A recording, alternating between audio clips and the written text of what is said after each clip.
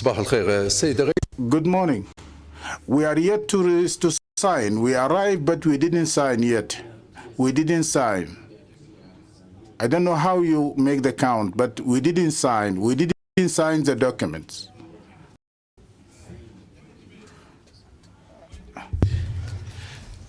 This is a head count. Maybe the interpreters are not putting it properly to other languages. This is a head count. It's not a register of attendance. So even the person who comes at 11 will still sign as present. That is another issue. By end of day, there will be a register of who actually entered this chamber today. Whether you come in the afternoon, you will be marked present. This issue of head count is meant to say, the rules say, for Parliament to sit, there should be a quorum. So we are now starting to sit. Do we have a quorum at the beginning? But it doesn't mean we can't proceed with the business. It only means that we cannot resolve. We cannot make decisions because we don't have a quorum. But we can transact business like debates. So thank you, Honorable. I believe that is now clear. Now, honorable members, pursuant to the provision of Rule 38(1) of the Rules of Procedure, it is with great pleasure that I invite the following into the chamber. Ambassador Liberata Mulamula, Special Envoy on Women, Peace and Security for the African Union. Ambassador Mulamula, I believe there are some, okay, thank you. You are welcome. Next is Mrs. Prudence Ngwenya, AU Director for Gender, Women and Youth.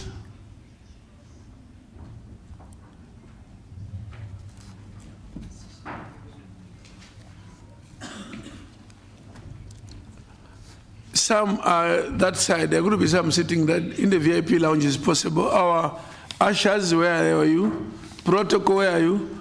Yeah, some may be in the VIP lounge. She's joining virtually. Sorry? She's joining virtually. Oh. Prudence is pleased by leading the way.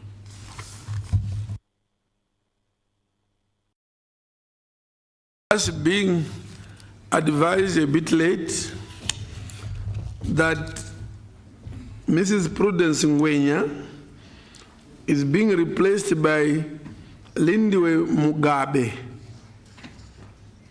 the program specialist, and she will present virtually. I invite into the chamber Janet Salah Njie, Commissioner, Rapporteur on the Rights of Women in Africa.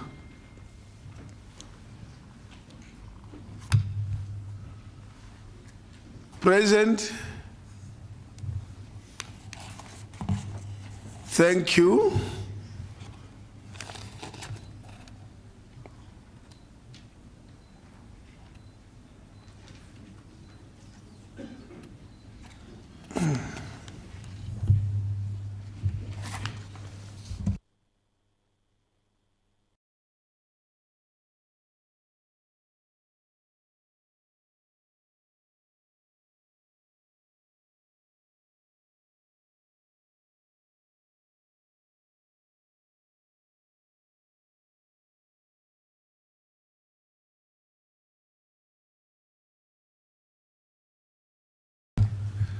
I call and invite into the chamber Honorable Issa Mado Jabre, General Rapporteur of the Committee on Defense, Security and Sovereignty of the National Assembly of Chad.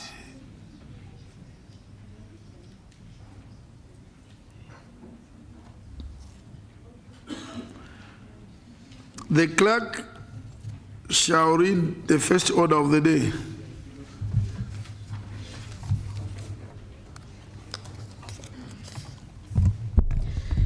The first order of the day is presentation and debates on AU Convention on the Elimination of Violence Against Women and Girls, adopted by the Assembly in February 2025.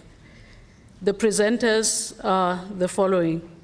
First, Ms. Lindiwe Mgabe, Program Specialist on Ending Violence Against Women and Girls of the African Union Commission, followed by Honorable Janet Salanjai, Commissioner and Rapporteur on the Rights of Women in Africa. This will be followed by a presentation by Ambassador Liberata Mulamula, Special Envoy on Women, Peace and Security for the African Union Commission. This will then be followed by a Women's Caucus, PAP Women's Caucus perspective, and the presenter is Honorable Amina Tijani Yaya, Chairperson of the Women's Caucus of the Pan-African Parliament.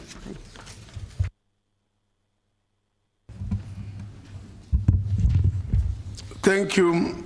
I shall now allow Ms. Lindiwe Mugabe to present virtually. You are welcome, Mrs. Lindiwe Mugabe. Thank you, Excellencies, and a very good morning. It is my pleasure to present the convention. I hope you can all see my screen. This is an... Okay, there's an echo. Okay, this is an instrument that was adopted by the African Union following the high-level presidential initiative on ending violence against women and girls, which was implemented by the African Union from 2021. I'm sure you'll remember the AU men's conferences that were hosted from 2021 in DRC, 2022 in Senegal, and 2023 in South Africa in Pretoria. And the outcome of these conferences was the adoption of this convention in February, on the 16th of February, during the 38th ordinary session of the African Union Heads of State Assembly. This particular instrument, I'm sure many could be asking, what is the value add after Maputo Protocol? But this particular instrument to us builds on the foundation that was set by the Maputo Protocol and the article that speaks to violence against women. It recognizes violence as a violation of human rights and a violation of international humanitarian law. And it acknowledges the systemic nature of violence and how it is rooted in historic inequalities and in unequal power relations. And an innovation for us is the broad spectrum that this particular instrument covers, because it covers violence in public, private, and includes cyberspaces. During times of peace, disaster, conflict, transition, and post-conflict situations. So what we felt as a team is that this particular instrument was more comprehensive, and it's all-encompassing, and it covers different aspects of women's life cycle. Moving on, the objectives of the convention. The aim of the convention is to prescribe an enabling environment where different stakeholders can come together and coordinate to end violence against women. It looks at the work that is done by government agencies. It mandates them to work with different stakeholders like civil society organizations, women's rights organizations, and partners for service provision in different sectors, including health, justice, home affairs, right across the spectrum. It provides preventive measures to end violence against women, and also brings the multi-sectoral and multi-dimensional nature of stakeholders who need to come together to ensure that this issue is addressed. It looks at families, it looks at the role of communities, the role of cultural and religious institutions is also magnified in this particular convention. It enhances enforcement mechanisms, looking at how member states can ensure the health needs of women and girls are met, social welfare and social protection needs are met, and also calls on the justice system to do right by women and girls on the continent. It also provides a comprehensive support to victims, survivors, and their families. The structure of the convention is along 4 key pillars.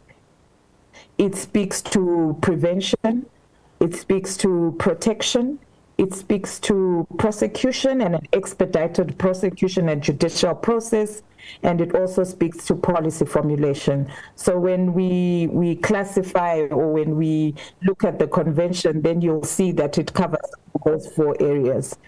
It is guided by principles. Number 1, the respect for human rights and fundamental freedoms of women and girls, prioritization of victim-centered approaches, like I said before, the adoption of multi-stakeholder and bottom-up approaches, and equality of opportunities. And when I began the presentation, I did say that this is an offshoot, or this is a direct result of the Positive Masculinity Initiative. So this particular instrument, it comes as no surprise that it also promotes positive masculinity and tries to center all interventions in African values and norms. It also offers state obligations on ending violence against women and girls. It looks at multiple and interconnected factors. I think we all understand that women and girls are also hit by multiple shocks, and they also face multiple vulnerabilities, such as disability, displacement, old age, being in conflict, class, and all those others. So it also takes cognizance of the interconnected factors which also contribute to violence against women.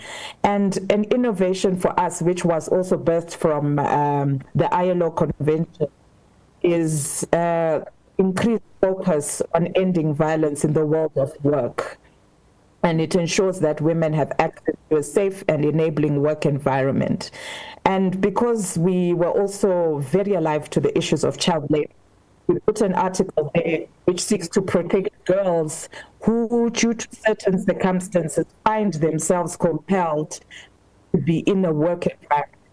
And it also provides appropriate protections for women who for girls who find themselves in those situations.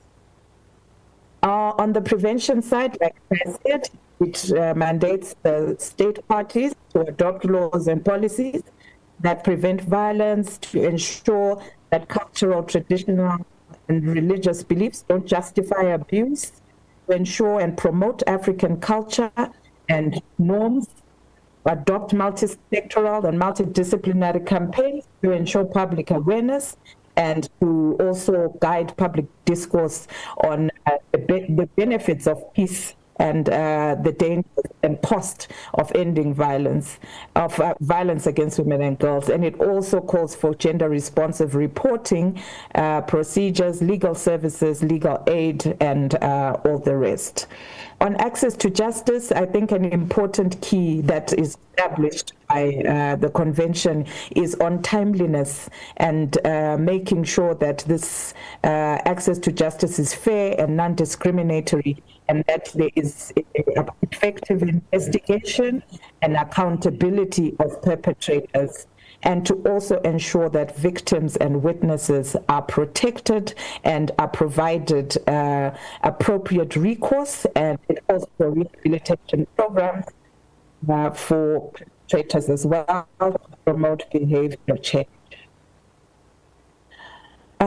On implementation and interpretation, the state parties are required to include their periodic reports to the African Commission on Human and People's Rights. Now, Article 14 mandates the African Commission to interpret the provisions of the Convention in accordance with the African Charter on Human and People's Rights, and they may also refer any disputes related to implementation and interpretation to the African Court. I'm aware that Commissioner Salanjai, who's the Special Rapporteur on the Rights of Women in Africa and who's the Deputy Chairperson of the African Commission, is in the room, so I think she'll expand more on the role of the African Commission in the interpretation and implementation of this particular instrument. Now, on issues of ratification, which is where we are at the moment and which is where all our energies are being exhausted, this convention is open now to ratification and accession, and the instruments of ratification need to be deposited with the chairperson of the African Union Commission. The convention enters into force 30 days after the deposit of instruments of ratification by 15 member states. At the present moment, we don't have any ratifications, but I'm happy to inform Your Excellencies that the convention has been signed by 6 AU member states, that is Djibouti, Angola, the Gambia, DRC, Burundi, and Liberia. I think the call to action will be made by our senior colleagues who are there in the room, but right now the focus is on ensuring that this particular instrument comes into force as soon as possible and that we get the 15 ratifications. We are on an outreach drive with an AU campaign on the convention, and we have started the public awareness at regional, global, regional, and national level. And we are also seeking support to resource this work. And I think let me end there and hand back to you, Honorable President. Thank you. Thank you very much. Thank you very much. Ms. Lindiwe Mugabe, the program specialist on ending violence against women. Another round of applause for her. I now invite Janet Sala Njie, Commissioner Rapporteur on the Rights of Women in Africa.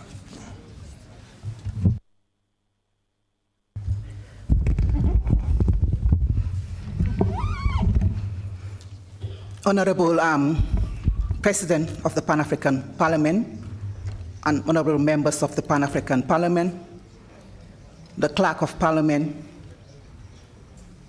AU Envoy on Human Peace and Security, distinguished ladies and gentlemen. As the Vice Chairperson of the African Commission on Human and People's Rights and the Special Rapporteur on the Rights of Women in Africa, let me first of all greet you and to extend the greetings of the Chairperson and the Commissioners of the African Commission on Human and People's Rights. Sorry, Madam Presenter, I think it would be better if you could come to the podium. Oh, okay, very well. Yeah, from there, you just walk here. Thank you. I was not advised previously. Thank you very much, Okay. President. Yes. Okay, Thank you.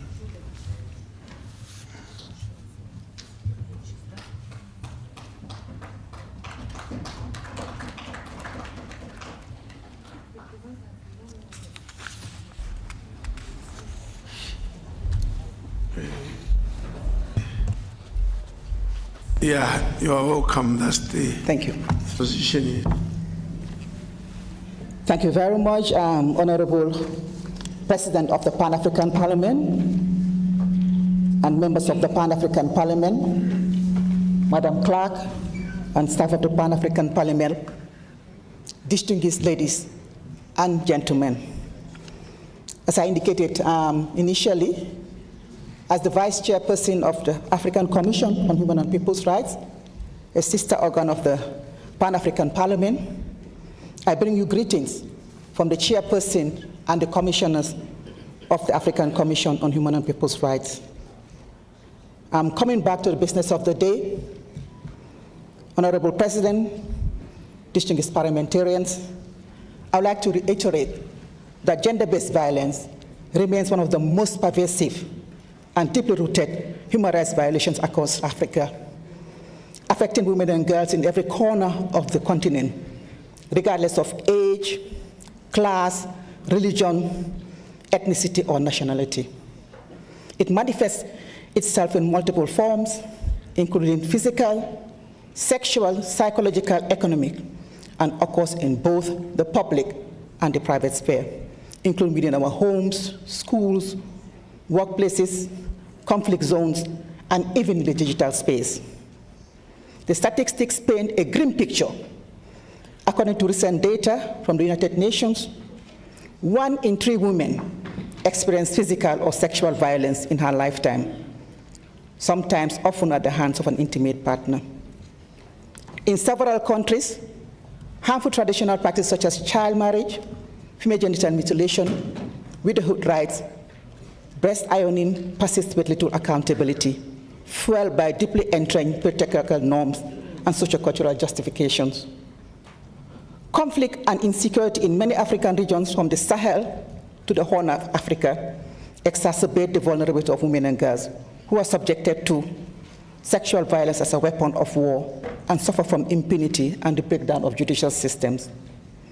This situation underscores the urgent need for a comprehensive, unified, and binding legal framework at a continental level that can provide clarity, coherence, and coordination in addressing violence against women and girls, harmonize standards, and close protection gaps in national and regional responses. Recognizing the severity and persistence of gender-based violence, the African Union has made several efforts over the past 2 decades to address this issue through policy, legal, and institutional intervention.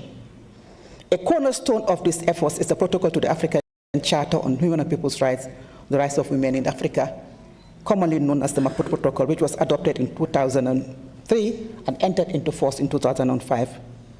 The protocol is one of the most progressive legal instruments in the world for the protection and promotion of women's rights, explicitly addressing GBV in all its forms, including sexual violence, FGM, and marital rape. It obliges states to adopt legislative, administrative, and budgetary measures to eliminate such violence and to provide survivors with justice and support services. Beyond the protocol, the AU has adopted several declarations and strategies, such as the 2014 Addis Ababa Declaration on Ending Child Marriage in Africa, the 2017 AU Gender Strategy, and the African Charter on the Rights and Welfare of the Child, all of which address gender-based violence either directly or indirectly.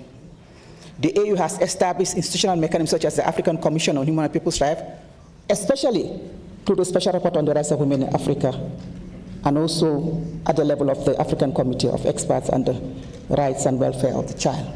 However, despite these normative and policy advancements, enforcement remains inconsistent, and existing instruments, while valuable, do not provide a dedicated, binding, and detailed framework focused solely on the eradication of violence against women and girls. Therefore, the AU Convention on Elimination of Violence Against Women and Girls, adopted in February 2005, emerges as a necessary and timely response to fill this normative gap and consider the continent's commitment into a clear, actionable, and enforceable treaty framework. The Convention marks a historic and transformative milestone in the continental fight against gender-based violence.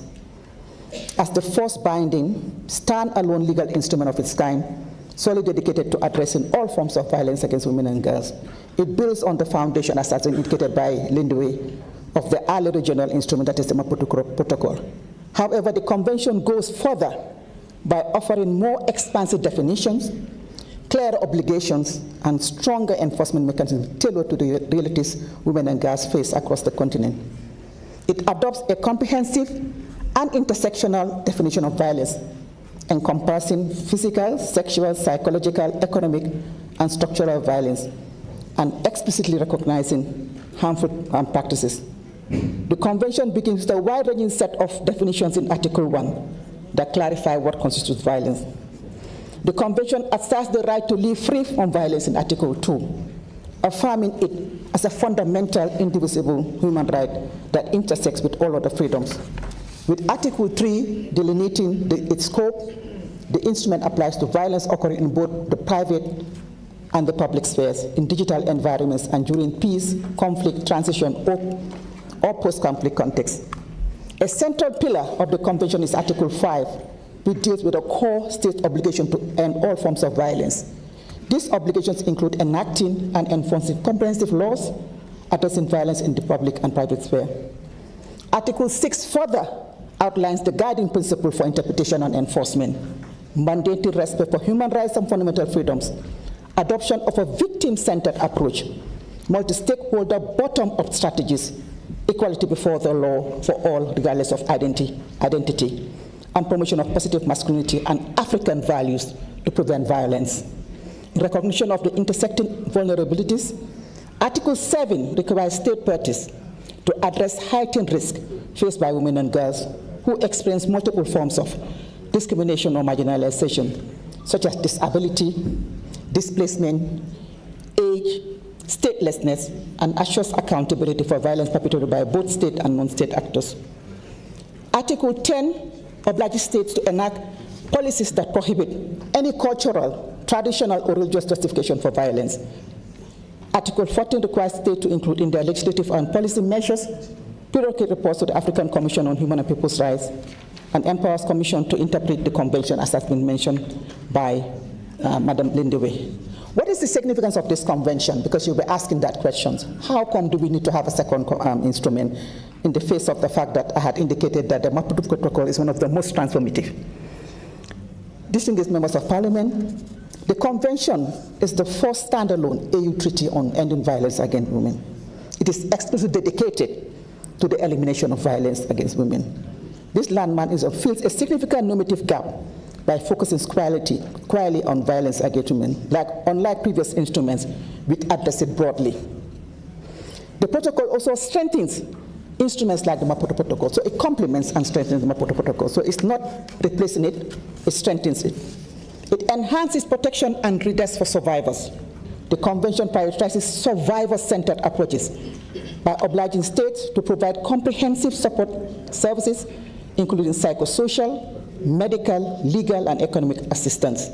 It calls for safe reporting mechanism, access to justice, and reparation, ensuring the survivors are not traumatized. It promotes synergies and reduces duplication in reporting. A key innovation of the Convention is its effort to harmonize and streamline existing AU reporting obligations on women's rights and GBV. States have often faced challenges in navigating the multiple and sometimes overlapping requirements under the Maputo Protocol, CEDAW, and other frameworks. So the Convention addresses this problem. The current status, as you've been informed, as of July 2025, 6 states have signed, but none have ratified, and we require 50 ratification. I think this is important as we reflect on the strides we've made at the level of the continent. I'll just now quickly take you to the role of the African Commission on Human and People's Rights. The Commission is poised to play a pivotal role in supporting the effective implementation of the AU Convention. As the principal human rights body of the African Union, the Commission is strategically placed to advance advocacy for ratification, domestication, and operationalization of the Convention across member states through its special rapporteur on the rights of women in Africa and other relevant mechanisms. The Commission can use its authority to promote awareness of the Convention's significance, underscore the urgency of its ratification, and encourage state parties to align national legislation with its provision. Furthermore, the Commission has a critical role in monitoring implementation through its established state reporting mechanisms under Article 62 of the African Charter and complementary shadow reporting processes submitted by civil society. These tools will be essential for assessing state progress and hold them accountable to their commitment under the Convention. As the guardian of the human rights architecture, the Commission possesses a critical normative function that will prove indispensable to giving full effect to the Convention.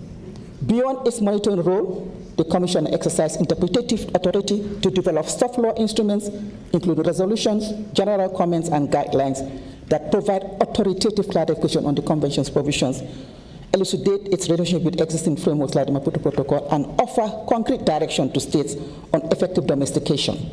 This instrument will serve as a vital tool to resolve ambiguities, prevent fragmentation in implementation, and ensure the Convention's transformative potential in fully realizing across the diverse legal system.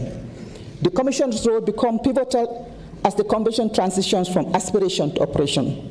Through a special mechanism, notably the mechanism of Special Rapporteur of the Rights of Women, the Commission is uniquely positioned to develop a survivor-centered jurisprudence that informs the continent's accountability architecture, which will transform the Convention from a symbolic commitment into an enforceable shield for men, women, and girls.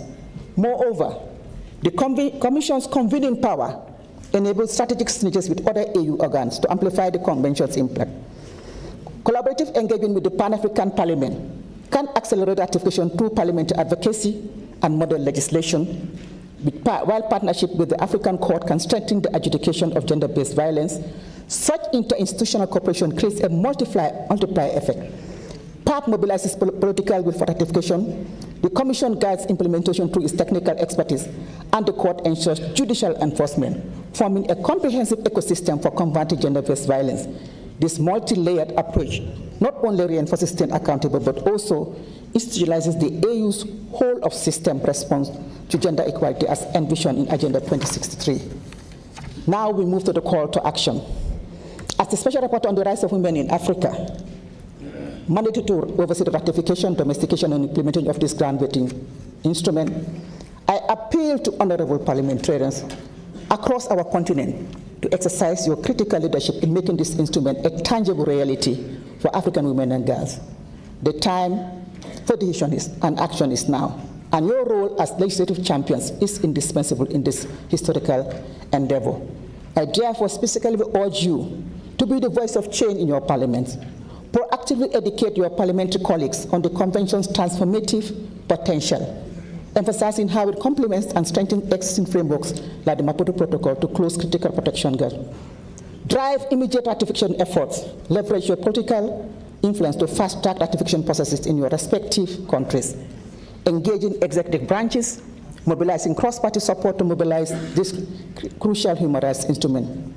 Mobilize whole-of-society engagement. Initiate national dialogue that bring together civil society organizations, traditional and religious leaders, youth movements, and survivor advocates to build unstoppable momentum for the Convention's adoption and implementation. Champion legislative reforms. Improve or support bills that align domestic laws with the Convention's provisions, ensuring your national legal frameworks meet its gold standards on prevention, protection, prosecution, and comprehensive redress. Exercise rigorous oversight. Hold your governments accountable by monitoring compliance with the GBV commitments, conducting parliamentary hearings on implementation gaps, and demanding transparent reporting on progress. Secure dedicated resources. I think it is important that we have the right resources to be able to implement the Convention. So collaborate with fellow parliamentarians across AU member states through regional networks and platforms like the Pan-African Parliament to create a unified front for universal ratification and consistent implementation. The Convention represents our collective promise to generations of African women and girls who deserve lives free from violence. As parliamentarians, you hold the power to transform this promise into reality through legislation, oversight, representation. Let us act with urgency and unity to ensure no woman or girl is left behind. I thank you all for your kind attention. Thank you, honorable members. Thank you very much. Thank you.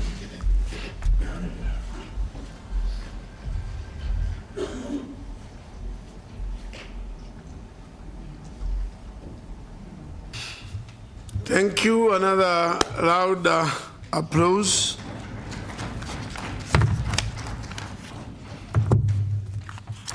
I invite Ambassador Liberata Mlamula, Special Envoy on Women, Peace and Security for the African Union Commission.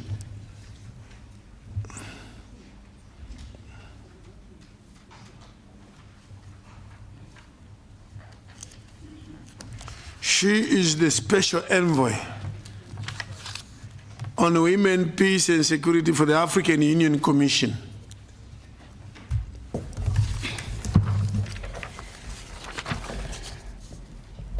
We need both or one. Honorable Chief Fortune Chalumbira, President of the Pan-African Parliament. Is your mic on? There are two actually, Honorable President. Thank you. Maybe my height doesn't reach them.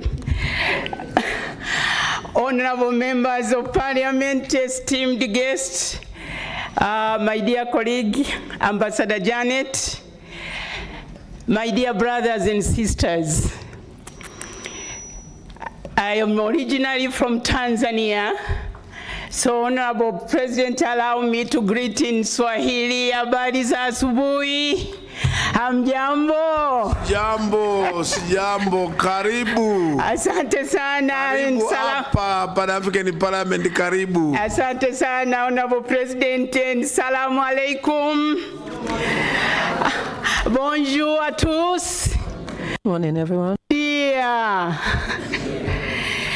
It is my singular honor and pleasure to address this chamber in my new capacity as the AU Special Envoy on Women, Peace and Security.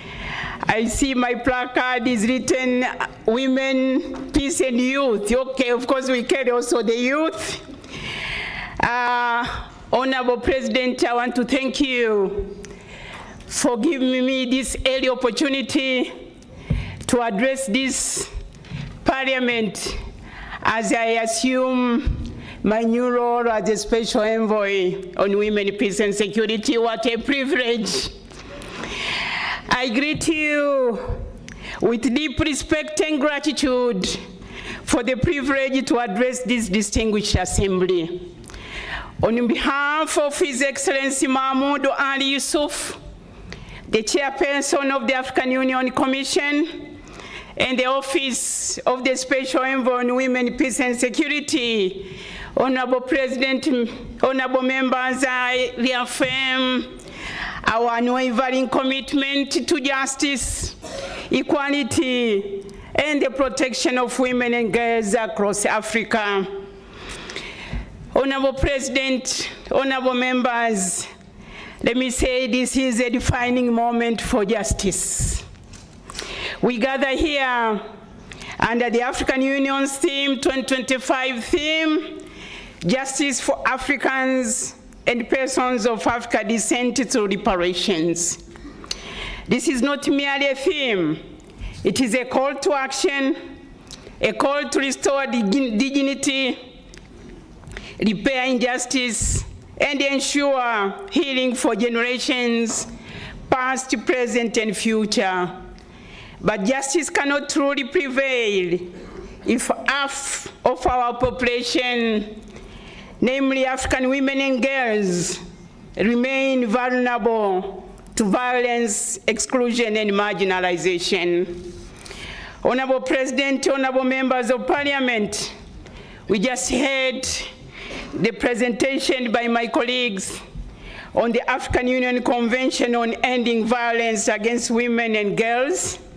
Let me say, this is a continental milestone.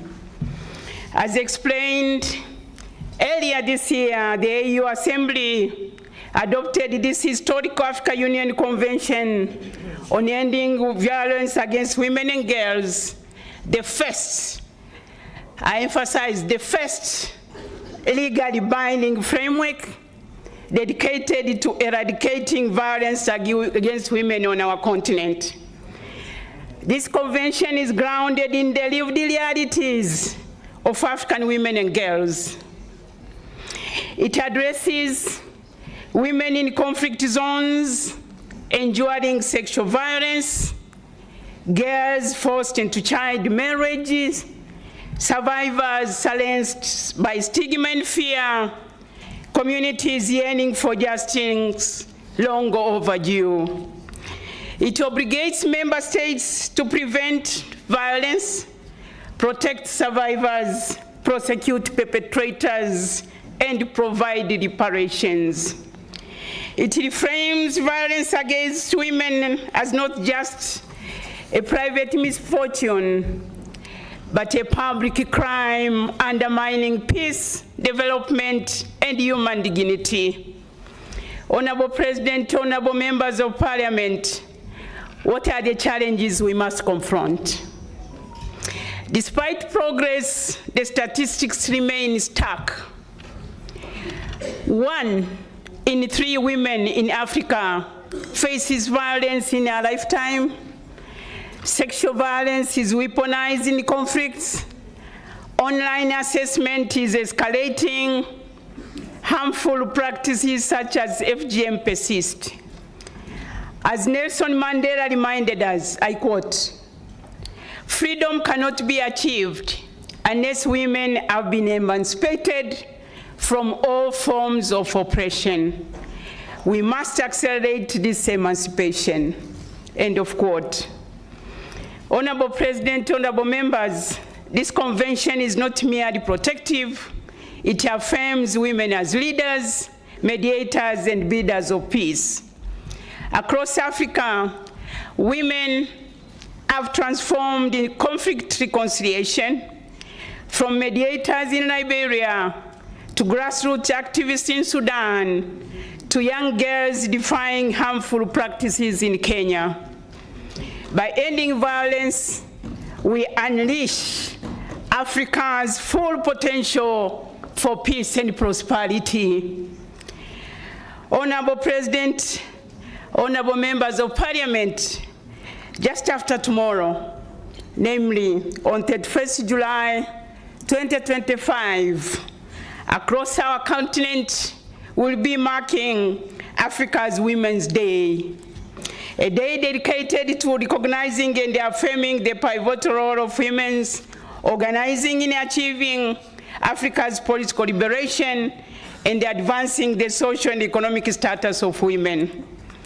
From the courageous women who mobilized during our struggles for independence to today's activists and peace builders, Africa Women's Day reminds us that the progress we celebrate is rooted in generations of women's resilience, solidarity, and leadership. Honorable President, honorable members of Parliament, this legacy calls upon us not only to honor their contribution, but to act decisively to protect and empower the women and girls of today. Advancing the African Union Convention on Ending Violence Against Women and Girls is a direct continuation of these historic struggles for freedom, equality, and dignity. Honorable members, honorable President, honorable members, I wish now to join my colleague, Commissioner Janet, to call to action. Honorable members, your leadership is indispensable. As lawmakers and custodians of justice, we call on you to firstly advocate for swift ratification and emancipation of this convention. Secondly, we call upon you to secure resources for survivor support and prevention programs. And thirdly, we call on you to hold institutions accountable for implementation. And lastly, but more important, under your mandate, this Parliament can ensure that the convention moves from Addis Ababa to every village, to every town, and every capital across Africa. Honorable President, honorable members of Parliament, each day of inaction means another girl forced into marriage, another woman silenced by violence. As Dr. Dennis Mukwege warns, when we fail to protect women, we fail the society. When we fail to protect girls, we fail the future. Let us not fail the future. I therefore urge all member states to ratify this convention without delay, integrate its provision into national law, and of course, more importantly, fund its implementation. Honorable President, before you call me to order, our final words to justice, from words to justice. Honorable members, history will remember this parliament. Let it be remembered as the institution that said enough is enough, that turned pledges into protection and ensured that no African woman or girl will ever again live in fear. Justice must move beyond words and become reality. Let reparations begin here by safeguarding those who nurture life, build peace, and shape our future. One Africa, one voice. I thank you for your kind attention. Asanteni sana.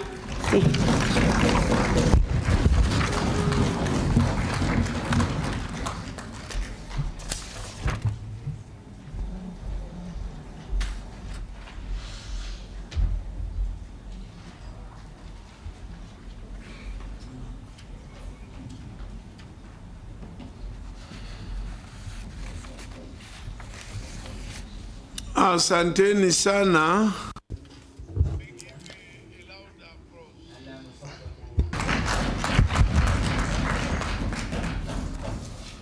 Thank you. Now the fourth and last before we go to debate.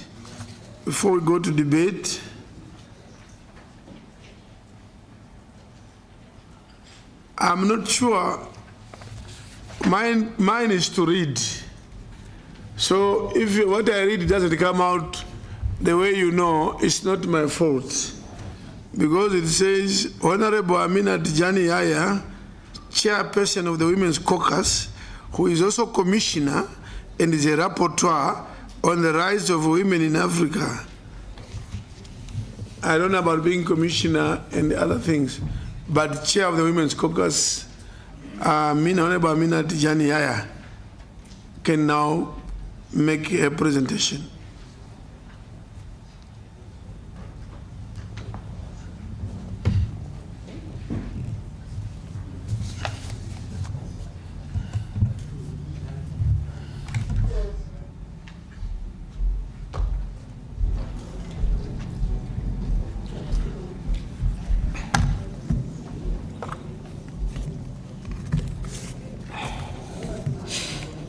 Très honorable Président du Parlement. The President of the Pan-African Parliament, dear guests, ambassadors, I am Ambassador Liberata Molula, Special Envoy on Women, Peace and Security for African Union Commission, Madame Jeanette, Commissioner Rapporteur on the Rights of Women in Africa, Madame Prudence, Director of for Gender, Women and Youth of the African Union, dear colleagues, parliamentarians, I am really honored and feel delighted to stand before you this morning so as to present the perspectives of the Women's Caucus of the Pan-African Parliament on the AU Convention on the Elimination of Violence Against Women and Girls. The Women's Caucus of the Pan-African Parliament is honored by the adoption by the Conference of the African Union in 2025 of the African Union Convention on the Elimination of Violence Against Women and Girls. This convention is a decisive stride in the protection of rights and dignity, as well as security of women and girls in Africa.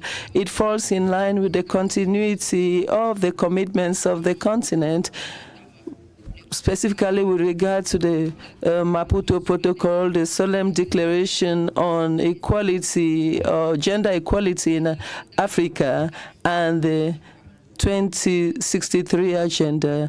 as an institution that has a mandate to represent the voices of the African people and to ensure the follow-up of the implementation of the AU and the Pan-African Parliament framework for women, reaffirm their commitment to promote the ratification, the domestication, and the effective implementation of this convention. In this light, the Pan-African Parliament would put to board its comparative advantage as a parliament in Africa so as to be able to mobilize the regional parliaments and the national parliaments in Africa, as well as parliamentarians, so as to plead for a wide-scale ratification of the protocol by the African Union member states, propose laws for the use of the protocol, specifically with regard to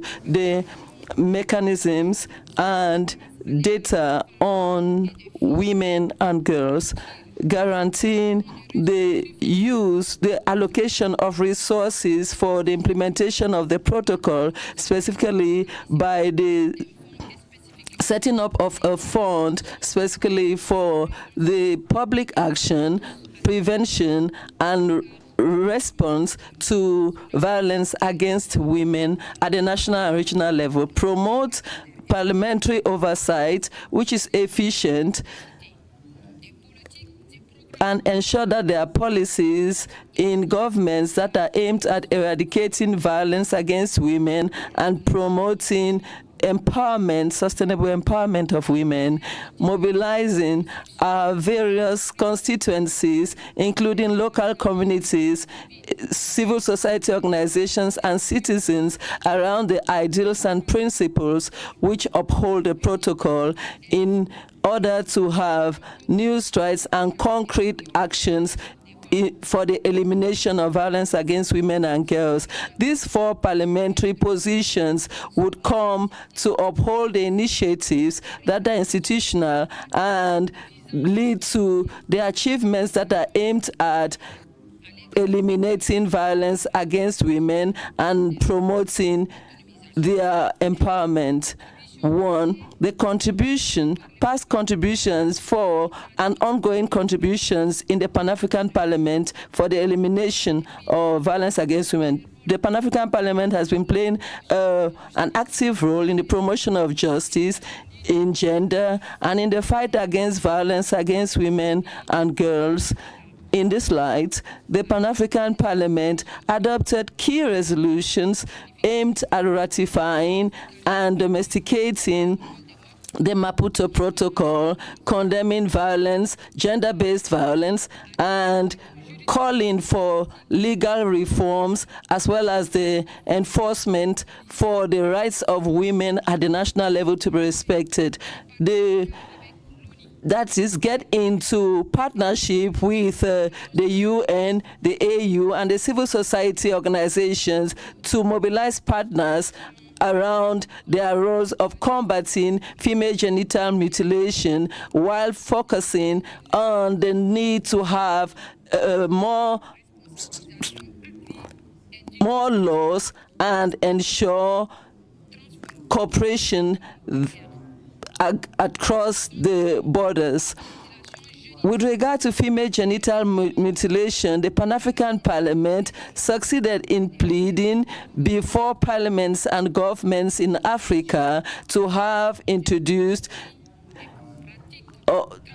laws to combat female genital mutilation and other traditional practices by bringing in the Women's Caucus. The Pan-African Parliament regularly celebrates the African Women's Day and mobilizes women to come around their ideals,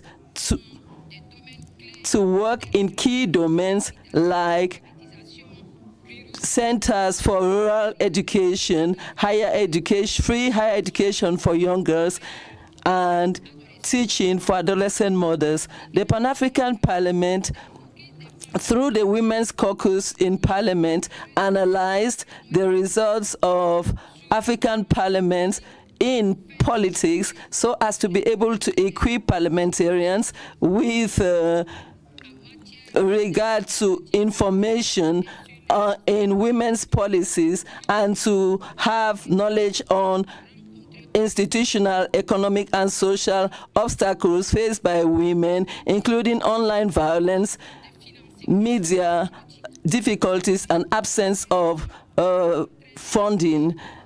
The women intend to organize a model law on gender equality and equity, which would link the member states of the African Union and would be a legal framework that would be a model for gender equality and equity in compliance with the legal instruments that are at the international, regional, or local levels. To enforce this model law, there would be need for provisions for the elimination of gender-based violence in all the spheres of life and of the society. 2, political violence and the participation of women, a call for action. The Women's Caucus calls attention to violence against women in the political domain, which is a major concern, like during the recent deliberations and the 15th conference of the Pan-African Parliament on the Rights of the Women. Violence against women, be it with regard to online abuse or other forms of exclusion, and aspects that lead to fear. The convention is therefore supposed to acknowledge political violence as a specific form of gender-based violence and involve the member states so that they can adopt laws that will protect women in the political arena, encourage national parliamentarians to reform the political parties and laws on political funding and the electoral process of leaders. The Women's Caucus upholds efforts to garner and analyze data that is based on sex, age, place, and handicap, and encourages the creation of mechanisms for educating the media with regard to stereotypes and misinformation. 3, violence online violence, a new battleground. In the digital domain, women are increasingly exposed to cases of abuse, threats, and harassment online. These attacks often have real consequences, but they are hardly catered for. The Women's Caucus of the Pan-African Parliament will continue to work for the assistance of member states so as to have efficient measures to combat violence and abuses that are facilitated by the use of ICTs in compliance with the AU and the model law on women, which would eradicate technological violence that is gender-based, the promotion, the adoption, and the implementation of national laws on cybercrime, and the regulation of platforms which protect women's rights online. This has to be ensured for the institutional strengthening and provision of funds. The convention stipulates gender-based budgeting for financial mechanisms have not been stated.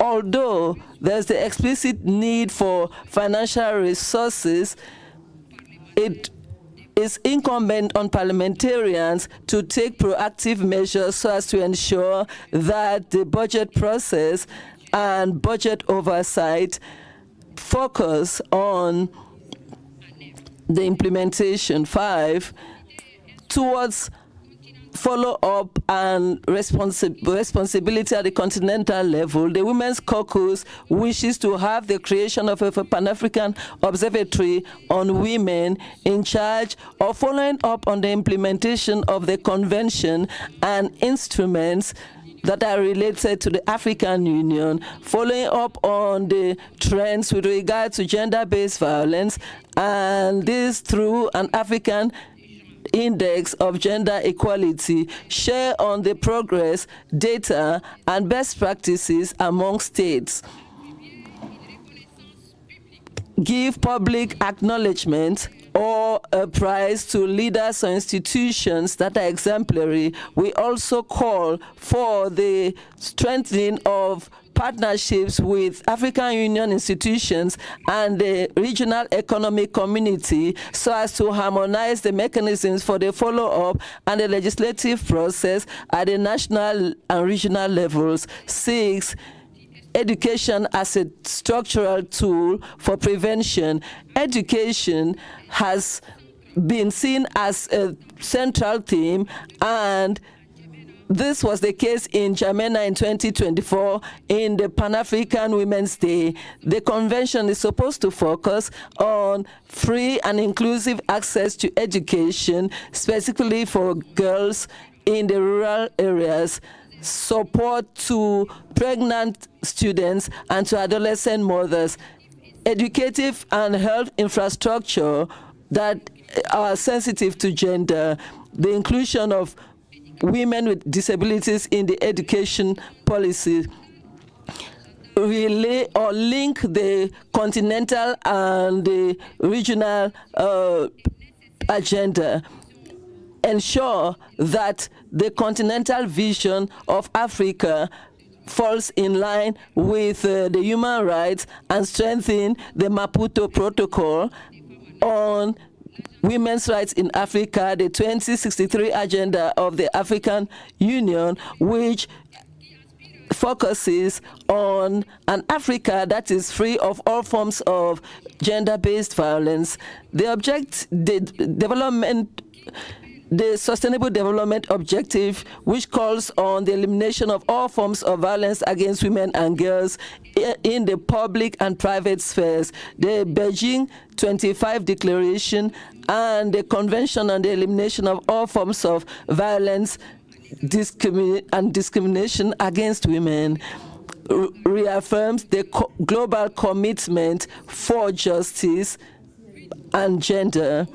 8, and conclusion, the Women's Caucus and the Pan-African Union reaffirms the African Union Convention on Elimination of Violence Against Women, which is not only a legal instrument, but it is a tool for the protection of dignity and equity. We commit ourselves to plead for a ratification and a domestication that is prompt and popularization, so as to be able to uphold the drafting of the model law on equality and on gender equality and equity, coordinate with national and international partners, civil society associations, and communities so as to promote legal or legislative reforms that are inclusive, institutionalize 5 days of activity on violence against women, and work on the convention for justice and the freedom in favor of gender, put an end to gender-based violence against women and girls. This is not a feminine responsibility, but it is an action for leadership and justice. It is a moral obligation for all, and I thank you very much for your kind attention.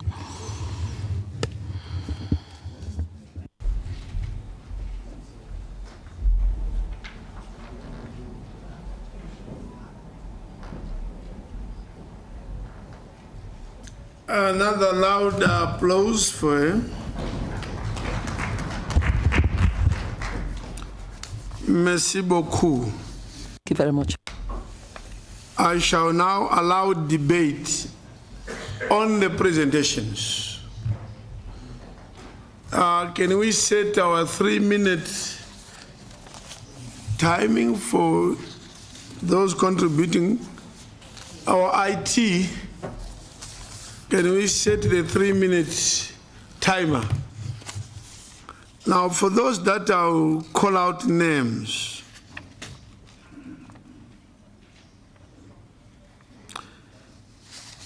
Some of you completed a form which has different topics.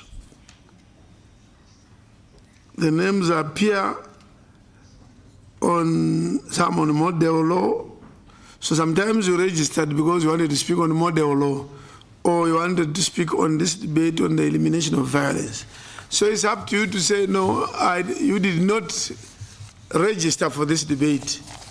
Please reserve my name for the debate on the model law, on equality, justice, and the rest.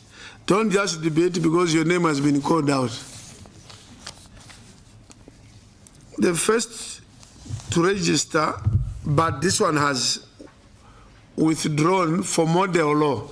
They've sent a message that the honorable member intends to debate on the model law, so then move to number 2. Number 1 wants to debate on model law, so we move to number 2, Honorable Danson Mungatana, Kenya. Thank you, Your Excellency, for giving me the opportunity to debate on the AU Convention on Ending Violence Against Women and Girls. Your Excellency, the 4 pillars of this convention are listed as prevention, protection, prosecution, and policy implementation. For the people and the women of Africa and the girls of Africa, for them to really get the benefit of the protection of their rights, the convention in Article 14 has designated the African Commission on Human and People's Rights as the body that will interpret these violations against women. But there is a problem, a very big problem. The African Commission on Human and People's Rights has thrown Article 59, Subarticle 1 on the face of the African women and girls when they come before them seeking justice. They have interpreted that section to protect states by saying everything here in the commission is secret. And I'm happy the Vice Chair is here to hear that this Parliament is saying we want the commission to be transparent, to be open.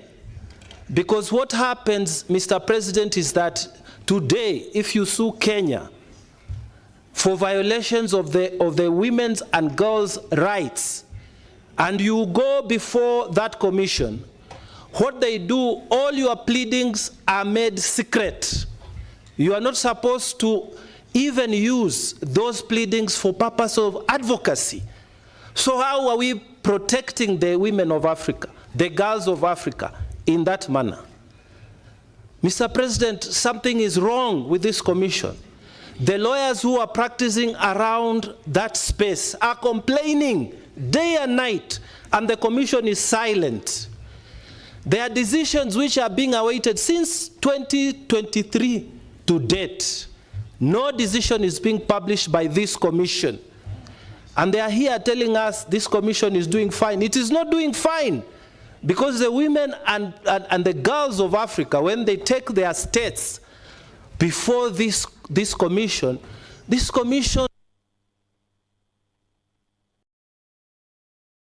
I allow you 1 minute. Yes.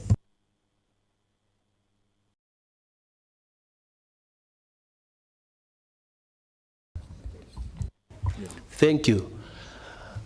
Mr. President, this commission is protecting the states against the women and the girls of Africa. It is not publishing even the cause list. It is not publishing its decisions. They are not being transparent at all. And this is not helping the fight for the rights of the girls of Africa and the women of Africa. Mr. President, if you look at that Maputo Convention, Article 7D, it talks about where there is separation or dissolution of marriage, there's supposed to be equitable division of that property. The Commission has not come out to define what equitable means. This means, therefore, across Africa, there are different interpretations. Some courts are saying, you are staying at home, you get nothing. And it is the Commission which is supposed to be protecting the women of Africa. They have said nothing about that. Mr. Speaker, when you look at the ECOWAS Community Court of Justice, ECCJ decisions, the ones that are involving Niger, the ones involving Nigeria, these decisions have come to say that a rape of a woman is not, it's a private matter. It is not a public matter. It is not discrimination. Now this is against global human rights standards. The Commission has kept quiet about these decisions. Mr. Speaker, this Commission needs to do a reformation within itself. It needs to look at itself if really they are going to fight for the rights of the African woman and the girl child, and to make this convention a reality. Mr. President, this commission, which has been appointed as the lead mechanism for enforcement, it must wake up. The court, the only case that it has referred to the African Court of Justice is only one. The one against the Ogieks, the Kenyan case against the Ogieks. But for the African women and the girls, this mechanism has a problem. This secrecy, they must remove it. And they must come out loudly to protect the rights of widows when inheritance happens, and the rights to inherit when widowhood happens, the rights of women when dissolution of marriage happens. They are not doing it. And here in this parliament, you will be told the truth, because members of parliament, we are not like heads of states, we are not restricted. We will tell you the truth. You need to go back and check.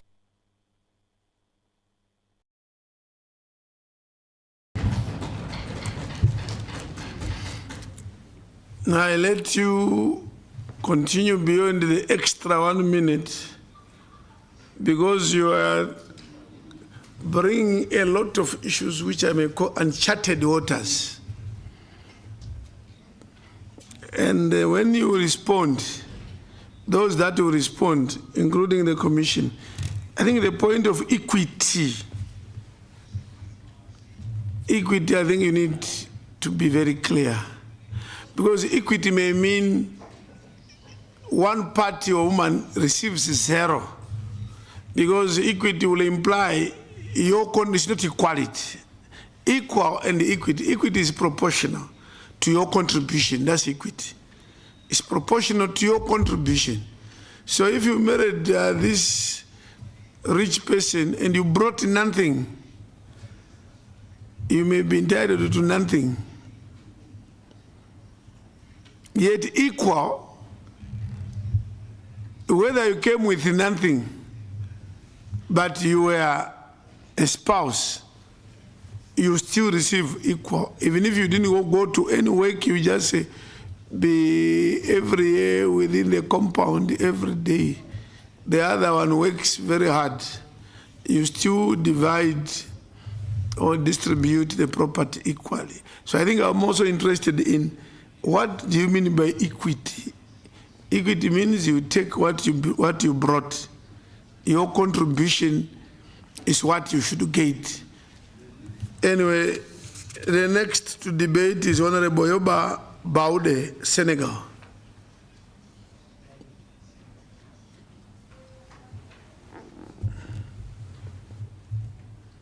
Not in the chamber. Sorry? Okay. C'est bon, c'est bon. C'est bon. The next take the floor, Honorable Fatoumata Njai, Mrs. and from Gambia. Absent. The next take the floor will be Honorable Fama Ba, Senegal. Okay. Thank you, dear President, Chairperson. Thank you, Honorable Excellencies, dear colleagues. Good morning. I am Fama Ba from Senegal. Now I would like to raise our voice again to talk about violence done to women and girls in Africa. And okay. Wondering, is this person debating from outside? Because I could not see you. Yeah, thank you for standing up. Okay, thank you. Okay. I said that African women should raise their voices against injustice, against violence done to them, and the Pan-African Parliament should be the first place where we have to solve our problems, we African women. We should now act by settling lawyers that should go in these ways. I would like to ask the President, right now, I think that you should help us, African women, to solve these problems we have within parental authorities. If you have a, if you have a son or a daughter, you have not the right as a woman to travel with him without the acceptance of the father, and this is a problem for the children. I asked already that we should eradicate the African problems. Woman is in the beginning and in the end of all important things in the world. Women and men should be together for better life. They are in complementarity field. Women should not fighting against a woman. Violence should be avoided here in Africa, forever in the world. Dear uncles, dear brothers, dear fathers, we are your daughters, we are your wives, and we are your nephews. You should have to protect us. You should not have to be or to give us violence. That's not that's abnormal. And you say that, and I would have to say, without women, the world will be nothing. Let's respect women.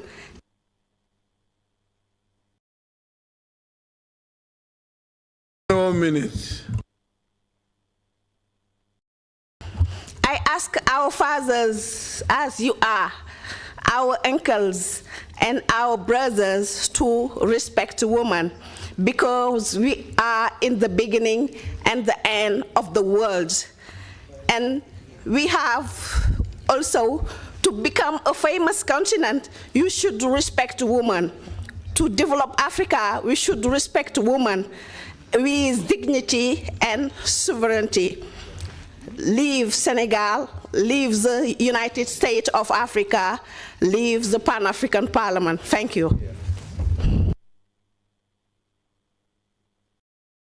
Thank you very much. Next to take the floor is Honorable Thérèse Faye, Senegal.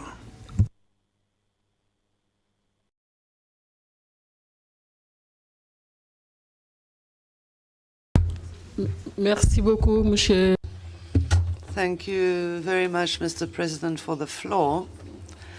I should like to thank and congratulate the presenters the representative of the African Union, the ambassador, and the chairperson of the Women's Caucus. I should like to share an experience from Senegal. In Senegal, concerning violence against women, a law was voted criminalizing rape and pedophilia.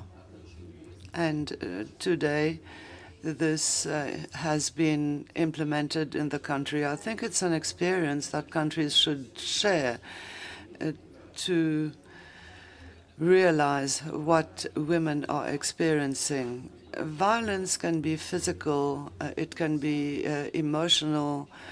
In Africa, we experience sociological realities. Sometimes, even if women is a victim of violence, she does not reveal it.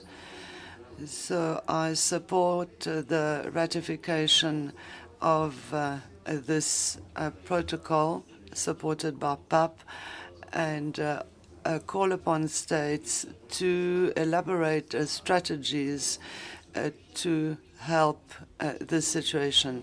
When I speak about moral violence, you can have qualities and you can be competent, and then you are told that this is not your place. This happens in Africa.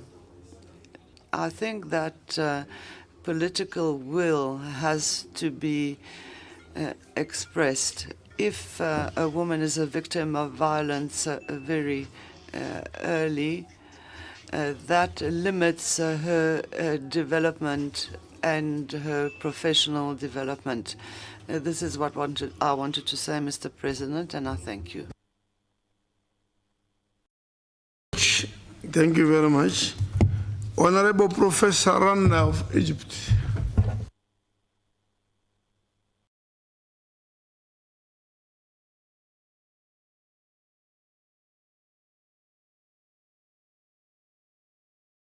Professor Randa, Egypt, take the floor.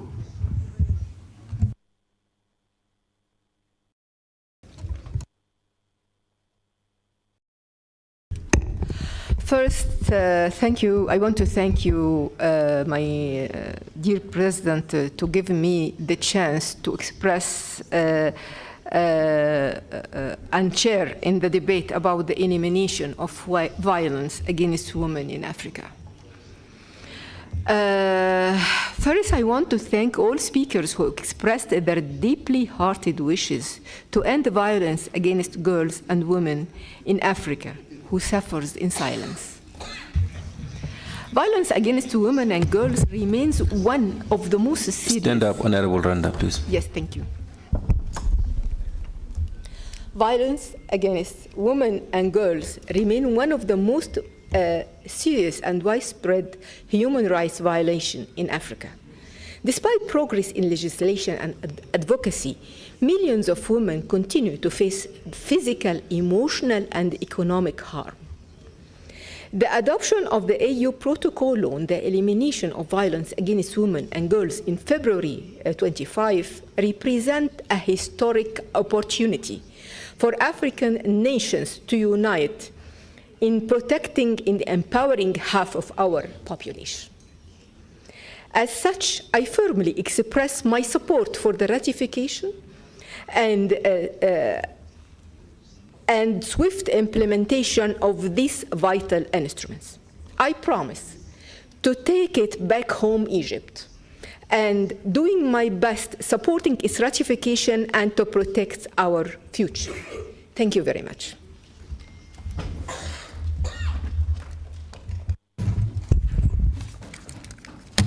Thank you, Honorable Randa. Next, take the floor is Honorable Masamba Dieng, Senegal. Merci, Monsieur le...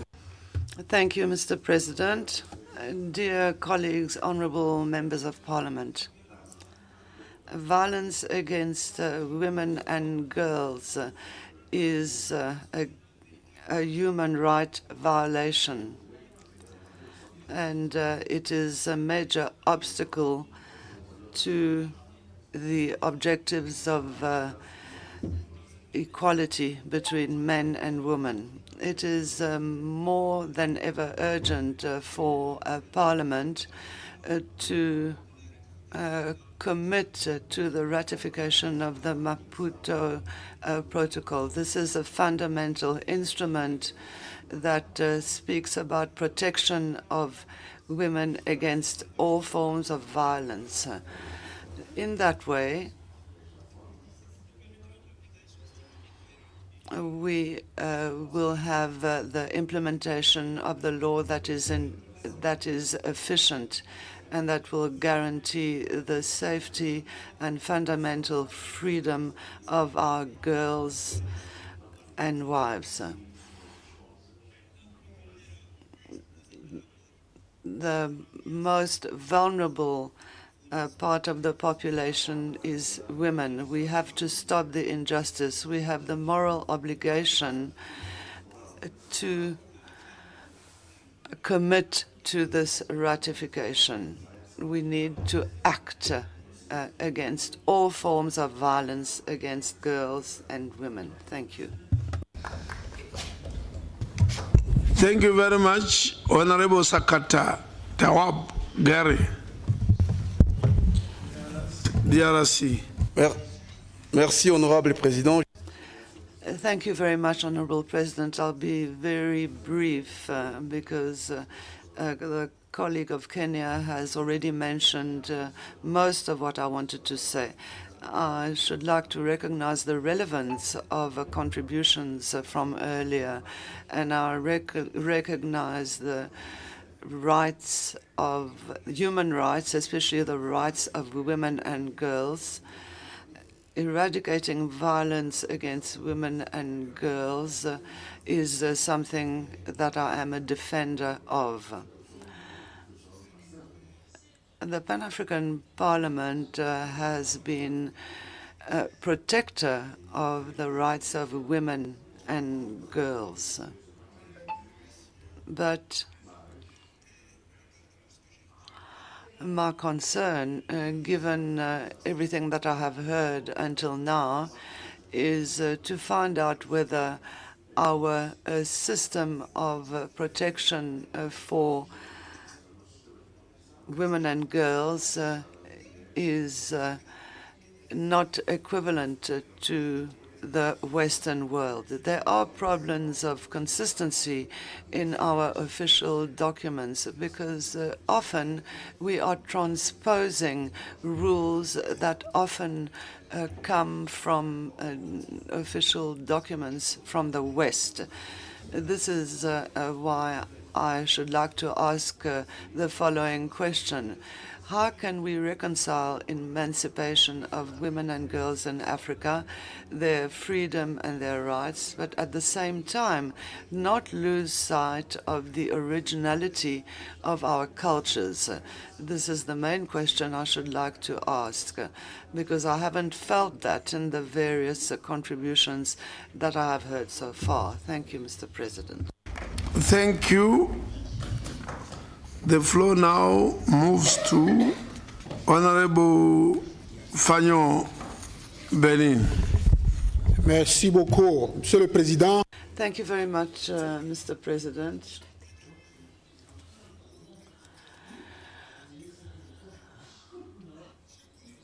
Dear colleagues, I would like to reassure you, most of us have children and often more daughters than sons. When we look at the statistics of births, there are more girls that are born today, and they are more clever, more intelligent than boys. So be careful when we will be in a company where 80% of women fill positions. What will we do? Before the reforms of the partisan system, I have twice introduced a woman to be the chairperson of a community. And several people contacted me to say, how can a woman be the chairperson or president of a community?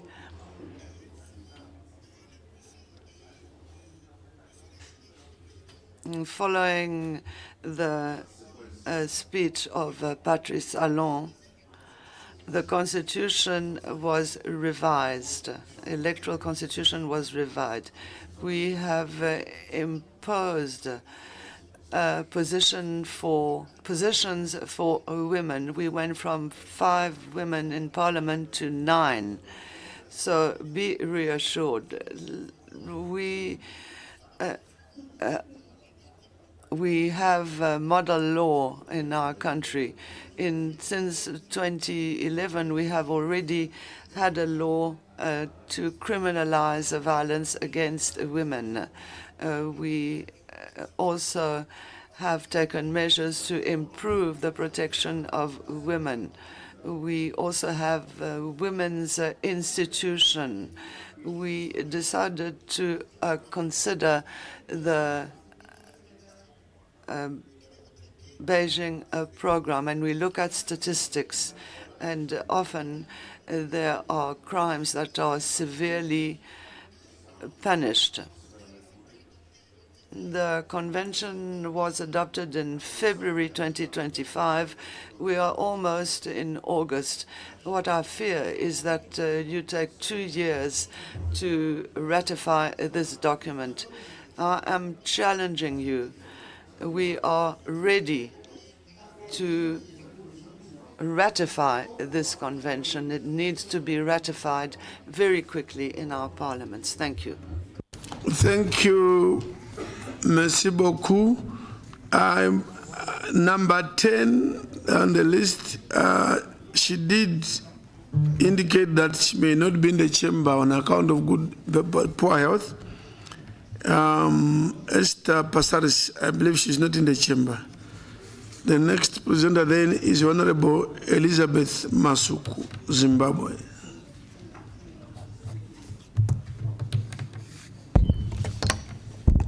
Thank you, Mr. President. Thank you for giving me this opportunity to debate on this critical issue. Mr. President, AU Convention on Ending Violence Against Women and Girls have been largely positive, highlighting its potential to drive meaningful change. Mr. President, women and girls in Africa, they deserve a better life. To end violence against women and girls, we should have laws that criminalize all forms of violence, ensuring justice for women and girls. Mr. President, women must be empowered, women and girls, economically and socially, to reduce their vulnerability. We must engage men and boys as champions in preventing violence and promoting respectful in relationships. We should also engage community leaders to shift social norms and build a culture of respect and equality, especially traditional leaders. I thank you, Mr. President. Thank you. Next to take the floor is Honorable Vololo Moa Hangi Tsiri Nyaina Narindra, Mrs. from Madagascar.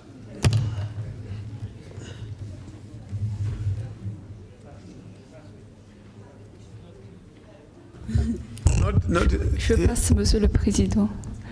C'était hier que j'avais demandé la parole. Are you in the chamber? Yesterday I asked for the floor. I'm sorry, sir, I wouldn't take it. I asked for the floor yesterday, not today, sir. Good. Next, take the floor is Honorable Maria Rosa Antonina Gilberta Chipinge Escavallo, Mrs. Angola.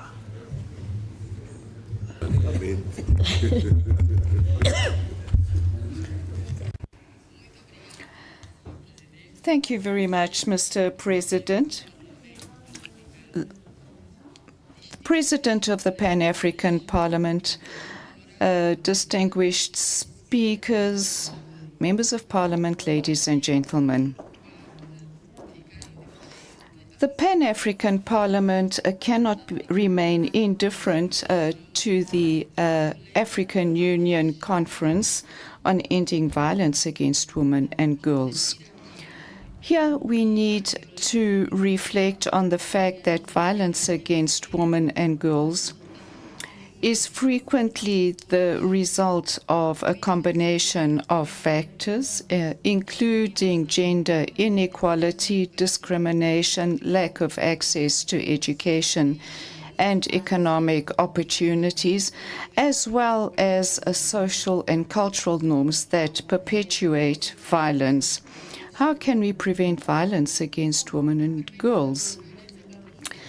The prevention of violence against women and girls can be achieved through education and sensitization, promoting gender equality, supporting the victims of violence, as well as work within the communities to change cultural norms such as feminine genital mutilation.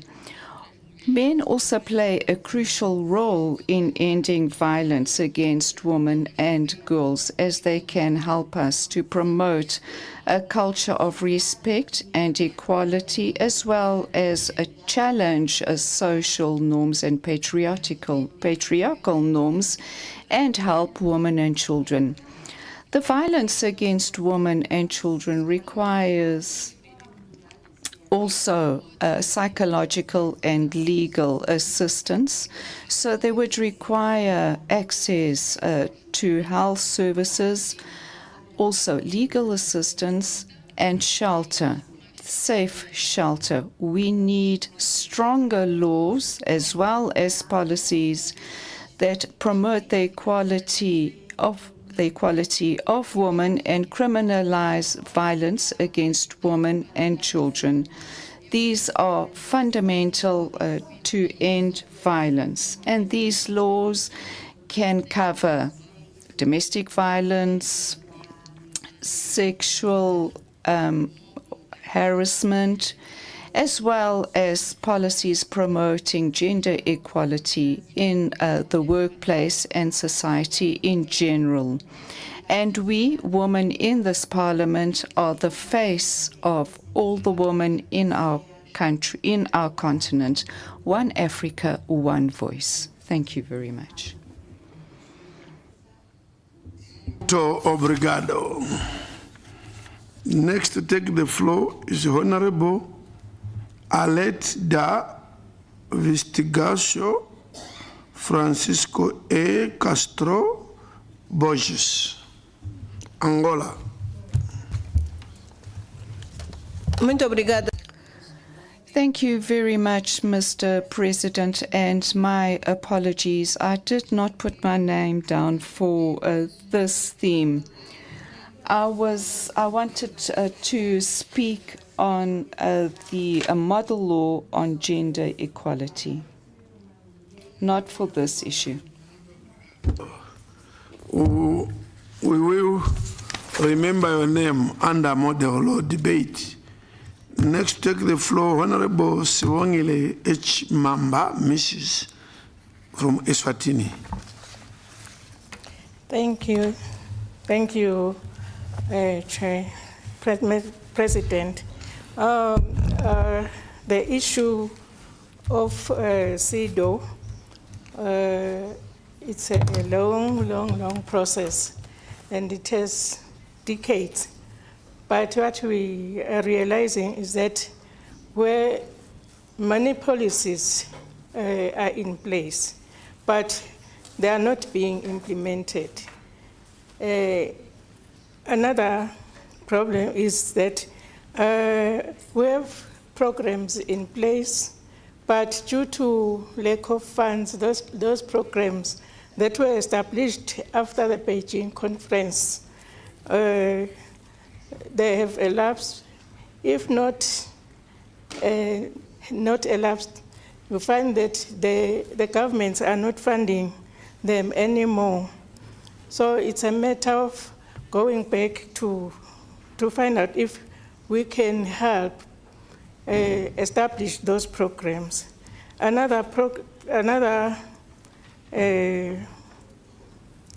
What can be done is also that the skills development, the skills were meant for women and girls. What I think is that we should involve all men, women, and girls for the skills development, because they will assist everyone to generate income or even start their own businesses. I think also if we would involve men in the programs, it will help, because at the moment, as we speak, maybe we find that we speak of girls and women, the men feel that they are not involved. As a result, you find that even those who want to support the women programs feel that those are women's things, we are not involved. But if we can involve them, we can find that they can talk on our behalf. Some will even advocate for us as women.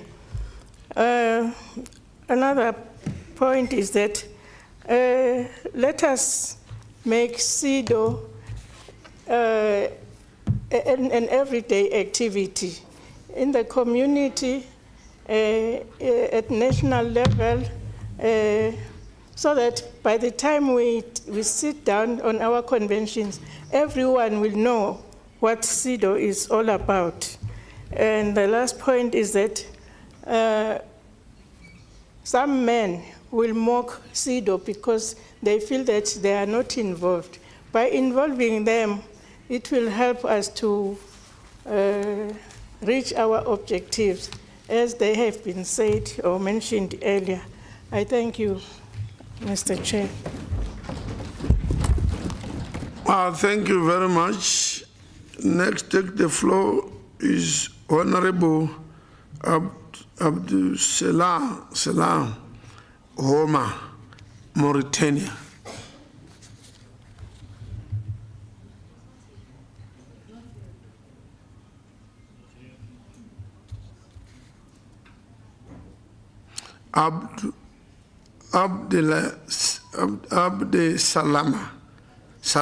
Abdesalam Horma.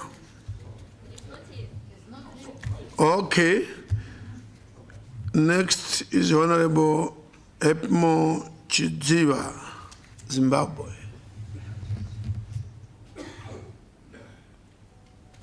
He's not here. He's not well, Mr. President. He's not well. Thank you.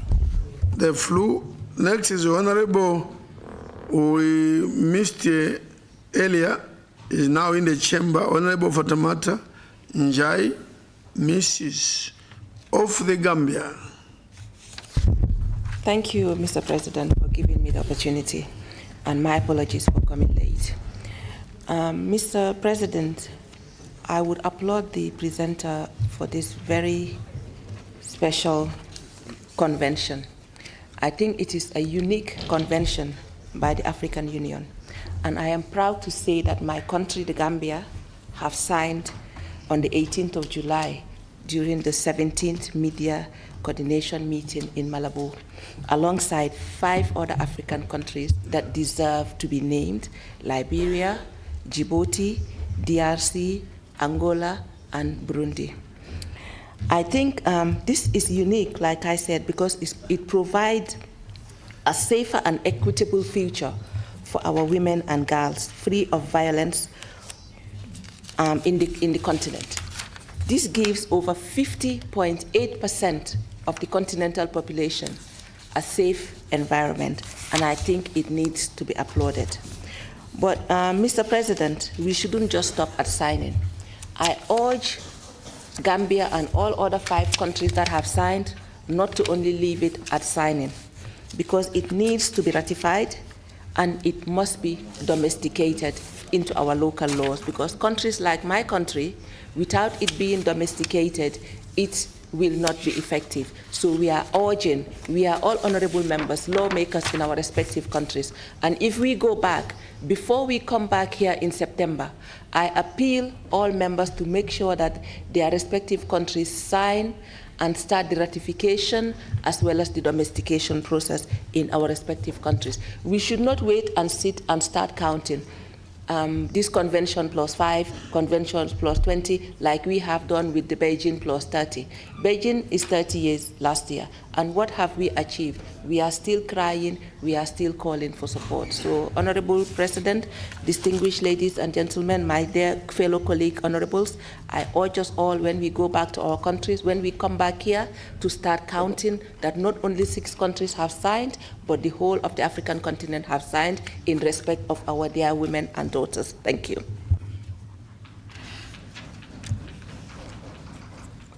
Thank you very much. By the way, when was Beijing? Which year? 30 years ago. Sorry? When was Beijing? She made a very important point. Despite Beijing, we are still crying.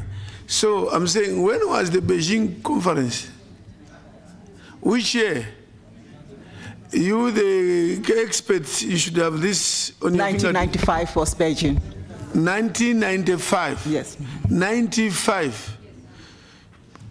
And the PAP was born 2004. So Beijing is older than PAP. Yes. So why are we crying after how many years now? 30. 30 years. We are still crying. So all the presenters, when you respond, you should refer to this issue of, despite Beijing, we are still crying. Next, take the floor, Honorable Senator Stuki Motsa, Kingdom of Eswatini.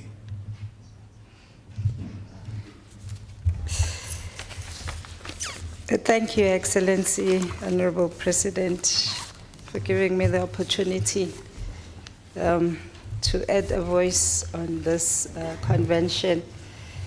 Honorable President, I wish to state that I had the opportunity to contribute to this AU unique convention representing women with disabilities in Africa. This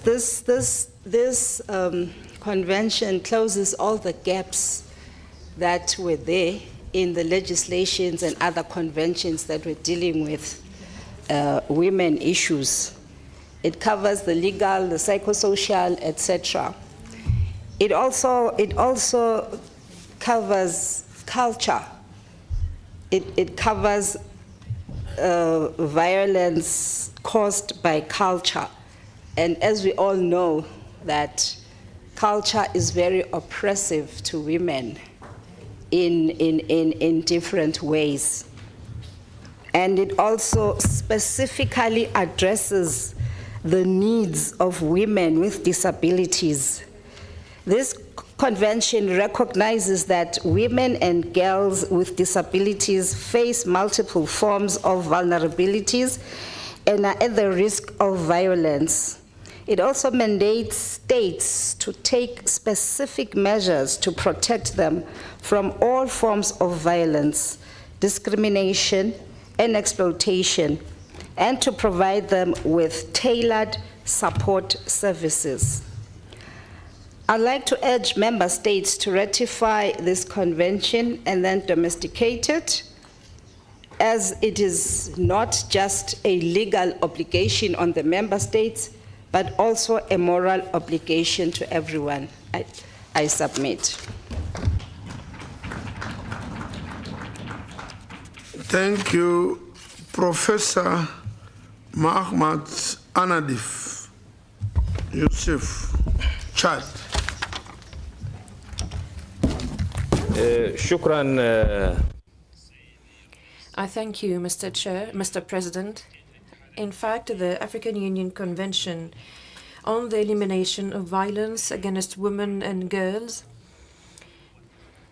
is a very important legal and historical step toward building a continent which is more safe for women and more just, taking into account our own African values and our own rich cultures.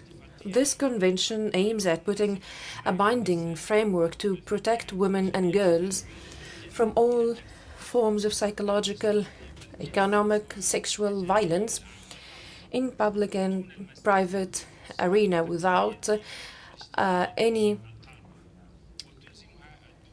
results or any negative impacts on our own cultures.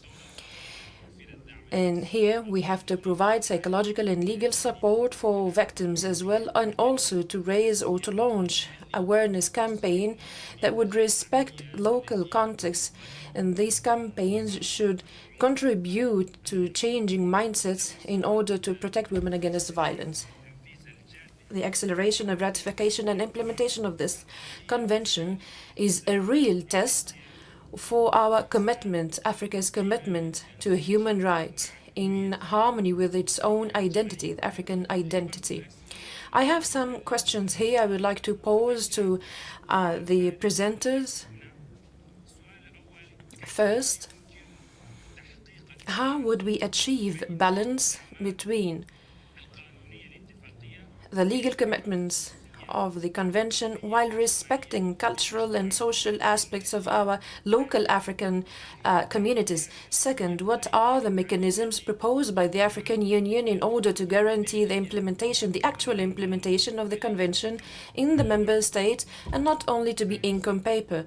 Third, this convention, does it include the engagement of religious and traditional leaders in the efforts of raising awareness in the societies and communities, as they are really main players in our African communities? Fourth, what is the level of readiness of judicial systems and social systems in the African countries in order to respond to cases of violence based on what is included in the convention? Fifth, how would we engage women and girls themselves, especially in rural areas, in the field of decision-making and to implement all programs concerned that is related to the convention? Sixth, is there a periodical follow-up or reports in order to hold the countries that are not committed accountable? Seventh and last question, what is the role of the African youth, men and women, in fighting against violence within this new framework of this convention that we would really like to take into account our own cultural and religious norms in order for this law to be really realistic and practical? Thank you, Mr. Chairman.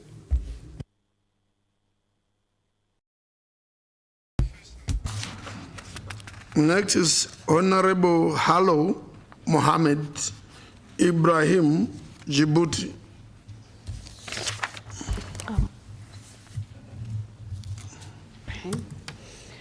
Bonjour tout le monde. Good morning, everyone. I wish to commend the different persons who spoke before me and commend the President of the caucus for her brilliant and enriching presentation.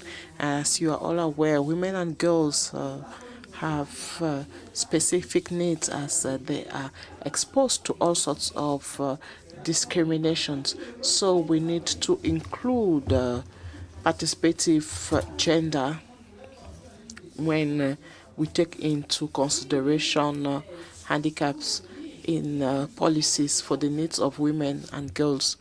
We shouldn't exclude women and girls with special needs because they face additional hurdles daily.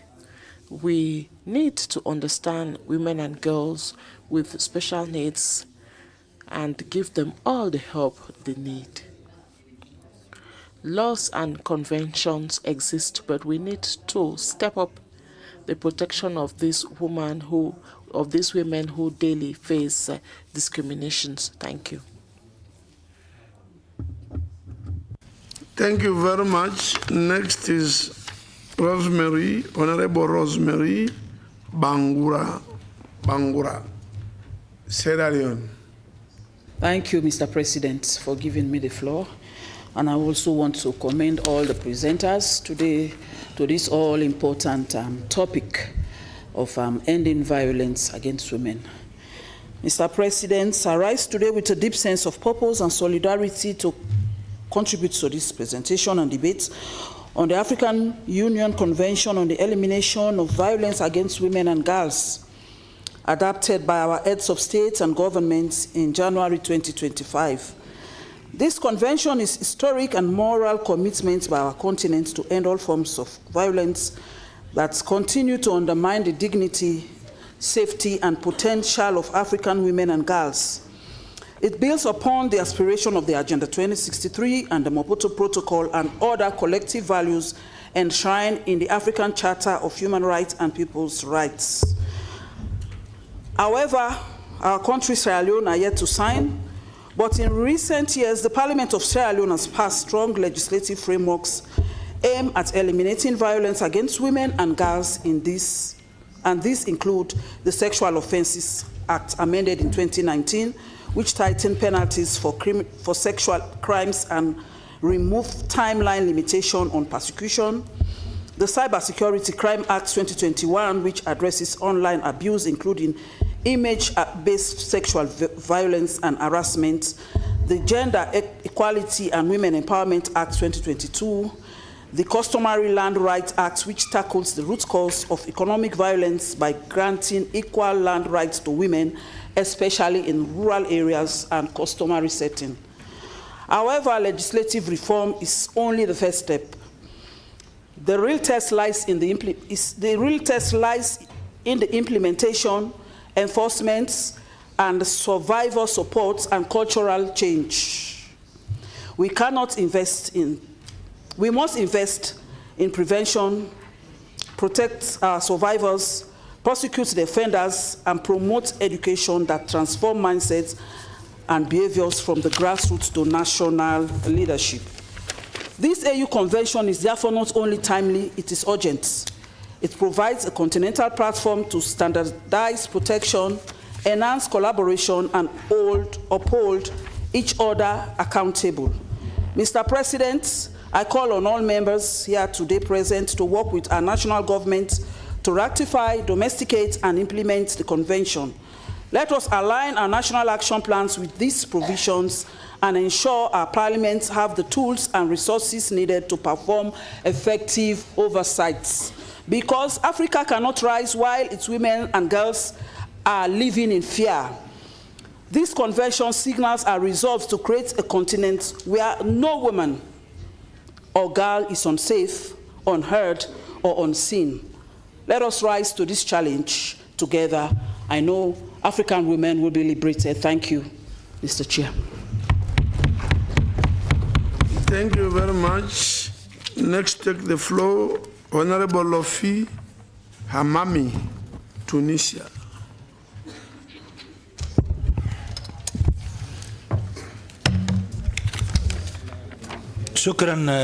Thank you, Mr. Chair.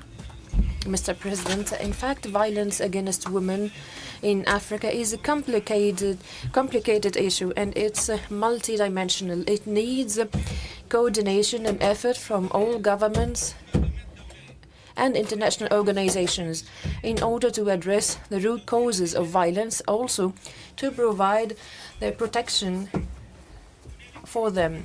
There's domestic violence, sexual violence, There's female genital mutilation. So,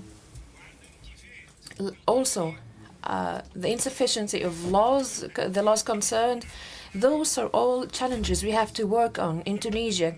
Violence against women is a very important issue. Tunisia has taken very important steps in order to address this challenge through enacting of laws and providing support for victims. The African Union Convention on the Elimination of Violence against Women and Girls is really important. It is a legal tool, a comprehensive legal tool, which would enhance cooperation among us all African countries in the field of protection of women. And here I call upon all my colleagues here, MPs, to work on enacting laws and legislations in the countries to protect women against violence. Thank you, Mr. President. Thank you for being so brief. So next take the floor is Honorable Khadija, Morocco.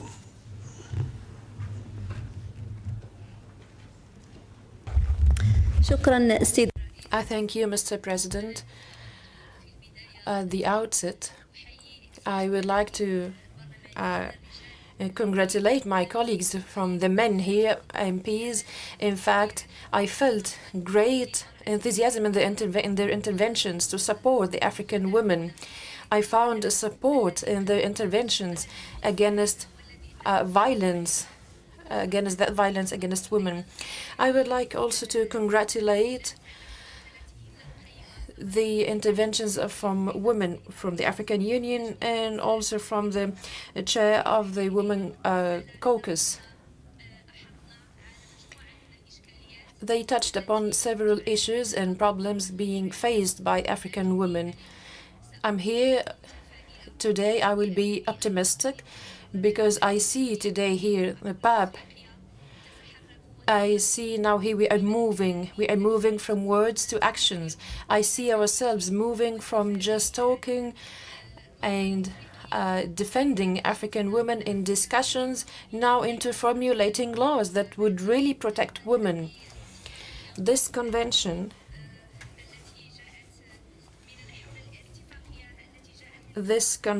to eliminate violence against women and girls that was adopted by the Assembly in February 2025. We see here today our African Parliament is, and here we congratulate our African Parliament that it's involved in order to put legislations, so to move also from words to really protecting women. I would like to congratulate you, President, personally for this session that would translate this African action. Now it's a model, it's an example that the African Parliament is really working for all African countries, women and men. I would like also to thank the Gender Committee to which I belong, because 2 days ago we were discussing the model law for gender equality and equity. This entity, the PAP, that is really concerned with its peoples. Now today it is an example. I salute you. I congratulate you for this. I congratulate the African Union as well for all the efforts exerted that really stand a testament to our work, that we, men and women, would work together to achieve equality and to achieve equity. Thank you so much, Mr. President. Thank you. Next, take the floor. And then, for your information, after this one, then we go to the last one. Honorable Safia Elmi Jibril, Djibouti. Merci, Monsieur le Président, de me permettre d'intervenir. Thank you, sir, for giving me the floor. I would like to say Salaam Alaikum to all parliamentarians present in this hall. I am very pleased to be here. I would like to begin by thanking my sister from Gambia who took the floor before me and who spoke about the signing of the convention. It is obvious that Djibouti is one of the early countries, members of the African Union who signed this convention on the elimination of violence against women on the 14th of April 2025 during the Conference of Heads of States and decided to ratify this convention during the next parliamentary sitting in Djibouti in October. We would like to encourage other countries to follow suit. I would like, Mr.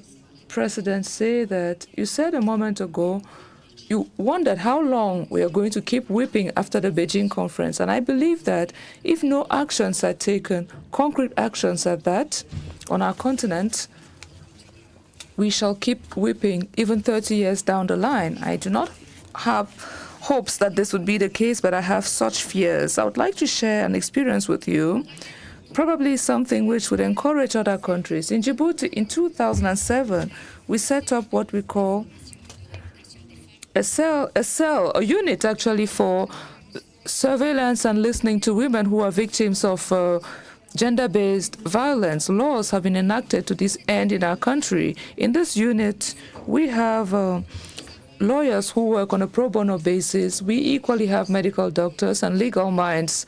We also have psychologists to provide support to women and girls who are victims of violence. Since the creation of the center and all laws that have been adopted in favor of the center, gender-based violence have reduced in our country by half.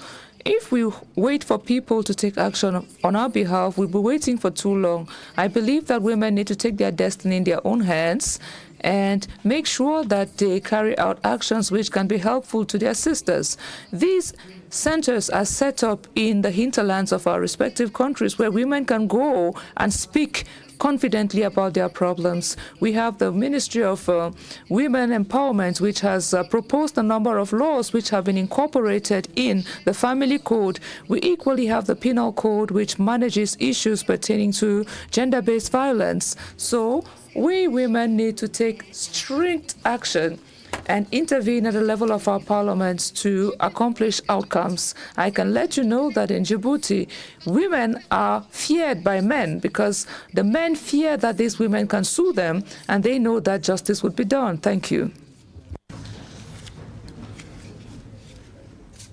Thank you. I like that model, the model in Djibouti. I think that your model needs to be studied further. The model where the community have experts, they have some lawyers and everybody. I think it's a good model, which means localized. Localized. Next to take the floor is Honorable Laila from Morocco.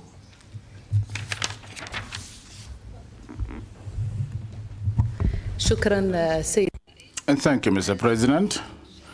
From my part, also would like to continue thanking all the ladies who made these statements, and especially with regard to this AU Convention on the Elimination of Violence. According to my knowledge, this convention was made by a historic decision of the AU Head of States and governments during 2023. And we consider it a very important moment for the history of African women. Definitely, we are supporting this initiative. And what is make it special is that it is based on a specific and important African Union instruments like the African Charter on Human and People's Rights, as well as the UN Development Degrees and the 2036 Convention. As for my dear sisters who are representing the African Union, I'd like to say that all the conventions and agreements of the African Union are faced by delay in terms of ratification. We are here in 2025, and I know a long time will take to ratify the conventions after the head of state have agreed on it. So what we want to do is to find a way is to mobilize all the member states to do it. Let us make use of our efforts as collective women in the different countries. As a head of Youth Caucus in the Pan-African Parliament, here I'd like to call all my group of youth, African young girls who are representing the majority of the population of the continent. Let us make use of their efforts. These young girls really are suffering, and they are facing problems that we feel ashamed of having it during the time that we have the AI and all these developments. FGM shouldn't be in any part of the African continent. We are really very happy with this convention, and I consider it a great achievement. So let us move it from an achievement on paper to reality. For us as politicians, let us unify to defend it and to take the reality on board. A big number of women in the different African continents are suffering of extremism, and many people are just considering the women as a means of war, and others who do not want women to even to advance and take a higher position in the scales of governments. For us here, we don't have a woman to come to chair the Pan-African Parliament. What is the problem of not having a woman to be the president of Pan-African Parliament? In fact, what we want to say is that we call our national parliaments to put their efforts to ratify this convention and then go ahead to change the mindsets. Woman is a human being that is being respected in all traditions and religions. She is capable of providing, and she is also more transparent and transparency in issues of managing many issues. Let us change our mindsets to support women and put our trust on our girls and women. What we wanted from this AU convention, as we have seen, is the defense of women, of men. In the past, we used to work alone, but right now we have men with us. Thank you very much. Please, no more requests for the floor. Honorable Rahab Wachira from Kenya. And the time I think is over. The 3-minute timer is not functioning. People are speaking for 20 minutes. Take the floor, Honorable Wachira. Thank you, Mr. President. Thank you for giving me this opportunity to talk about the gender issue. First and foremost, I want to appreciate the committee for the good job. And I also appreciate because they came to Nairobi, and that is where they were doing this model law. Our objective, and this law aims to promote gender equality and equity across all sectors, prohibit all forms of gender-based discrimination, provide mechanism for enforcement, redress, and accountability, advance the empowerment of women and marginalized genders. And Mr. President, I want members to understand that when we are talking about gender, men are included in this because we have men who are marginalized. Share the rights and obligation is to make sure that all persons are equal before the law and entitled to equal protection and benefit of the law. Equal access to education, health care, employment, land inheritance, credit, and justice shall be guaranteed. Because you know, Honorable President, majority of women, they don't have title deeds for lands. They are entitled to have. We also need to have affirmative action for the gender equality. Like in our country, Kenya, we have affirmative action where we have only women who vies for the county MPs. We also have nominated MPs and in a county assembly where we have nominated to reach to that gender rule. In Kenya, in our constitution, we have something we call to that gender rule. So I would also urge people in this parliament to come and do benchmarking in Nairobi, in our parliament. Even in our Senate, we have to that gender rule. Temporary measures may be adopted to accelerate, particularly for women and marginalized groups. These measures shall not be deemed discriminatory. Protection from gender-based violence. Every individual has the right to live free from gender-based violence. The state, our state in Kenya, shall ensure prevention, protection, prosecution, and rehabilitation.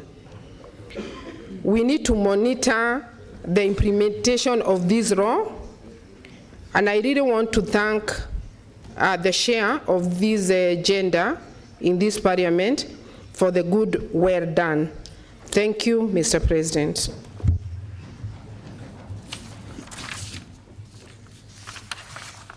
This one came very late, just now.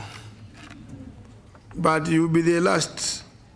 Honorable Hamdani Baku, I think this is Comoros. Merci, Monsieur le Président. Thank you very much, Mr. Chair. J'avais voulu... Thank you, Mr. President. I have 2 minutes to share with the members of Parliament from the African continent the situation which prevails in the Comoros. I would like to know, after I share my experience, if the same obtains in your respective countries. As you know, dear members of Parliament, in Comoros, we did not wait for the Beijing Convention, nor other laws to protect the Comorian woman. Our traditions themselves, our customary laws, our cultural models protect the Comorian woman. And I would give you an example to show you how specific and peculiar our country is. Do you know in Comoros, a man owns nothing? I would explain.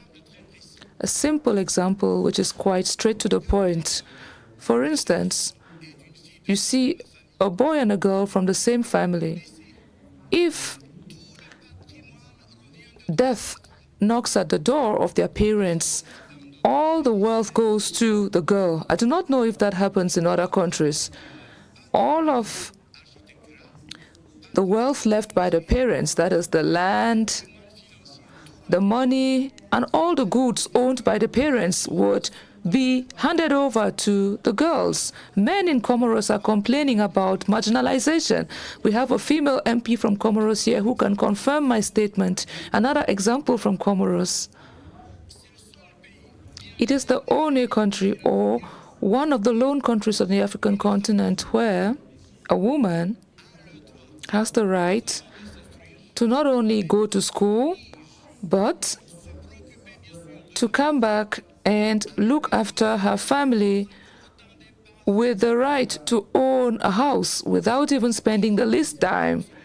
I do not know if that happens in your respective countries, so this is an efficient way of protecting women. And I do not know if the same obtains in your respective countries. If that is the case, kindly share your specific examples with other African countries so that we can know whether or not we are the only ones who are deprived of all of what we have in favor of women. So this is the experience I wanted to share with you. And we preserve family heritage in our country. Our country is a bit specific because if you see a woman being harassed or attacked on the streets, all those who are bypassers would see this and intervene immediately to protect the woman. So this is a traditional way to protect our mothers, our sisters, and a traditional way of protecting our future wives. And that is why I would invite all African women to go and find husbands in Comoros. It's the ideal place for women to stay. Thank you.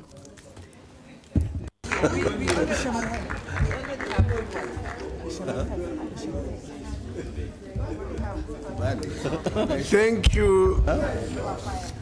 I think it was good that you registered at least even his last one, because you had some unique points. Please, point of order. Point of order. شكرا سيدي الرئيس. Thank you, Mr. President. What I would like to say, in fact, is a practical proposal.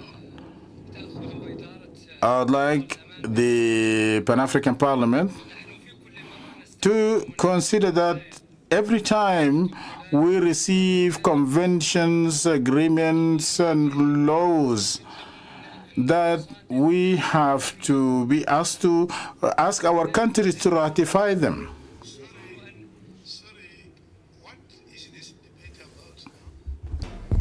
Because we debated and closed now. So is this a new debate? How does it come in? You didn't register to say anything? No. You didn't register to say anything. So what are we doing now? Yeah. What is this called? In fact, it is a proposal with regard to all the conventions, model laws, and agreements that we are making here in the Pan-African Parliament. We are all asked to work on them in our national parliaments to ratify them. In terms of the rules, once the chair says order, you take your seat. If I say order, you take your seat. Yes. And you know, I'm allowing you because you are elderly, a man of wisdom in the chamber. But I just want to say, in terms of procedure, debates now are closed. In terms of procedure, we have closed the debate. If you feel you left out something, maybe the best way is to write some notes and give to the chair of the Women's Caucus, who's going to take the floor in responding, so that we don't open another chapter of debate. But my wisdom tells me that you are a man of wisdom. Can you speak for 1 minute only? Don't go round and round. We should do it. Tell us, 1 minute.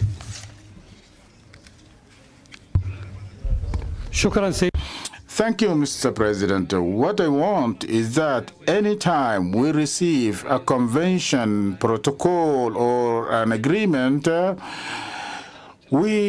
Pan-African Parliament should provide us with the list of the countries or the member states that have ratified or signed it to enable us to know the position of our countries, whether they have ratified, signed, or not. Thank you. I shall now allow debate on the, no, it's not debate yet. I shall now allow, yes, debate, then reply. Now it is debate.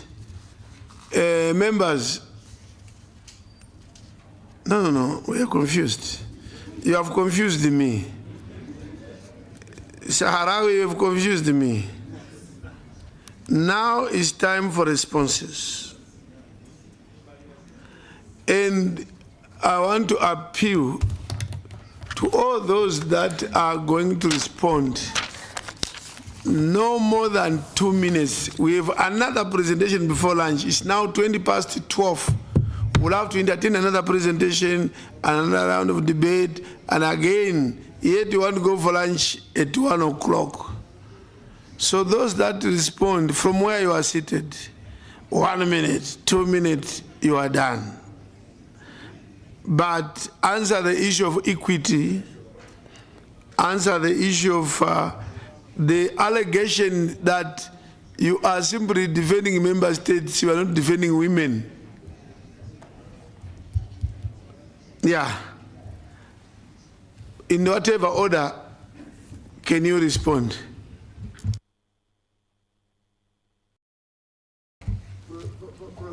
Thank you very much, Honorable President.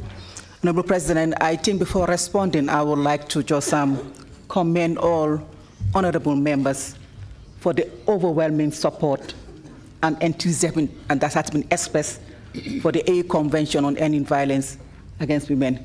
We're really encouraged by the overwhelming support. And even those who raise issues never said the convention is not a landmark instrument and it's not transformative, but seek clarification. I think, Honorable President, I think before going to the issue of equity and the allegations level against the African Commission, I'll also like to address the issue of how does this convention sit within the cultural values of Africa, because it came out in so many of the interventions.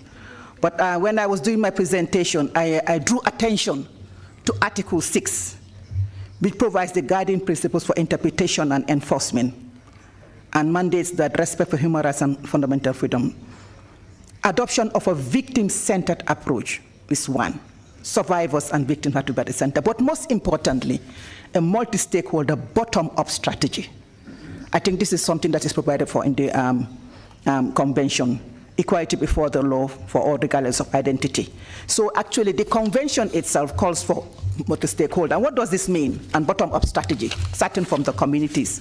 In fact, that is why in the call to action, it was clear that we had said that honorable members should initiate national dialogues that bring together all stakeholders, including traditional and religious leaders, the youths, the survivors, and civil society. So everybody, no one is left behind. So the cultural values that we talk about are actually taken on board. Positive masculinity, and this follows the protocol, the Maputo Protocol, which actually promotes positive cultural context. But let me come straight to the allegations that are leveled against the African Commission in terms of the accountability mechanism and Article 59(1) that is mentioned by the honorable member from Kenya. Thank you very much for raising a very pertinent issue. Honorable President, you said these are uncharted waters. But for us at the African Commission, these are waters that have been charted a long time ago. In fact, the African Commission is one of the premier organs of the AU that works very closely with the citizens of the continent. In fact, the way we do our work actually embraces not only member states, but citizens. When we have our sessions, what we call our ordinary public sessions, they are preceded by an NGO forum made up of citizens of the continent, women rights defenders, human rights defenders, who actually sit and deliberate, and commissioners take part in those There is a danger processes. That you will take a lot of time. No, I will just... in the way you are presenting. Yes, I will... Just hit the points. If there are any allegations, respond to the allegation, we move to the next. That's what I'm doing. I just want to explain the way we do our work. So we work very closely with the citizens of the continent. With regard to, the resolutions that are adopted at the NGO forum actually feed into the commission, and we actually deliberate on those and adopt them. But most importantly, coming to Article 59(1), because that's the crux of the complaint that the honorable member raised. And I want to reiterate that Article 59(1) has been the subject of discussion at the level of the commission, and we did not discuss it in isolation. We discussed it together with those who litigate on women's rights. Honorable President, as the honorable member said, that the lawyers who litigate before the commission are saying that we are slapping, I'm just using his word, we're slapping on the faces of the women who come to the commission. I think what is clear is that Article 59(1), you know, like PAP has its own treaty or protocol that establishes it. The African Commission is also established under the African Charter on Human and People's Rights. Our mandate and the way we work is spelled out in the Charter. Article 59(1), because we are told that if you don't give the full picture, then you give a misrepresentation of the facts. Article 59(1) clearly states that all actions taken, I think it's very clear. I just want to bring it to the attention of members. All measures taken within the provisions of the present chapter shall remain confidential until such time as the Assembly of Heads of States and Government shall otherwise decide. So if our charter says All actions shall remain confidential. Who are we to go against the Charter? We are bound by what the Charter says. But having said that, when a communication comes to the Commission, at the end of the communication, the state is involved and the party is informed immediately. They are informed immediately. But we do not publish until the Assembly of Heads of State approves our activity report. And once the activity report is approved, we publish. And that is what the Charter says, and we cannot go against the Charter. With regard to equitable distribution of matrimonial property, equity and equitable distribution of matrimonial property, that we haven't interpreted it. Actually, that relevant Article 7D is one of the only articles of the Convention where the Commission has developed a whole and comprehensive general comment on it. A general comment is an interpretive text where we elaborate and guide states as to what it means to comply with a particular article of the Charter or the Maputo Protocol. So this general comment has been produced, and it guides member states to actually look at factors to take into consideration when dealing with equitable distribution of matrimonial property. As you rightly indicated, Honorable President, it's about equity, it's not about equality. Although they say equality is equity. It's looking at the circumstances, looking at the contribution of the woman, outlining everything that courts need to take into consideration. Maybe I will commend that general comment to the honorable member, and I will share it with him so that he can share also with those lawyers who come before the Commission and say they're not aware of it. But this is something that we've actually dealt with. The member also talked about a decision of the ECOWAS Commission. I just want to let the honorable member know that our mandate as commissioners of the African Commission does not extend to criticizing decisions of another treaty body. The ECOWAS Court is established under law, so we do not actually descend into the arena and start criticizing a decision that was made by another regional body. So these are the responses I have, and I think this helps to clarify. Our hands are tied, and we are aware of it. It's not something new, and we've actually engaged with civil society. And I think, Chair, I will end by saying that the President, that the African Commission is one of the only organs that actually allows citizens on the floor of the Commission to speak and talk about the human rights situation, whether it's women's rights that pertains at the national setting. At every public session, we give space to civil society to raise those issues. So the AU, in its wisdom, entrusted the African Commission because of the experience and the expertise over the years that the Commission has developed with regard to reviewing in terms of accountability and also avoiding duplication, ensuring that we have a unified system. Thank you very much, Honorable President. I hope this has clarified the issues with honorable members so that at least we are on the same page. Thank you very much. This is a complex subject, and we can't say we've finished today. You need to come back so that we continue. Because the equity issue, unfortunately, is still a bit vague. Because equity means equity, doesn't mean equality. The president of the court, African Court of Women and People's Rights last week said of those few countries that had deposited declarations that the authority of the court, they were subject to the authority of the court. Once the court makes a decision which the member state feels is unfavorable, they withdraw from the court. Why is it that it doesn't affect you? Why is it that doesn't affect us? You seem to have a very good relationship with the AU. Even if you make a judgment against them, they are very happy. I think because of the charter that we have, I think the African Commission is the last bastion of hope for the citizens of this continent because it has near universal ratification. Anyway, all the sorry, I didn't give you the floor. Yes. I didn't give you the floor. Oh, okay. Sorry. But you have taken it. May I? You know, you are not here to defend. You are here to share. Yes, that's what I'm sharing. These are representatives of citizens. Absolutely. And what they are saying is coming from citizens. Absolutely. And you are saying you invite citizens. Absolutely. So hear from what they are saying also. Absolutely. As representatives. I'm happy to hear from what they're saying. I've told you a fundamental statement. Yes. The African Court says once we make a decision which is unfavorable, member states withdraw. So all they want to hear from you are good things. That's a fact. Member states want to hear you praise them. If you don't praise them, they say this commission is bad. I have sat myself in Addis, where the reports of certain violations by a particular member states are made. And you see that there is war. Not even one member state wants to hear a commission or whoever to try and raise issues about the abuse of human rights. And no.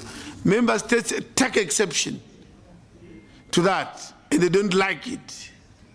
Anything about human rights. So this is a debate, and I'm saying I think we need to come back next time. We continue this conversation. That is true. Anyway, next to reply is who? Yeah, you were loaded with many criticisms, I know. Others don't have. Envoy, you want to say something?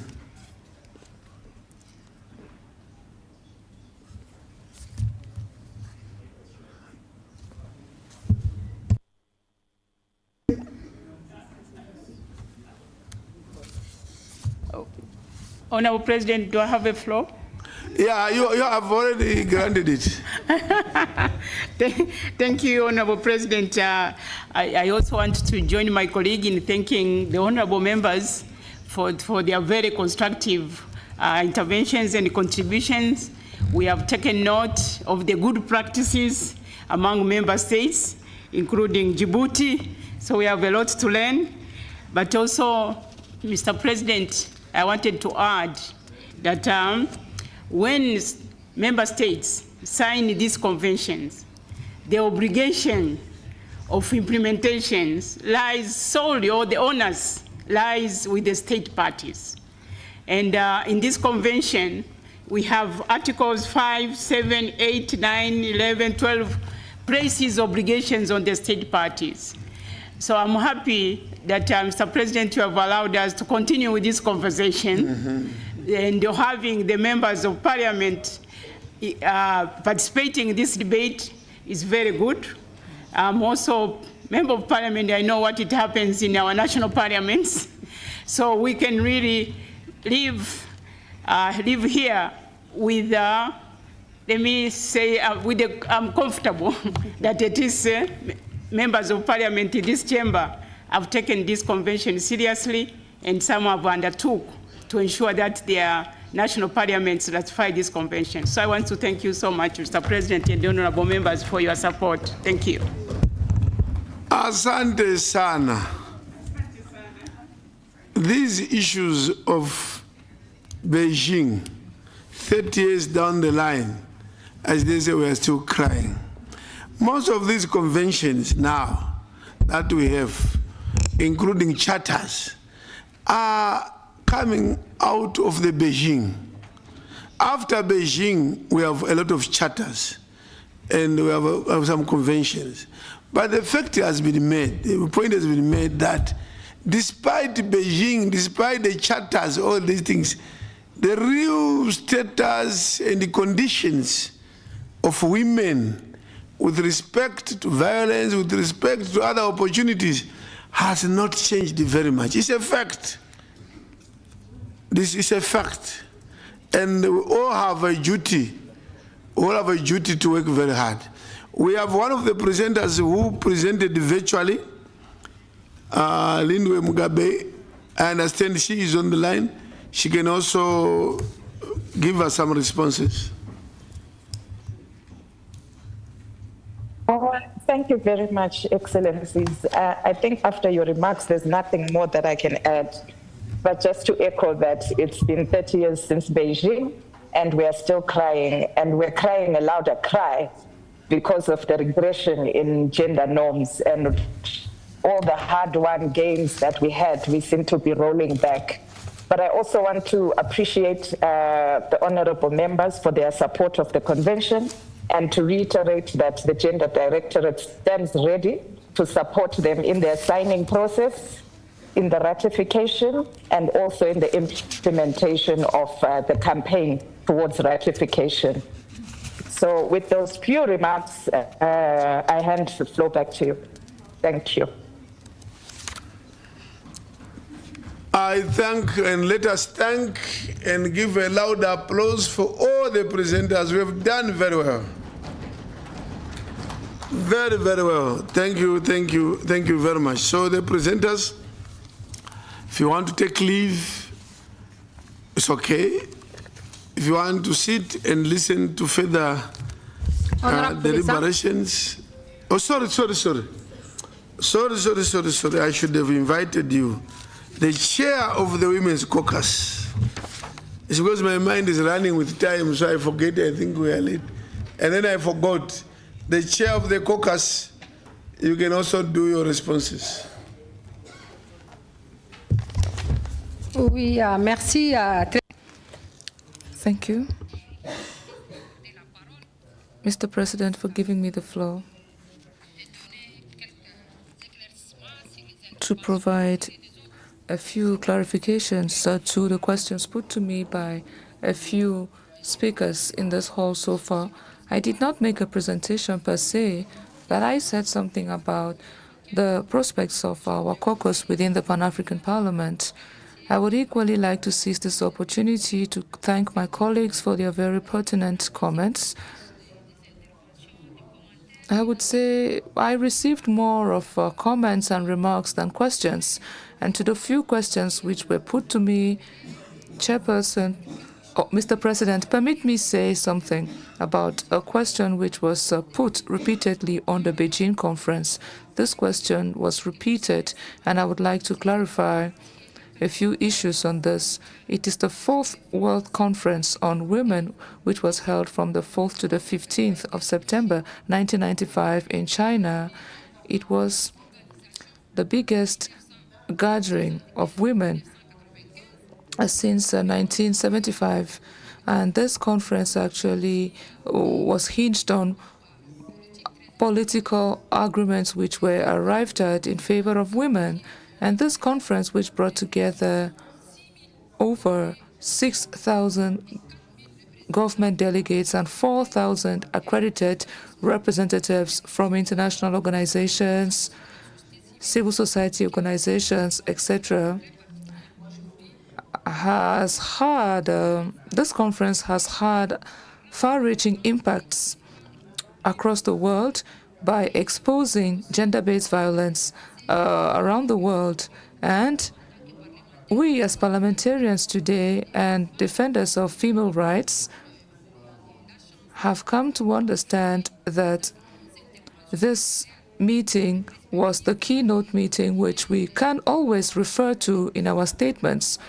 I have always referred to this Beijing conference and encouraged all to communicate more on the benefits of this conference. I spoke about the CEDAW Convention as well. The Beijing Declaration, which provided an opportunity to engage in assessments on the notion of gender, taking it to a more holistic approach of equality of sexes. So this conference today serves as a source of inspiration to all defenders of women's rights and a reference framework for all actions in favor of gender mainstreaming. The 30th anniversary of the Beijing conference is an opportunity to take stock of all the progress that has been recorded so far and equally review the challenges which are yet to be overcome. Mr. President, I would equally like to provide a few answers to some questions which were put by my colleagues in this hall. I would like to answer quite quickly to some few questions. Professor. regarding the traditions and the gender equality, I would like to respond about this question that we are in all our awareness campaign and all conferences and international seminars, we always include the traditional authorities and religion leaders in these campaigns, to include them because their essential role is very important to sensitize the community. That is why we always include all the traditional authorities and religious authorities to preserve cultures and to preserve the traditions. Maybe a problem. Okay, je vais rapidement. To be brief. So I'm quickly going to finish. And also I would like to talk about the preparedness of the health organizations to respond to this violence against women. There are several African countries, there are health centers that is specialized in hosting the survivors of the violence against women. And with regards to the women in rural areas, to include them in the position in the decision making, we have programs and principles with regards to the rural women and for the role of the African youth.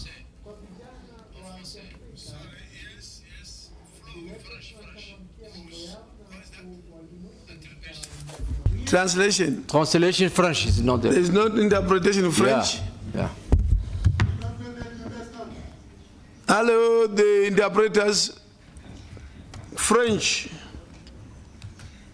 C'est bon? C'est bon? أعيد هذه. Okay, I would like to repeat this point with regards to include the women in the rural areas in the process of decision making. We have projects and initiatives that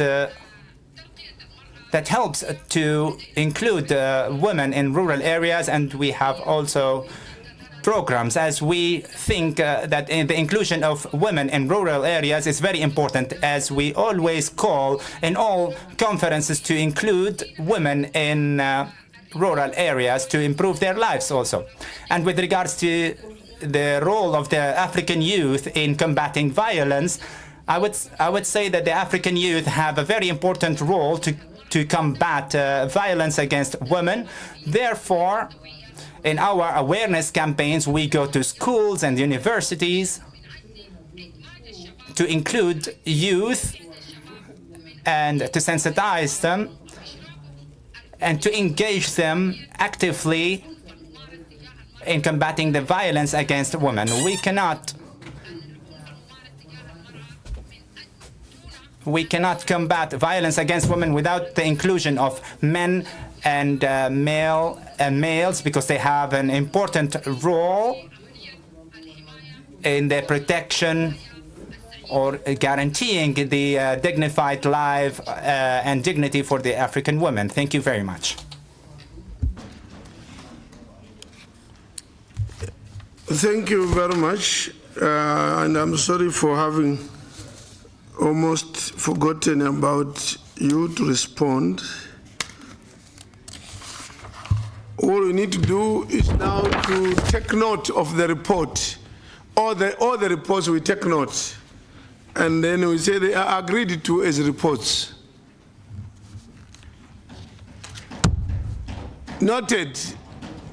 Yeah, we don't adopt these reports in terms of procedure. We only take note that they've been presented. And we thank you. So again, on this note, the presenters can take leave, can be excused from the chamber if they wish to. But if they, which we encourage, to sit further and just see how the same MPs debate on other topics, and see that it was not about you only. That's the way they are. That's how they do it always. The clerk shall read the second order of the day. Honorable President, second order of business, presentation and debate on the report on the participation of the Pan-African Parliament in the UN Climate Change Conference COP29. The presenter is Honorable Gary Sakata, Chairperson of the Committee on Rural Economy, Agriculture, Natural Resources and Environment. I now invite Honorable Gary Sakata, Chairperson of the Committee on Rural Economy, Agriculture, Natural Resources and Environment, to present his report. He promised me that it won't be more than 5 minutes, so we'll be able to break for lunch by 1 o'clock.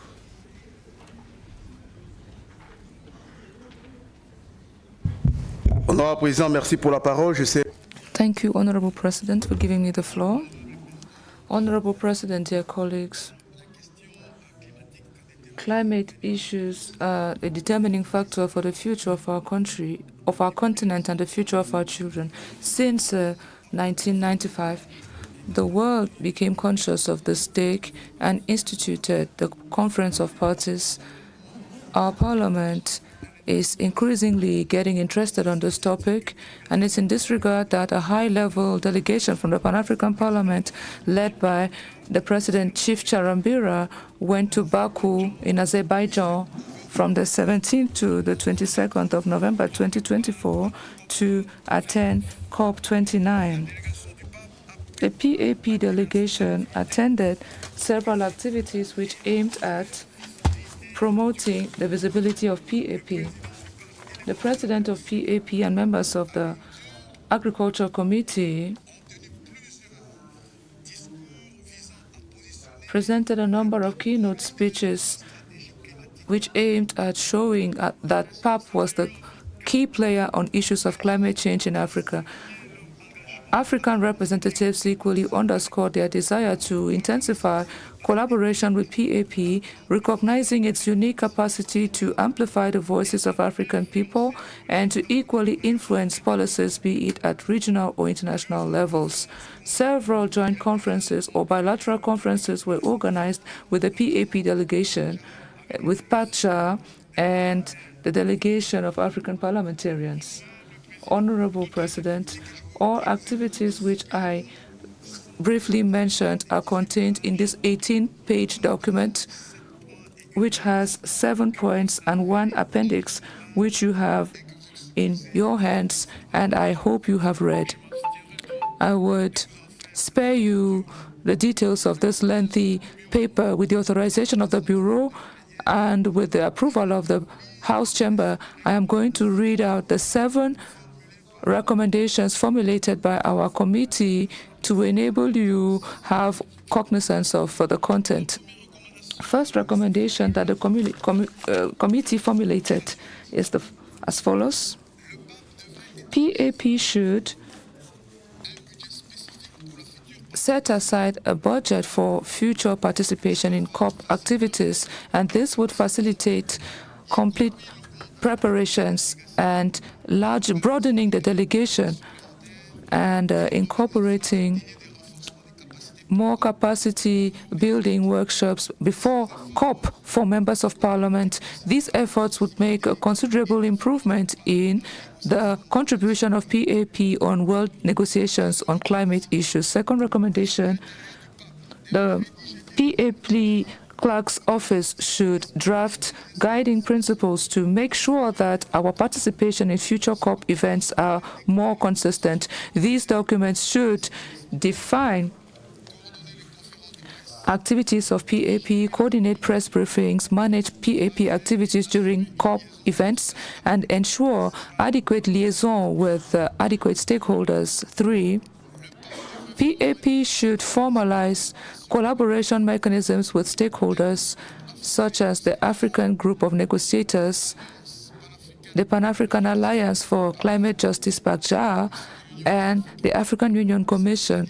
These mechanisms could include periodic briefings, jointly organized events, and joint advocacy actions to amplify climatic priorities for Africa. 4, PAP should engage in vigorous awareness raising and sensitization campaigns targeting international organizations working in the fight against climate change in view of obtaining substantial funding for adaptation, resilience, and other activities on the African continent.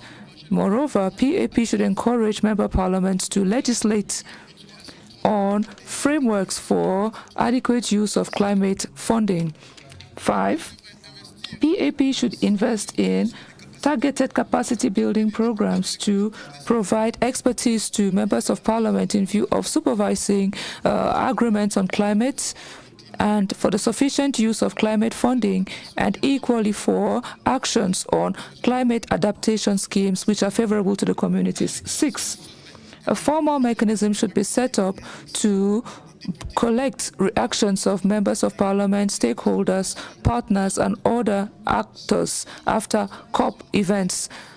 Such information sharing would enable Africa to live up to expectations and improve PAP participation in further COP events. The last recommendation, number 7, would be that PAP should envisage an annual summit on climate to bring together African members of parliament, negotiators, and other stakeholders. Such platforms would favor the harmonization of our policies and stances as Africa before major climate negotiations in view of ensuring a coherent advocacy which is quite targeted. Dear colleagues, distinguished President, PAP's participation during the COP29 underscored the indispensable role of African parliamentarians in the drafting of world climate policies and the defense of African policies and on climate issues. Through our strong performance and open-minded acceptance of partnerships, PAP amplified Africa's voice on critical aspects such as climate change, climate adaptation, and climate funding. To benefit from this participation, it is essential for us as PAP to adopt an institutional participation scheme during COP events by overcoming logistical, financial, and strategic challenges. The implementation of recommendations adopted during this workshop would favor our visibility and contribute further to our influence on issues pertaining to climate change. This joint effort is proof of the strong commitment of African parliamentarians to defend a fair and a sustainable future for our continent in the face of the strong challenges we face. So we continue to favor African objectives, and PAP can strengthen its leadership role and lead to transformative action, not only on the African scene, but internationally. Having said that, I would like to ask the House Chamber to unanimously take note of this report and to approve it. Thank you so much. Thank you, Honorable Sakata. And we'll give him another round of applause.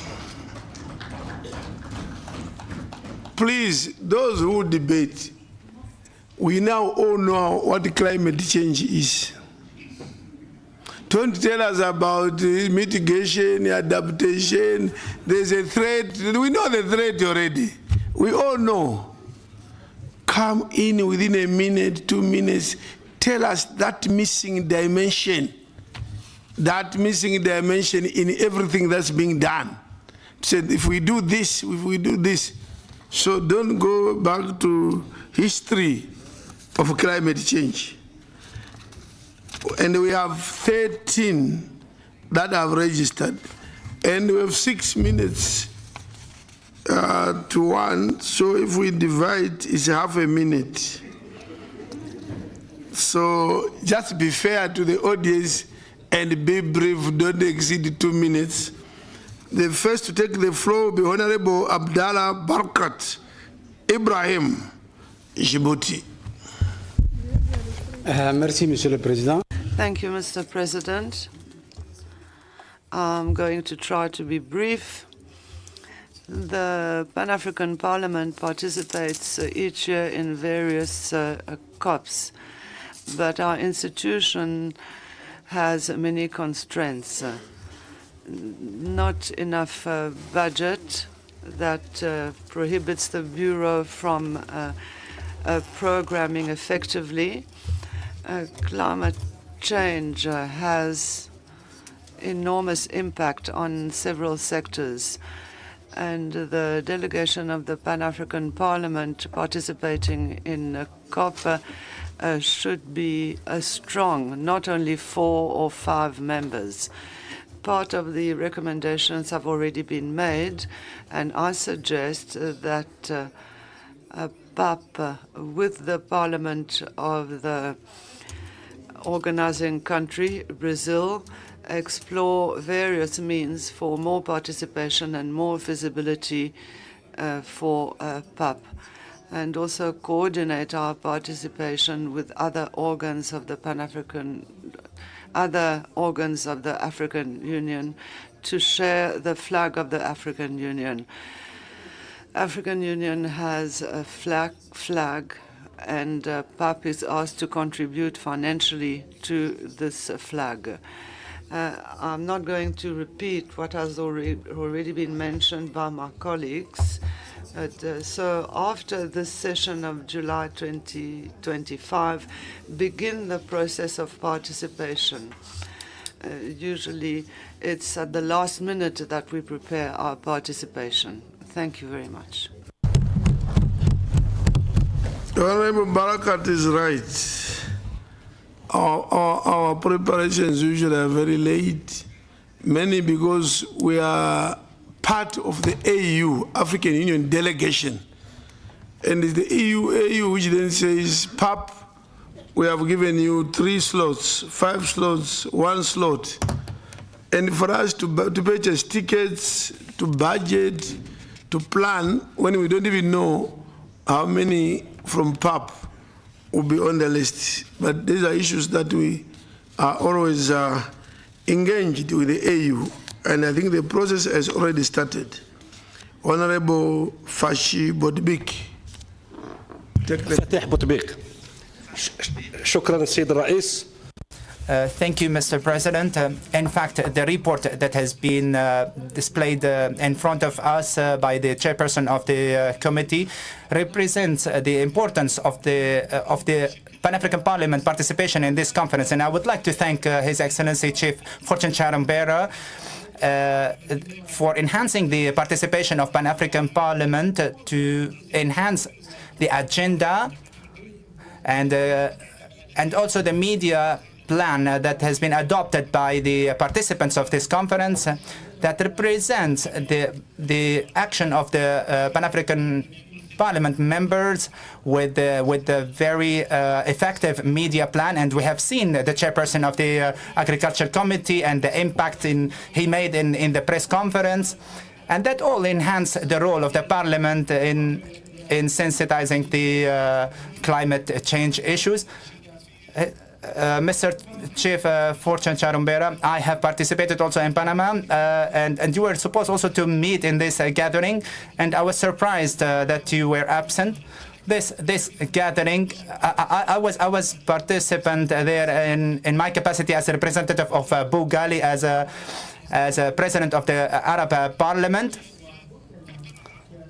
in Panama. And that initiative aimed at preparing a plan to participate in COP in Brazil in 2025. One of the most important items in this agenda was to coordinate with other parliaments, including Pan-African Parliament, and the just transition into clean energy and the equitable climate activities. And they focused on the effective participation of all parliaments in this gathering in Brazil 2025. I hope that this participation, I hope that Africa has a strong participation in this conference. And I also would like to, I hope that we see or we establish an African forum for the climate change, and we in Algeria are keen for a legal model pertaining climate policies. Mr. Chief Charumbera, I convey the regards of the Parliament, Mr. Ronaldo Patreos from Cuba, who emphasized that he wants to see the participation of Africa, and he wants to be also an observer if it is possible. Thank you very much. Thank you very much, Honorable Bodibik. You said important things. Panama, yes, President of PAP was not there. If I remember, Deputy Vice President Honorable Lucia attended, if I'm correct. But indeed, we should have all have been there. And if they want to be observers, they are welcome. Can you assist them? You come to my office, you agree how it is done. We have an MOU, they can also participate here, and they can come and be observers. Good news. Thank you very much. Honorable Mohammed Amrun, Algeria. Shukran. Bismillah wa salam ala. Thank you very much. Prayers be upon the Prophet. Honorable Excellency President, I would like to thank you for giving me the chance to talk about this very important subject concerning the climate change. This subject is very important and it affects us as Africans. Unfortunately, we are not responsible for all those climate changes. To be brief, I would like to talk about three main points, and I believe they are very important. First of all, I would like to thank the delegation of the Pan-African Parliament that participated in COP29 and make the voice of America heard. In last July, there was a very important decision by the International Court, which gives the states the right to sue other countries for the damage that caused by other countries when it comes to climate change. This is a very important decision, but for me, what made the International Court take this decision is because of the efforts of some countries in the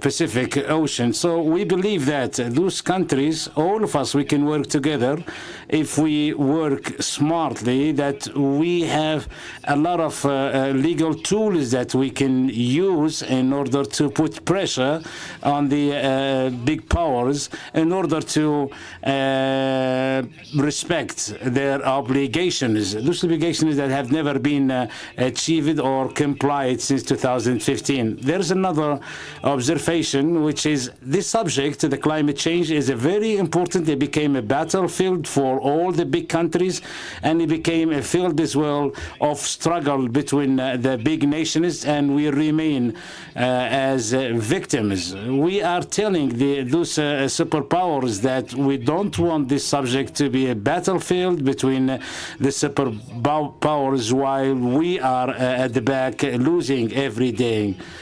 The third observation that I would like to tell honorable members is that the climate change that we've been saying that it was caused by the superpowers, we see that even among our countries in Africa, we started seeing some conflicts around this issue as well. So we have to look at the legal tools that we can use in order to resolve all those conflicts that might arise between our countries. Therefore, I suggest the setup of an African court that deals with the crimes related to the climate change and will be the institution or the body that can solve or resolve all those conflicts. Concerning the presentation that was presented by this committee, we do support that report. However, we would like to extend the delegation in order to include other committees or PAP organs like the Caucus of the Youth, Women, and the Committee of International Relations. And we have as well to include and listen to the civil societies that deal with the climate change in Africa. Thank you very much. Shukran. Shukran Gezilen. The floor is now with Honorable Fama Ba, Senegal. Okay. Thank you very much, dear Chair President. Okay, je vais cette fois-ci m'exprimer. This time I will speak French, Mr. President. Mr. President, I should like for the role of the Pan-African Parliament. Mr. President, I would like the role of the Pan-African Parliament be strengthened, because we know that PAP should be the place of a resolution of all difficulties experienced in Africa. I believe that with the COP29 concerning climate change, you should gather all speakers of parliaments, members of the Pan-African Parliament. By doing this, it would be possible to solve all those climate issues that are consequences of a drought, for example, and environmental problems. To better protect our environment with the food sovereignty and good industrialization, the African Union should oversee what is done here at the Pan-African Parliament to solve agriculture issues, to have a sustainable agriculture for the benefit of the African people. Thank you, Mr. President. Long live Senegal, long live Africa, and long live the Pan-African Parliament. Thank you. Long live Senegal, long live PAP. Merci beaucoup. Next, Hussein Mohamed Ali, Djibouti. Merci, Monsieur le Président. Thank you, Mr. President, for the floor. I am taking the floor today to affirm on behalf of the Pan-African Parliament our commitment towards the climate change mitigation. Africa is the least responsible for gas emissions. We have desertification, lack of food security, forced displacement, and this threatens our population. COP29 should not be just one more conference. It should be a turning point where Africa raises its voice, its sovereign voice. We are asking for three simple things, but however, these things are fundamental. Direct access and equitable access to climate funding. The promises are no longer enough. Our countries need concrete steps to adapt and to protect their territories and to build the green economy. We also need technology transfer and skills transfer. We want to come up with our own solutions and not remain dependent. Our solutions adapted to local needs. We also need a renaissance of the Pan-African Parliament. The climate change arrangements remain just a speech. We also need a seat at the negotiating table during the next conference. Dear colleagues, I therefore suggest African parliamentary mechanism for follow-up of climate change commitments to check on the implementation of these arrangements country by country, budget by budget. The Pan-African Parliament cannot stay behind. We need to become a political strength serving the interest of the African people in favor of climate justice and the sovereignty of the African environment. Let us make sure that COP29 is the starting point of a just and ambitious transition for the continent. Thank you, Mr. President. Thank you very much. Next, take the floor, Honorable David Palala. Thank you, Mr. President, for giving me the floor. I'll talk about the climate prospect. Climate change prospect can be that we can use renewable energy opportunity by investing in solar, wind, and hydroelectricity power for job creation. Mr. President, sustainable agriculture implementing climate resilience agriculture practice can improve food security. Mr. President, green infrastructure development, green infrastructure such as green roof can mitigate urban heat and improve air quality.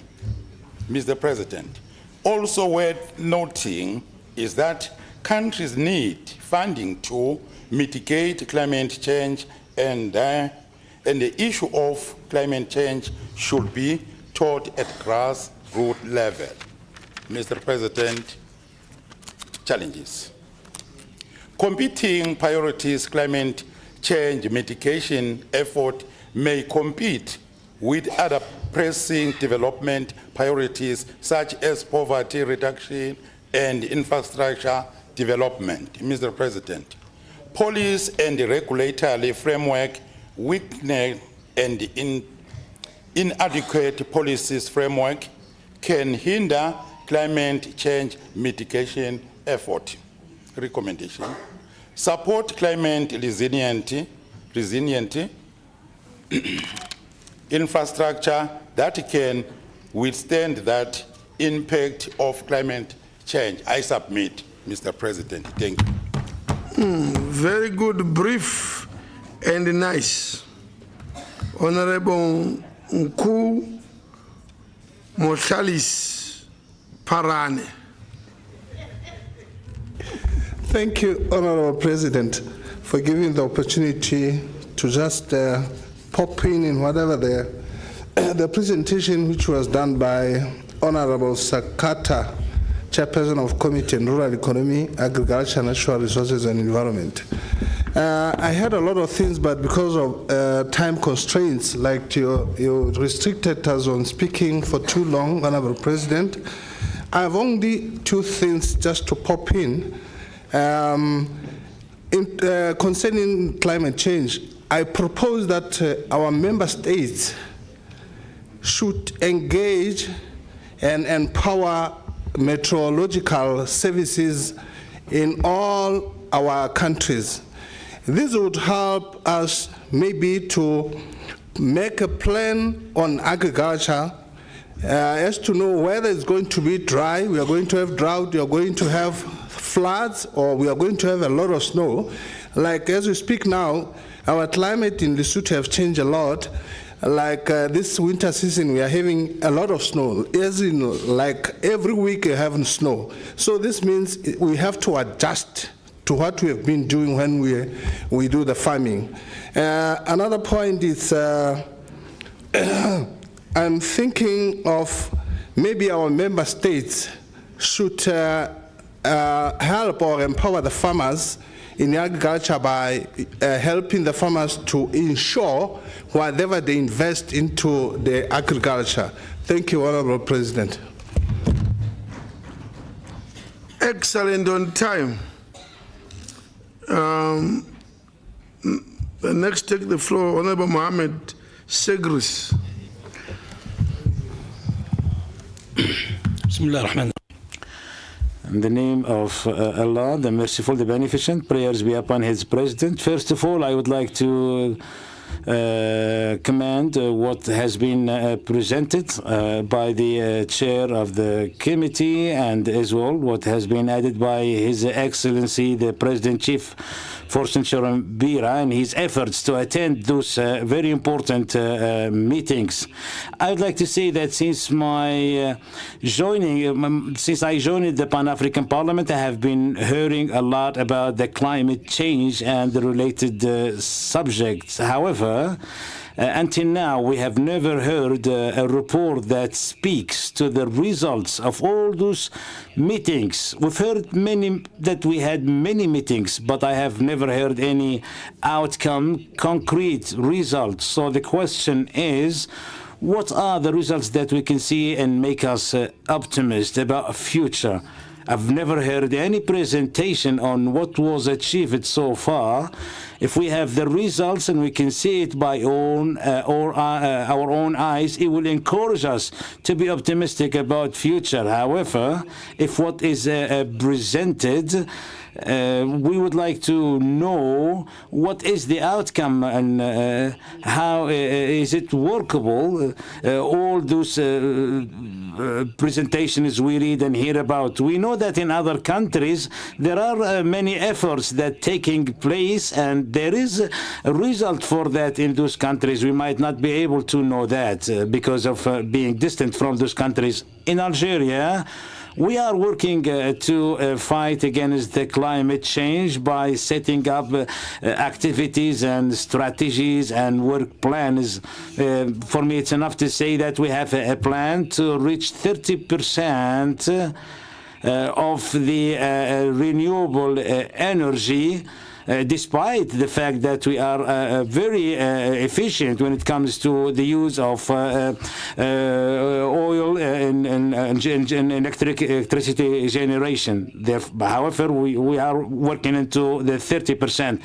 In Algeria, there is a very important project for the green hydrogen, the production of the hydrogen in Algeria, in order to reach 3 terawatts of electricity just by using the clean hydrogen and export that to Europe. Most of the production is destined to Europe. Those are a few examples of what's being in process there in the country. We can also look at what has been presented by the President of Kenya in last summit last year and what was achieved.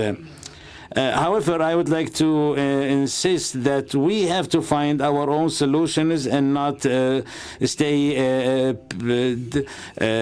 dependent to the Europeans and getting their own solutions, because that's not going to help us very much. Thank you very much. Yeah, for your patience, we are into deep into lunch. We now have 1, 2, 3, 4, 5, 6, 7 more. If each one can do 1 minute or less, we can at least be assured of breaking for lunch by 1:30. So please have mercy on us. When you debate, have mercy on us. We want to break for lunch. Honorable Fagnon. Merci beaucoup, Monsieur le Président. Thank you very much, Mr. President. I suggest that we have an African observatory on the subject of agriculture and climate change. I would like to draw the attention of everyone to the fact that climate justice interferes with compensation for Africans with African descendants. 300 billion by 2035. We have the opportunity to go to Brazil soon. I'd like to draw the attention of everyone to the strategy of our participation. How do we make sure that our participation has a positive impact? Thank you. I forgot to say, Honorable Sagres. Honorable Sagres. Yeah, Honorable Sagres, you said with all these meetings, we are not hearing of what has changed. This year in March, the UN Secretary General issued a statement saying, despite all that we have done, in effect, it's getting worse. Because they usually measure it by temperature, that the temperature keeps rising. And indeed, whatever we are doing, climate change is because we have induced higher temperatures in all our activities, production and the rest. So this carbon layer thing. But the truth is that the temperature which we need to go down is still rising. So there's no good news. And this year we are going for COP30, which means 30 times annually we have met, or sorry, 29 times annually we have met, but the results cannot be shown in terms of climate change. The climate keeps getting worse. Thank you. Honorable Cheniti Awatef, Tunisia. Thank you, Honorable Chair, and thanks to the Chair of the Committee on Agriculture, Honorable Saketa. His presentation was very important with many good recommendations that should be adopted. My intervention will be around some questions. How can we set up the Green Fund for the climate change? I would like to say as well that the countries who are causing this climate change, especially the United States, the Western countries, they have to work into exporting the clean energy to Africa. I would like to say that there must be accountability to those countries who are violating the rules concerning the climate change. Honorable Chair, there is an African Climate Change Summit. However, the Committee on Agriculture and Environment in the Pan-African Parliament is not aware of that summit. So I don't think it's possible for any summit to ignore the members of the Pan-African Parliament. If we are not united, the Westerners will use that point. Freedom is to be taken, not to be gifted. We have to work into building an Africa that's heard. We do believe that if we are united, we are strong. If we have the legal arm and the executive arm working together, that will push Africa into prosperity. Thank you. And I want to thank you for being very brief. Next is Honorable John Bones Bideri, Rwanda. Your Excellency, I have withdrawn my intervention. Much of what I wanted to say has been said. Thank you. I want to... That's very good, saving us time. Next, Honorable Suleiman Saho, the Gambia. Excellency, I just want to thank the Office of the Clerk and yourself for making that journey a journey, and though the challenges are there in the report, so we can all improve on it. Thank you. Thank you. And the last one will do even better. Last, Honorable Fantomata Njai, the Gambia. Thank you. Mr. President, my contribution is also going to be very short. They've recommended for PAP to be consistent in going, so I would want them to include women and the youth in this delegation, and I would also direct them to liaise with Climate Parliament. Climate Parliament, Mr. President, is a non-governmental organization that works with over 2,000 parliamentarians across 120 countries, and they work in climate financing. Thank you so much.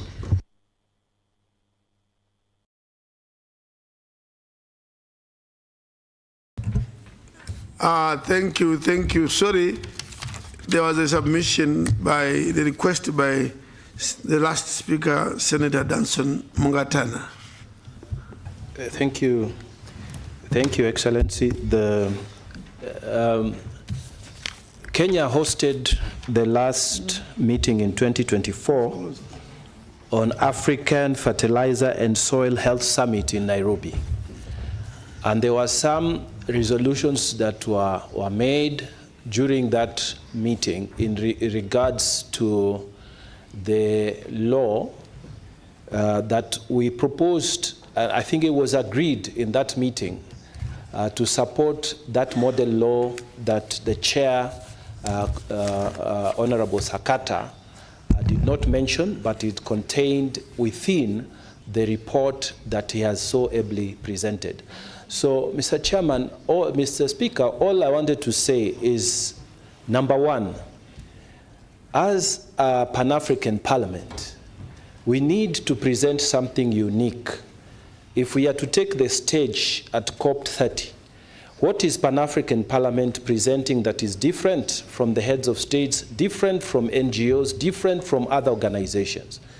I think we cannot stand and present lobbying for funds, because that is done by other organizations. But we have a unique opportunity for us to present on two issues. Number one, our legislative mandate.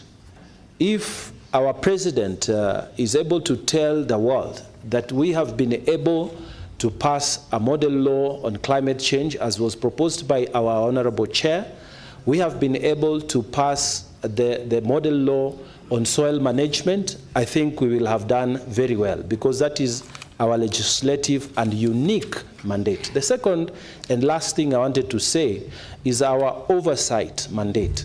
If our president can take the floor and tell the world that actually in Africa, despite the fact that the funds that we receive are not many, is not enough, but we have received some funds. And in our capacity as African Parliament, we have been able to carry out oversight on some of the funds that are released. Mr. President, if we are able to tell the world that these numbers of country, 1, 2, 3, 4, they have been able to receive these amounts of monies with regards to climate change, and we have been able to sit with them, either directly or through the commissioner who is in charge of agriculture at the AUC, His Excellency Moses Vilakati. And they have been able to tell us that the funds were received, this number of millions, and this is how they were spent. Honorable President, I sit down by making a small appeal that we have had the commissioner here, Bankole, who is in charge of security, come to us, and he has presented very well. We would also want, in terms of our role of oversight, to hear what steps are we doing in terms of climate change, what are we achieving in terms of climate change from the commissioner in charge of rural development, blue economy, and sustainable environment at the AUC, His Excellency Moses Vilakati. I thank you, Your Excellency. This brings us to the end of the list and all the requests. Honorable Chairperson, do you want to, you can respond from there briefly. Honorable Sakata, you can respond from that seat briefly. Honorable President. Honorable President, there were no questions as far as I know, but there were statements that allow us to enrich our report. I should like to take note of the fact that the request for a stronger team has been noted. The team that went to Baku consisted of several members of the committee and members of other committees as well. Concerning comments that have been made on meteorology and the creation of an African Observatory for Agriculture and Climate, the necessity of giving tangible results. Yes, that's true. We are actually presenting a specific report on an event that has already taken place. So this reflects what happened during that meeting, while we give recommendations to improve our future participation. In conclusion, Mr. President, concerning Honorable Senator Danton, we should like to say that the model law on soil will be heard tomorrow. We will speak about it again tomorrow if it is put on the agenda. We will make sure to integrate all the comments and recommendations to our report. Thank you, Mr. President. Yeah, thank you. All noted in the diversity of the delegation that it should not only be rural economy, it should include women and maybe, yeah. One important piece of information is we enlarge the PAP delegation if member states, the countries that sponsor us to PAP, agree also to fund your trip to COP. In that case, anyone who wants to go, come and register. Just say my country is ready to sponsor me, so can I be part of the delegation? That's not a problem. The problem are the resources that PAP will have no budget for bigger budget. So if through your own country you can approach your speaker or whoever, your Minister of Agriculture, and say, look, please, can you sponsor me?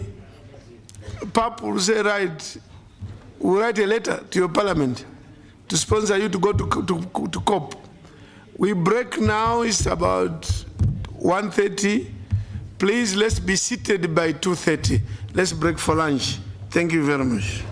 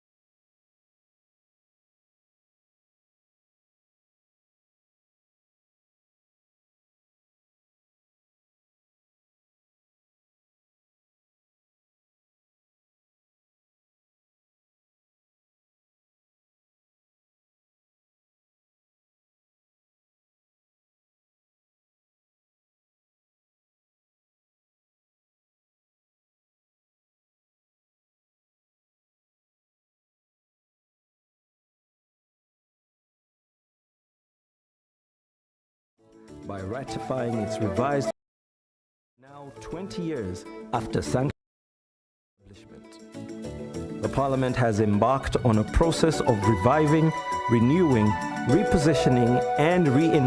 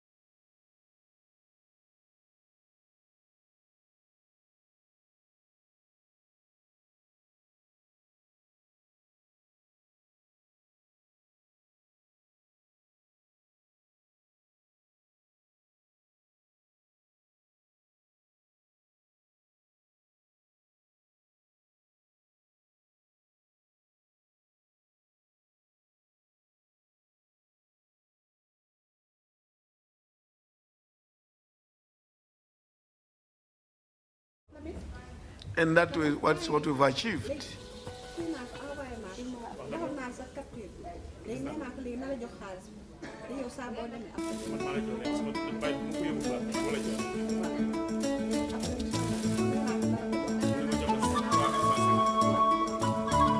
20 years ago, in March 2004, the Pan-African Parliament was established as a legislative body of the African Union with a vision of fostering unity, peace, and prosperity across the continent. Today, we celebrate 2 decades of its journey and achievements. The establishment of the Pan-African Parliament amongst the African Union organs signaled a historical milestone and perhaps the most important development in the strengthening of the African Union institutional architecture. It laid solid grounds for the democratic governance and oversight within the African Union system and provided a formal platform for the peoples of Africa to get involved in discussions and decision-making on issues affecting the continent. The genesis of the Pan-African Parliament can be legally traced back from 1991 with the adoption of the treaty establishing the African Economic Community, adopted on the 3rd of June 1991 in Abuja, also known as the Abuja Treaty. This treaty defined the pillars and grounds of realizing economic development and integration in Africa and called for the creation of a continental parliament amongst a set of organs.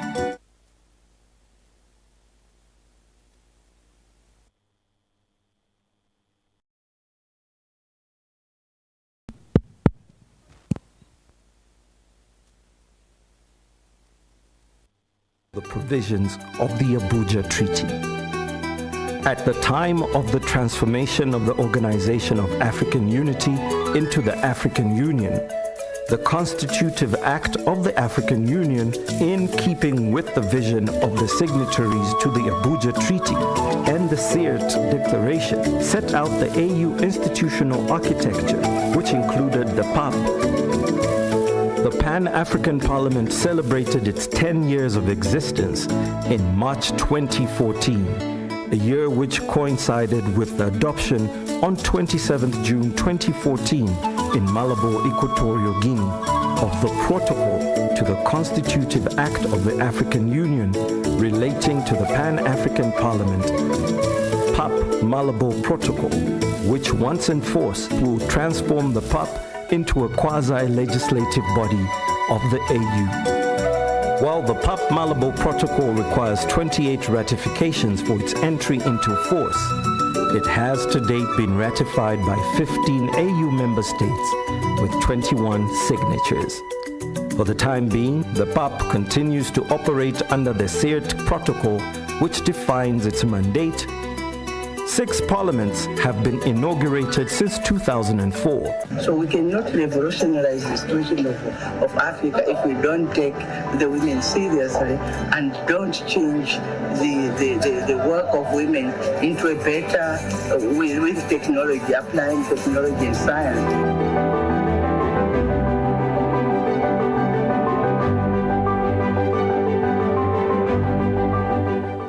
À ces effets, je sollicite la participation active et sans réserve des parlementaires nationaux, régionaux et panafricains à soutenir la position commune et unique de l'Afrique côté des gouvernements africains par l'enjeu n'est plus technique mais politique.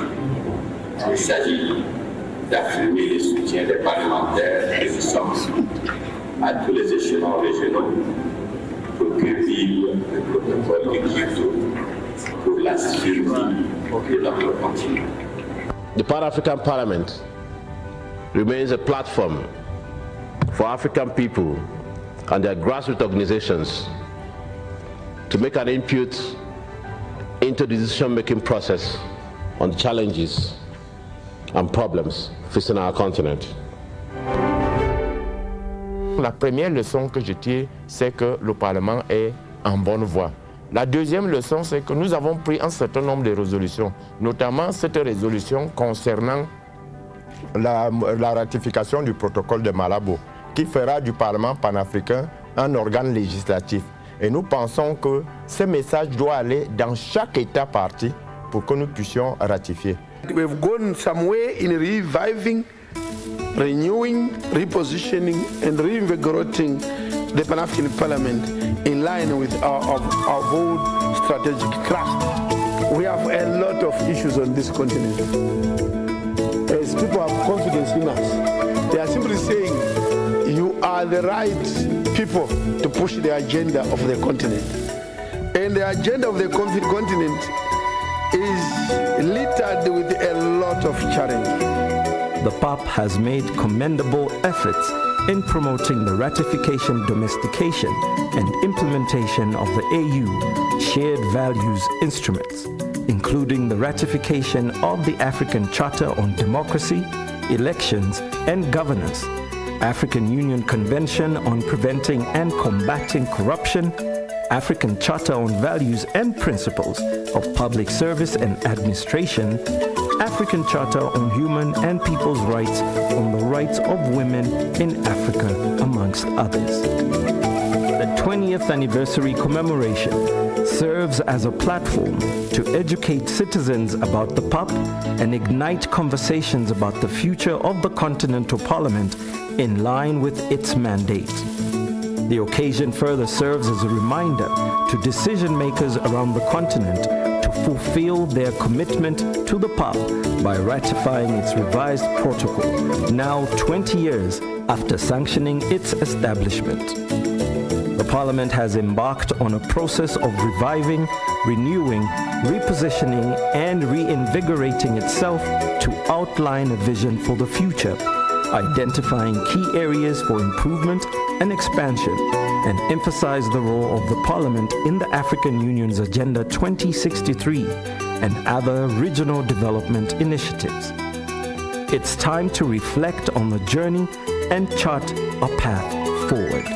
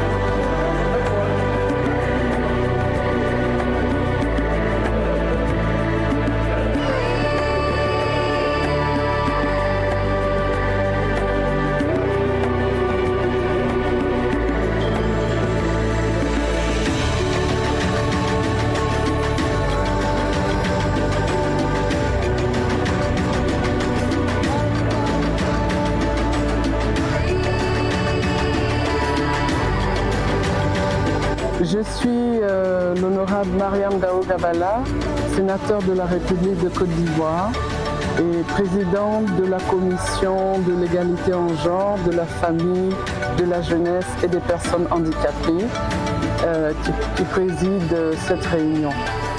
Cette réunion est une réunion technique de relecture du premier draft de la loi type sur l'égalité en genre en Afrique.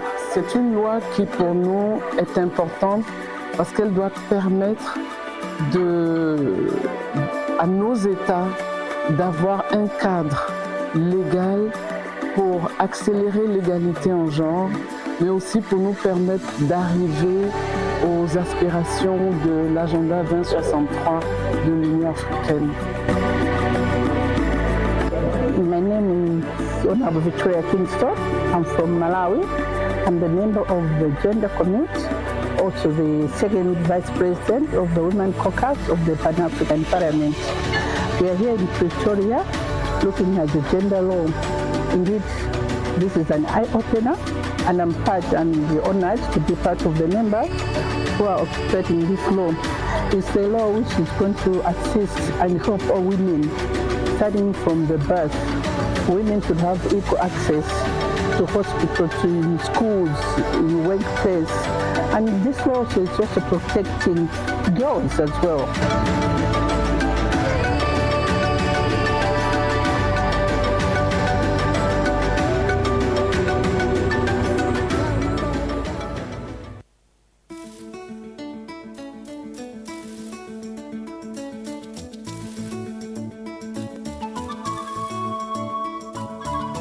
20 years ago, in March 2004, the Pan-African Parliament was established as a legislative body of the African Union with a vision of fostering unity, peace, and prosperity across the continent.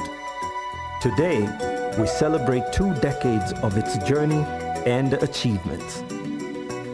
The establishment of the Pan-African Parliament amongst the African Union organs signaled a historical milestone and perhaps the most important development in the strengthening of the African Union institutional architecture.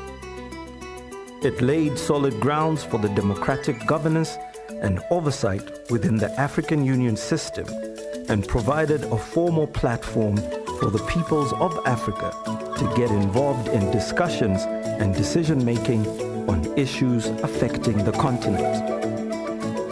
The genesis of the Pan-African Parliament can be legally traced back from 1991 with the adoption of the treaty establishing the African Economic Community, adopted on the 3rd of June 1991 in Abuja, also known as the Abuja Treaty.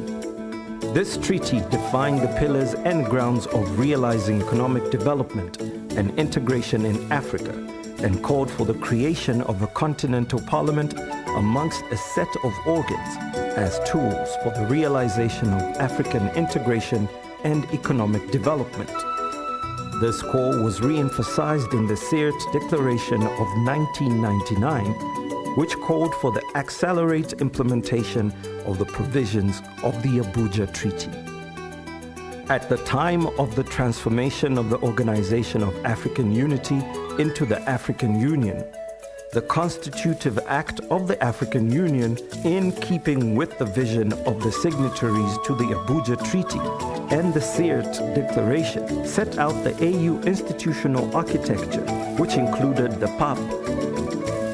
The Pan-African Parliament celebrated its 10 years of existence in March 2014, a year which coincided with the adoption on 27th June 2014 in Malabo, Equatorial Guinea, of the Protocol to the Constitutive Act of the African Union relating to the Pan-African Parliament, PAP Malabo Protocol, which once enforced will transform the PAP into a quasi-legislative body of the AU. While the PAP Malabo Protocol requires 28 ratifications for its entry into force, it has to date been ratified by 15 AU member states with 21 signatures.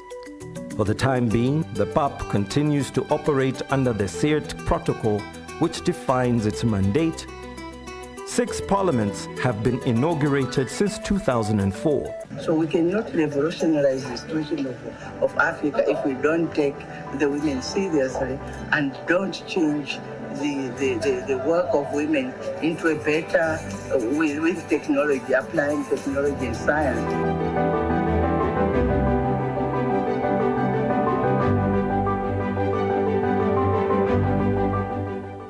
À cet effet, je sollicite la participation active et sans réserve des parlementaires nationaux, régionaux et panafricains à soutenir la position commune et unique de l'Afrique côté des gouvernements africains, car l'enjeu n'est plus technique, mais politique. Il s'agit d'affirmer le soutien des parlementaires que nous sommes à tous les échelons régionaux pour que vive le protocole de Kyoto pour la survie de notre continent. The Pan-African Parliament remains a platform for African people and their grassroots organizations to make an input into the decision-making process on the challenges and problems facing our continent. La première leçon que je tire, c'est que le Parlement est en bonne voie. La deuxième leçon, c'est que nous avons pris un certain nombre de résolutions, notamment cette résolution concernant la ratification du protocole de Malabo, qui fera du Parlement panafricain un organe législatif. Et nous pensons que ce message doit aller dans chaque État partie pour que nous puissions ratifier. We've gone some way in reviving, renewing, repositioning, and reinvigorating the Pan-African Parliament in line with our old strategic thrust. We have a lot of issues on this continent. As people have confidence in us, they are simply saying, you are the right people to push the agenda of the continent. And the agenda of the continent is littered with a lot of challenges.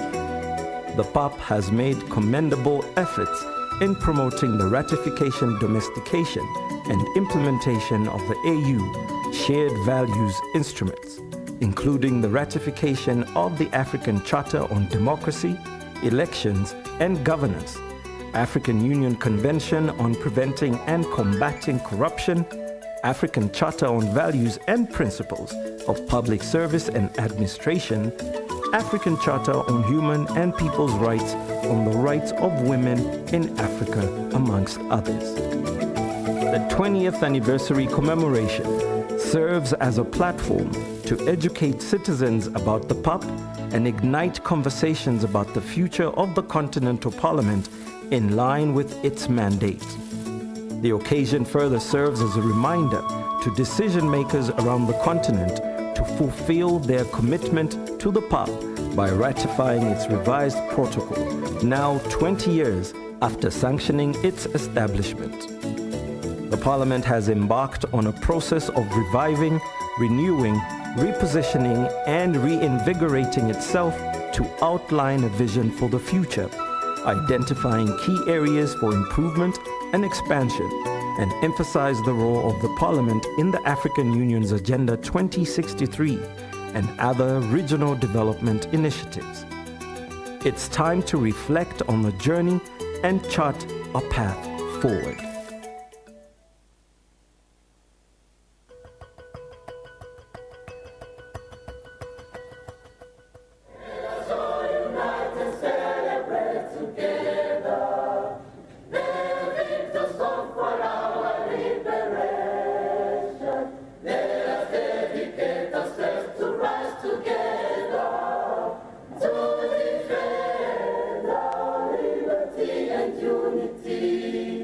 The Peace and Security Council, PSC, of the African Union, AU, and the Pan-African Parliament, PAP, held a consultative meeting from 17 to 18 July 2025 in Midrand, South Africa, at the headquarters of the Pan-African Parliament, under the theme, Enhancing Institutional Synergy and Collaboration for Sustainable Peace and Security in Africa. We are in this room to discuss to exchange, to engage, to interrogate issues of peace and security on this continent. The continent is faced with multiplicity of threats, including but not limited to terrorism and violent extremism, climate change, and constitutional changes of government, intra and interstate conflicts, transnational organized crimes, and cyber crimes. External interference has never been higher in many of our conflicts. Our major partners are shifting from support to humanitarian relief to the highest defense spending in history. As we enter the second year of the second 10-year implementation plan of the Agenda 2063, one wonders if we would make gains in terms of addressing some of the peace and security challenges in ensuring that we have a peaceful and secure Africa as exposed by Aspiration 4 of the Africa we want. Aspiration 4 of Agenda 2063 is a peaceful and secure Africa. This aspiration aims to achieve a continent free from armed conflict, terrorism, extremism, intolerance, and gender-based violence, with entrenched human rights, democracy, and the rule of law. It envisions a continent where mechanisms for conflict, prevention, and resolution are functional at all levels, and where a culture of peace and tolerance is nurtured. The inclusive political leadership, diplomacy, and technical expertise can move this continent further than we think within the framework of AU Agenda 2063. At the end of the second day joint consultative meeting, some of the resolutions agreed upon include the need to embrace African solutions to African problems, with the AU and member states leading to ensure ownership, use of local resources, and homegrown solutions. Stressed greater inclusion of the youth and women in conflict resolution, development, and economic empowerment programs. Called for stronger synergy between PAP and PSC to joint actions to promote democratic norms and improve governance.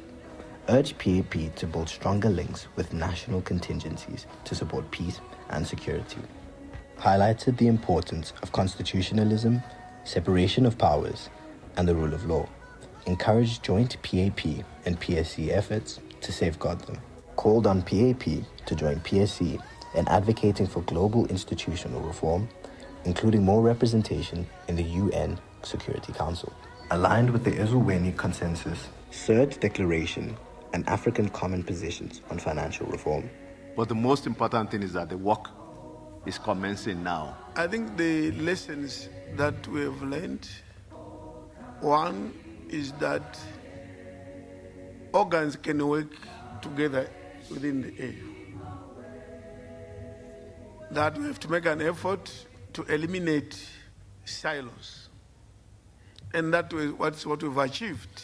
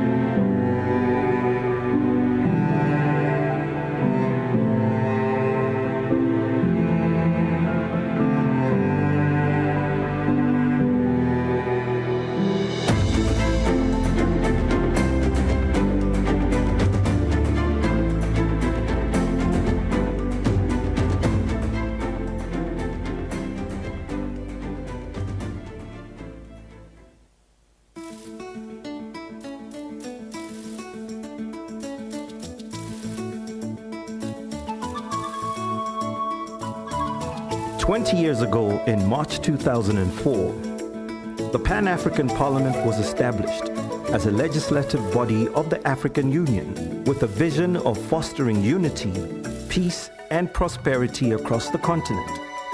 Today, we celebrate 2 decades of its journey and achievements.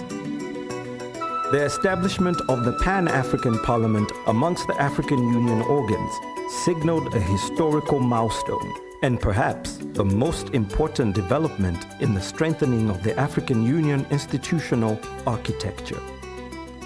It laid solid grounds for the democratic governance and oversight within the African Union system and provided a formal platform for the peoples of Africa to get involved in discussions and decision-making on issues affecting the continent.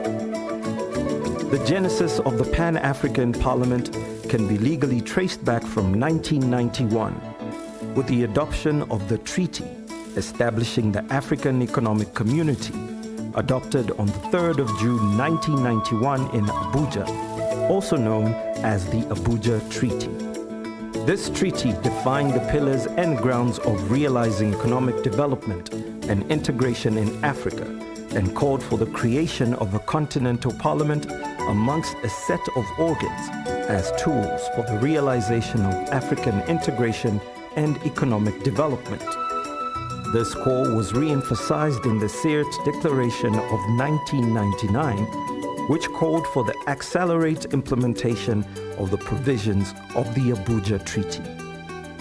At the time of the transformation of the Organization of African Unity into the African Union, the Constitutive Act of the African Union, in keeping with the vision of the signatories to the Abuja Treaty and the Sirte Declaration, set out the AU institutional architecture, which included the PAP. The Pan-African Parliament celebrated its 10 years of existence in March 2014, a year which coincided with the adoption on 27 June 2014 in Malabo, Equatorial Guinea, of the Protocol to the Constitutive Act of the African Union relating to the Pan-African Parliament, PAP Malabo Protocol, which once in force will transform the PAP into a quasi-legislative body of the AU.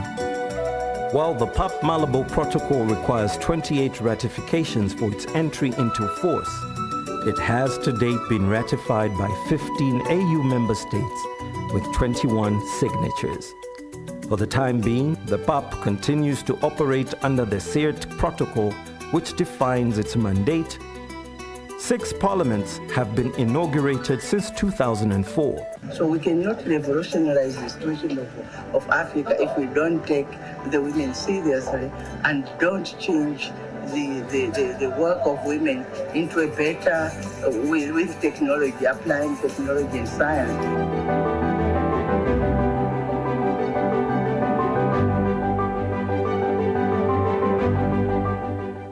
À cet effet, je sollicite la participation active et sans réserve des parlementaires nationaux, régionaux et panafricains à soutenir la position commune et unique de l'Afrique côté des gouvernements africains, car l'enjeu n'est plus technique, mais politique.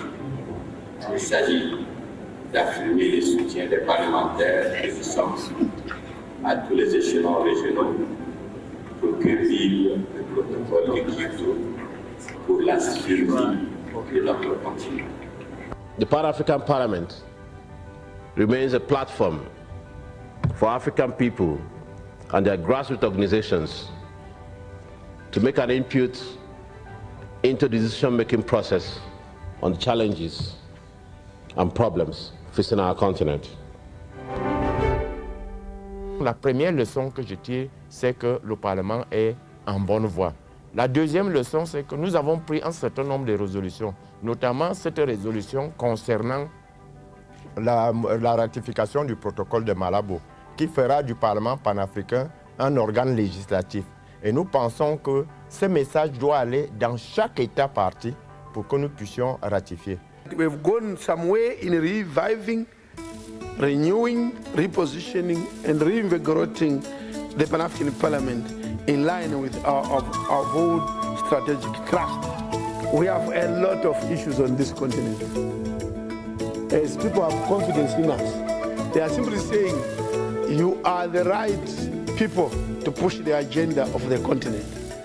And the agenda of the continent is littered with a lot of challenges. The PAP has made commendable efforts in promoting the ratification, domestication, and implementation of the AU Shared Values Instruments, including the ratification of the African Charter on Democracy, Elections, and Governance, African Union Convention on Preventing and Combating Corruption, African Charter on Values and Principles of Public Service and Administration, African Charter on Human and People's Rights on the Rights of Women in Africa, amongst others. The 20th anniversary commemoration serves as a platform to educate citizens about the PAP and ignite conversations about the future of the Continental Parliament in line with its mandate.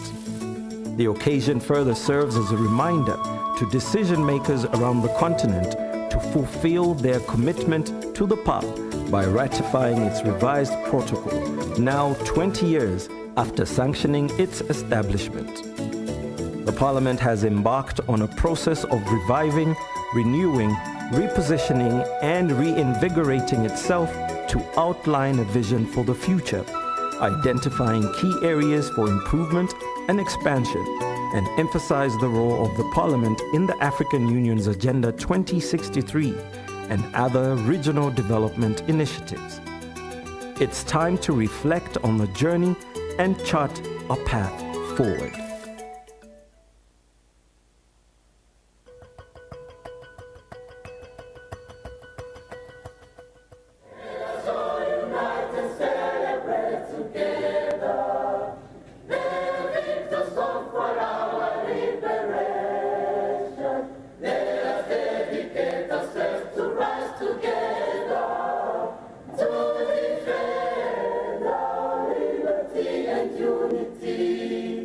The Peace and Security Council, PSC, of the African Union, AU, and the Pan-African Parliament, PAP, held a consultative meeting from 17 to 18 July 2025 in Midrand, South Africa, at the headquarters of the Pan-African Parliament, under the theme, Enhancing Institutional Synergy and Collaboration for Sustainable Peace and Security in Africa.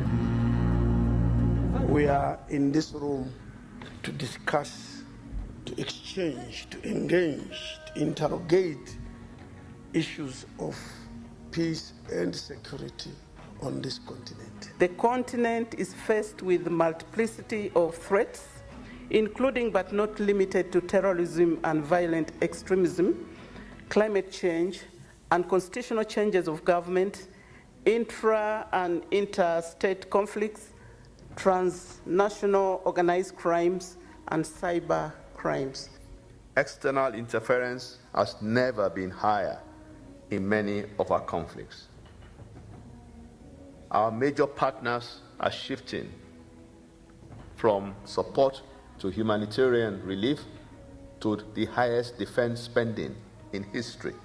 As we enter the second year of the second 10-year implementation plan of the Agenda 2063, one wonders if we will make gains in terms of addressing some of the peace and security challenges in ensuring that we have a peaceful and secure Africa, as exposed by Aspiration 4 of the Africa we want.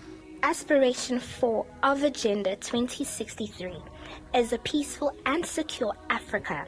This aspiration aims to achieve a continent free from armed conflict, terrorism, extremism, intolerance, and gender-based violence, with entrenched human rights, democracy, and the rule of law. It envisions a continent where mechanisms for conflict, prevention, and resolution are functional at all levels, and where a culture of peace and tolerance is nurtured. The inclusive political leadership, diplomacy, and technical expertise can move this continent further than we think within the framework of AU Agenda 2063. At the end of the second day joint consultative meeting, some of the resolutions agreed upon include the need to embrace African solutions to African problems, with the AU and member states leading to ensure ownership, use of local resources, and homegrown solutions. Stressed greater inclusion of the youth and women in conflict resolution, development, and economic empowerment programs. Called for stronger synergy between PAP and PSC through joint actions to promote democratic norms and improve governance. Urged PAP to build stronger links with national contingencies to support peace and security.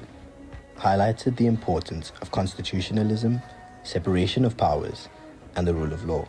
Encouraged joint PAP and PSC efforts to safeguard them. Called on PAP to join PSC in advocating for global institutional reform, including more representation in the UN Security Council. Aligned with the Ezulweni Consensus, Third Declaration, and African Common Positions on Financial Reform. But the most important thing is that the work is commencing now. I think the lessons that we have learned, one is that organs can work together within the AU. That we have to make an effort to eliminate silos. And that's what we've achieved.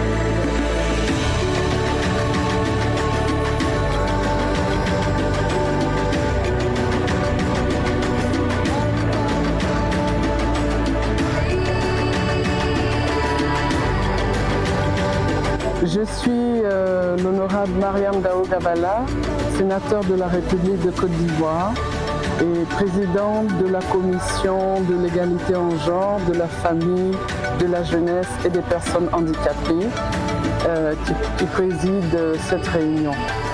Cette réunion est une réunion technique de relecture du premier draft de la loi type sur l'égalité en genre en Afrique. C'est une loi qui pour nous est importante parce qu'elle doit permettre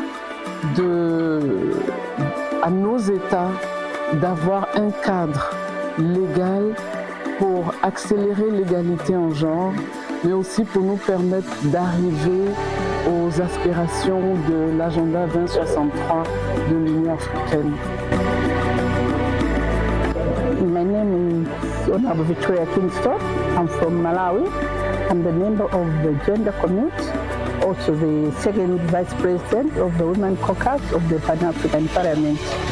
We are here in Pretoria looking at the gender law.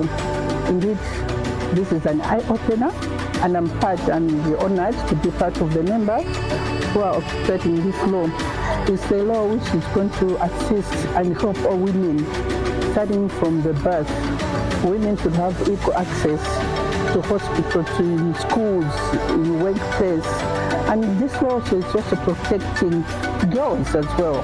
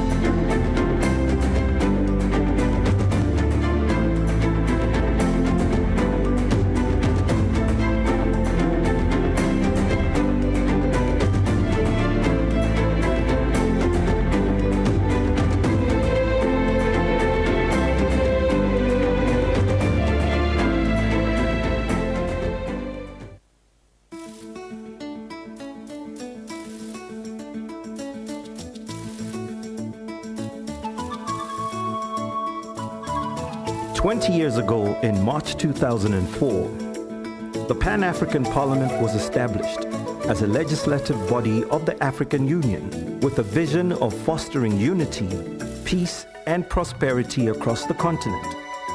Today, we celebrate 2 decades of its journey and achievements. The establishment of the Pan-African Parliament amongst the African Union organs signaled a historical milestone and perhaps the most important development in the strengthening of the African Union institutional architecture. It laid solid grounds for the democratic governance and oversight within the African Union system and provided a formal platform for the peoples of Africa to get involved in discussions and decision-making on issues affecting the continent. The genesis of the Pan-African Parliament can be legally traced back from 1991 with the adoption of the treaty establishing the African Economic Community, adopted on the 3rd of June 1991 in Abuja, also known as the Abuja Treaty. This treaty defined the pillars and grounds of realizing economic development and integration in Africa and called for the creation of a continental parliament amongst a set of organs as tools for the realization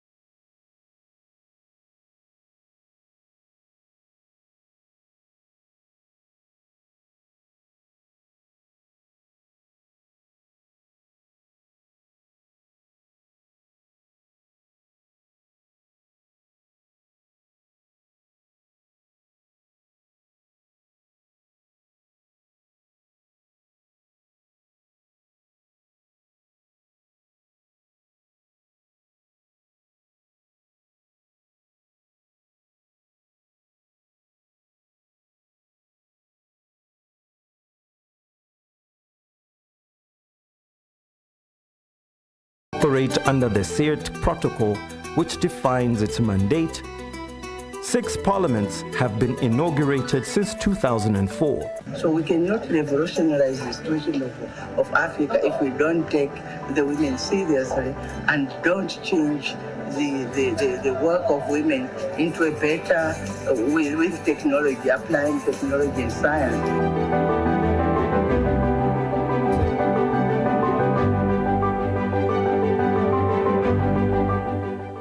À cet effet, je sollicite la participation active et sans réserve des parlementaires nationaux, régionaux et panafricains à soutenir la position commune et unique de l'Afrique côté des gouvernements africains, car l'enjeu n'est plus technique, mais politique. Il s'agit d'affirmer le soutien des parlementaires que nous sommes à tous les échelons régionaux pour que vive le protocole de Kyoto pour la survie de notre continent. The Pan-African Parliament remains a platform for African people and their grassroots organizations to make an input into the decision-making process on the challenges and problems facing our continent. La première leçon que je tire, c'est que le Parlement est en bonne voie. La deuxième leçon, c'est que nous avons pris un certain nombre de résolutions, notamment cette résolution concernant la ratification du protocole de Malabo, qui fera du Parlement panafricain un organe législatif. Et nous pensons que ce message doit aller dans chaque État partie pour que nous puissions ratifier. We've gone some way in reviving, renewing, repositioning, and reinvigorating the Pan-African Parliament in line with our bold strategic thrust. We have a lot of issues on this continent. As people have confidence in us, they are simply saying, you are the right people to push the agenda of the continent. And the agenda of the continent is littered with a lot of challenges. The PAP has made commendable efforts in promoting the ratification, domestication, and implementation of the AU Shared Values Instruments, including the ratification of the African Charter on Democracy, Elections, and Governance, African Union Convention on Preventing and Combating Corruption, African Charter on Values and Principles of Public Service and Administration, African Charter on Human and People's Rights on the Rights of Women in Africa, amongst others. The 20th anniversary commemoration serves as a platform to educate citizens about the PAP and ignite conversations about the future of the Continental Parliament in line with its mandate. The occasion further serves as a reminder to decision makers around the continent to fulfill their commitment to the PAP by ratifying its revised protocol, now 20 years after sanctioning its establishment. The Parliament has embarked on a process of reviving, renewing, repositioning, and reinvigorating itself to outline a vision for the future, identifying key areas for improvement and expansion, and emphasize the role of the Parliament in the African Union's Agenda 2063 and other regional development initiatives. It's time to reflect on the journey and chart a path forward.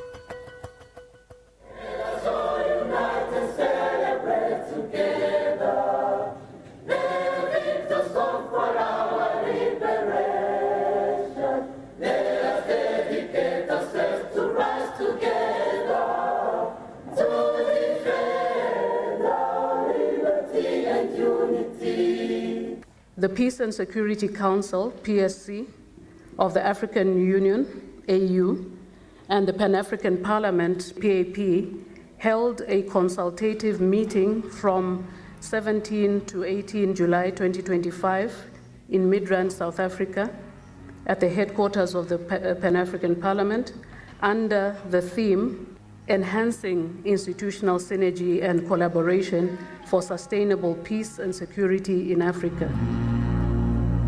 We are in this room to discuss, to exchange, to engage, to interrogate issues of peace and security on this continent. The continent is faced with multiplicity of threats, including but not limited to terrorism and violent extremism, climate change, unconstitutional changes of government, intra and interstate conflicts, transnational organized crimes, and cyber crimes.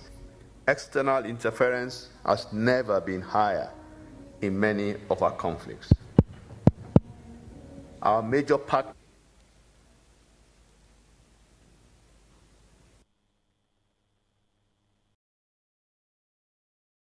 Honorable members, Honorable Madam Vice President,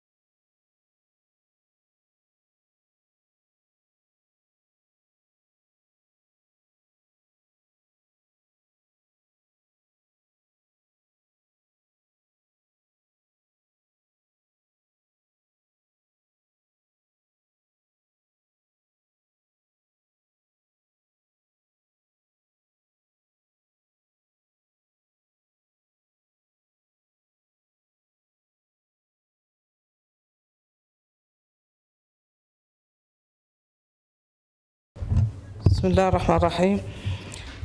God, most gracious, most merciful, could you please take your seats?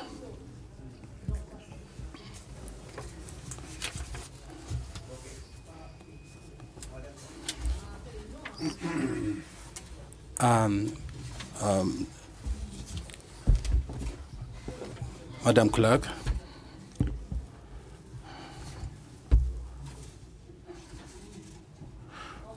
Honorable Clerk of Parliament,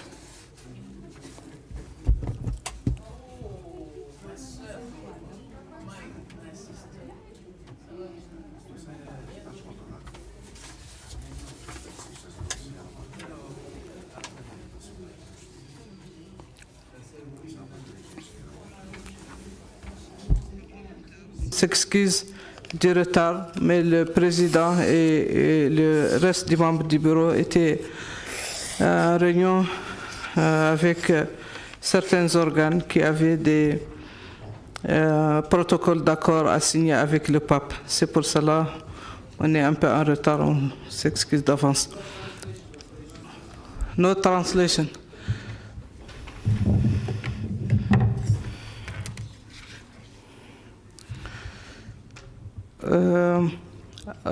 La traduction en français, s'il vous plaît. Interpretation into French, please.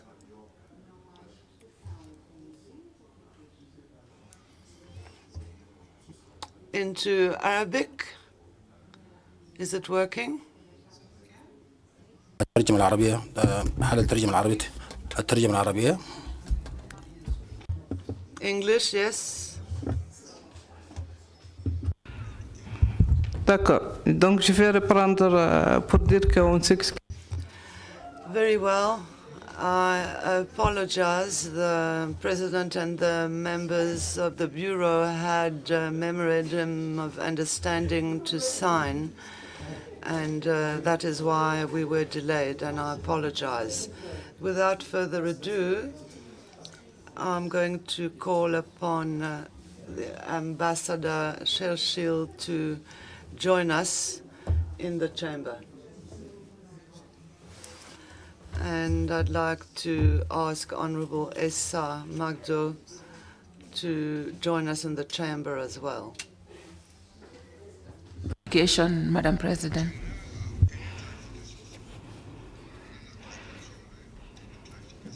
Qui demande la parole? Fatoumata Angambi.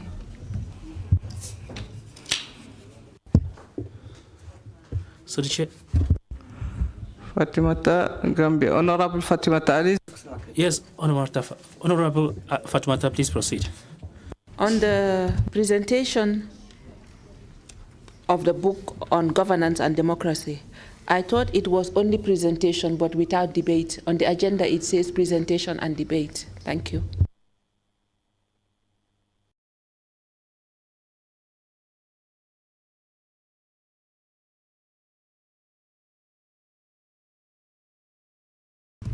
Well, David, all what we are presenting here is followed by a Q&A, so I don't see the difference.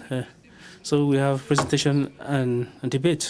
And debate means that there will be questions put to the presenter, and the presenter will provide clarifications regarding what was put to them as questions or make any relevant comments. Thank you, Honorable.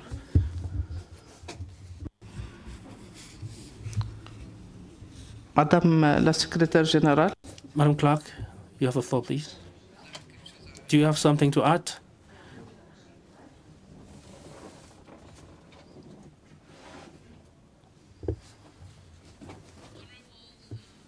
President, the item for noting and for presentation noting and questions and answers is presentation and debates on the book on governance and democracy in Africa entitled New Wine in Old Calabashes. The presenter is His Excellency Ambassador Churchill Ewumbe Monono, who is an ambassador and resident representative of the Republic of Cameroon to the African Union based in Addis Ababa.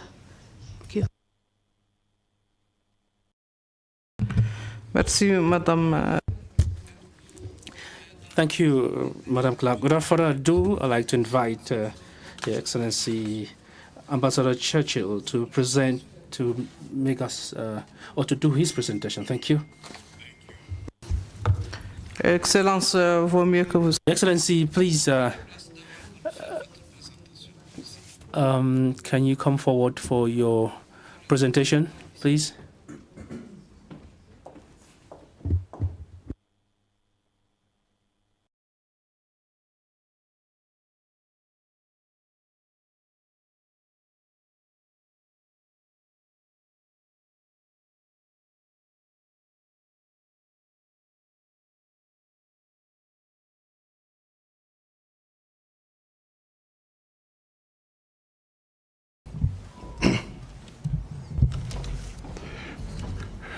Thank you, the Right Honorable Speaker of the Pan-African Parliament, Chief Fortune Sharumbira, honorable members of the Pan-African Parliament, Excellencies here present, the Clerk of the Pan-African Parliament, Dr. Lindiwa Kumalu, invited guests, ladies and gentlemen. Let me begin by thanking the Honorable Chief Fortune Charumbira for his kind invitation to present my new book, New Wine in Old African Calabashes, to this august assembly of the honorable men and women of Africa. It is quite a privilege and an honor, and I'm grateful. In fact, since the first copies of the book saw the light of day, there have been 3 pre-launch presentations. The first was during the PSC outreach meeting with the African diaspora communities at the Jackson School of Global Affairs in Yale University on the 16th of October 2024. The second was during the PSC induction meeting in Arusha in March 2025. This third presentation is very significant because it gives me an opportunity to address the African people through their representatives. As stated by the African leaders during their tribute to the OAU in Durban on the 10th of July 2002, to ensure the involvement of our people and the civil society organizations in the activities of the Union, we recommit ourselves to the early establishment of the Pan-African Parliament and the Economic, Social and Cultural Council, ECOSOC, as envisaged in the Constitutive Act of our Union. This engagement with the representatives of the African people is an essential part of the Pan-African Parliament's function of popularization of the activities of the AU and its organs, and in ensuring the organization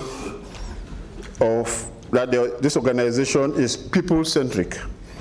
Discussing the central organ of the OAU mechanism, the AU Peace and Security Council, and the Pan-African Parliament is in many ways my own story with the living Pan-Africanism in Addis Ababa. In effect, I was first introduced to the OAU mechanism in Accra, Ghana, in April 1994 during a seminar on conflict management, shortly after its creation. But I had the opportunity to be acquainted with the organization,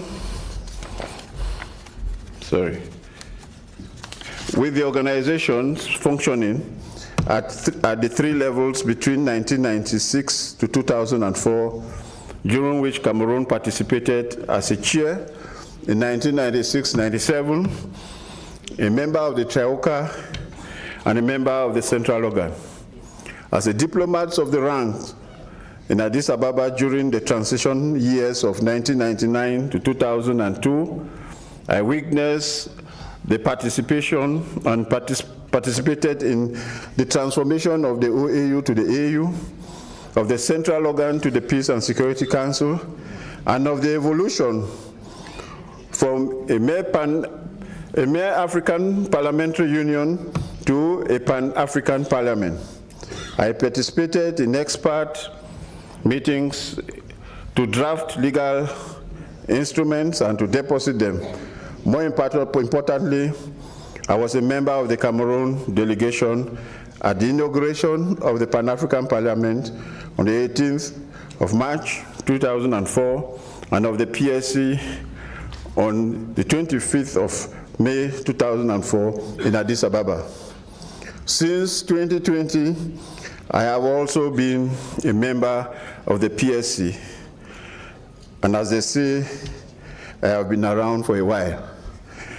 My presentation today will therefore be structured around four articulations. One, the outline of the book.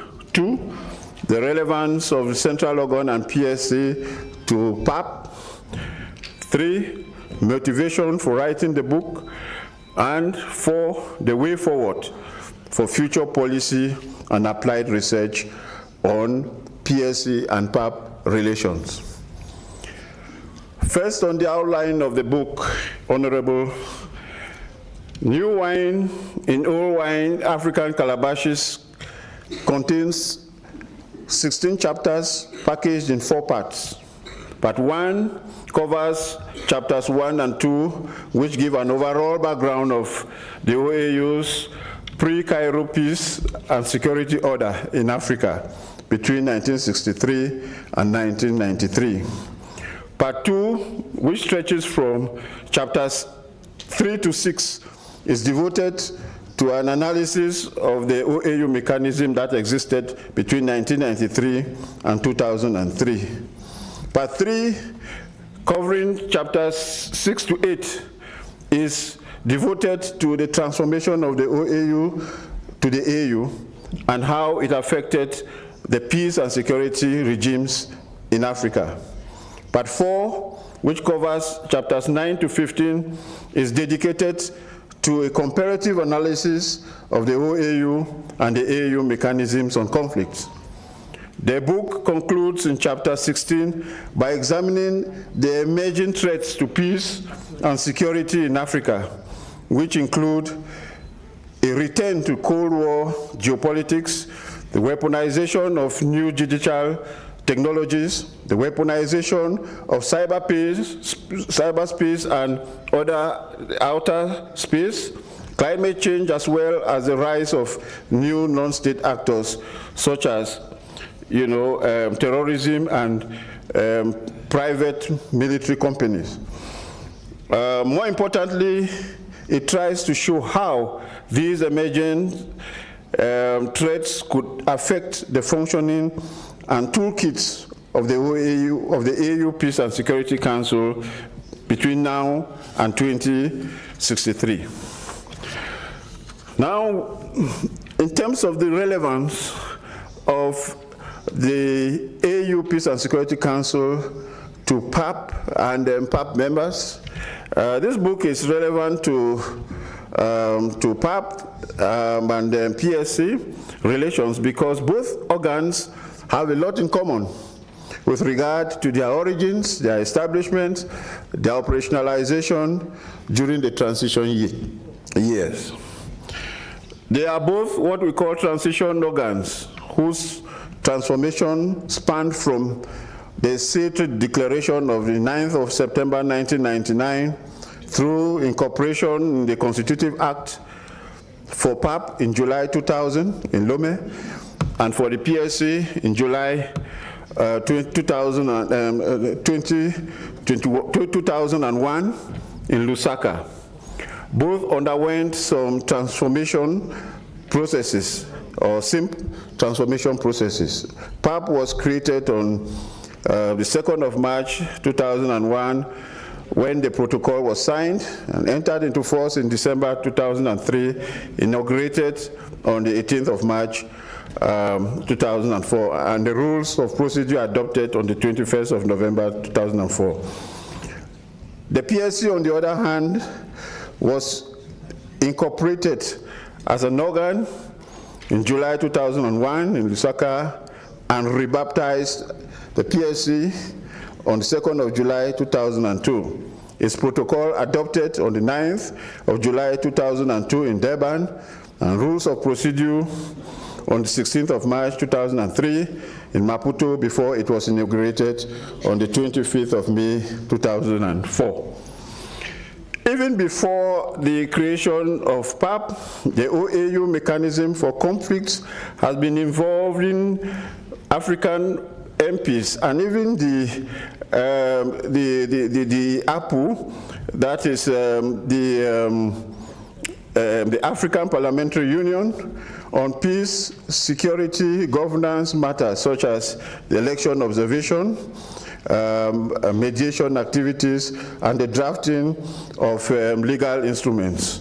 There is the important meeting of the 12th to the 17th of April 2000 to draft the Constitutive Act, where legal experts participated directly with African members of Parliament.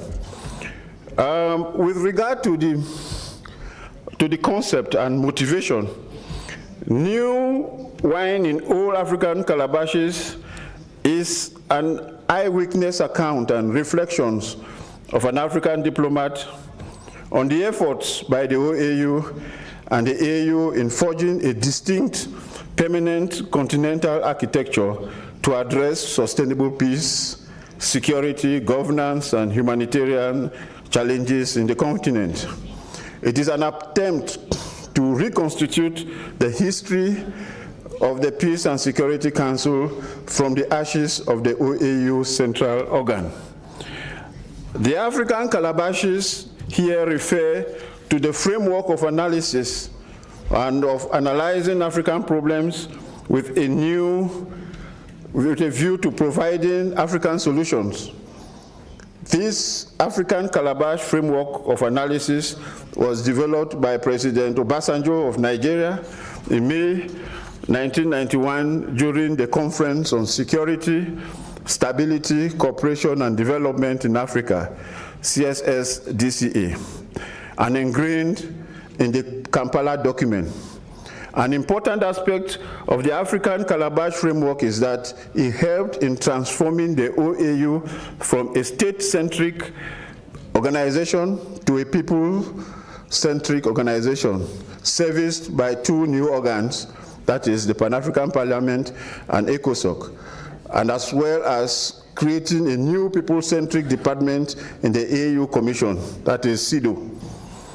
The main motivation for writing this book came during the debates on the celebration of the 20th anniversary of the AU Peace and Security Council between the 2004 and 2024.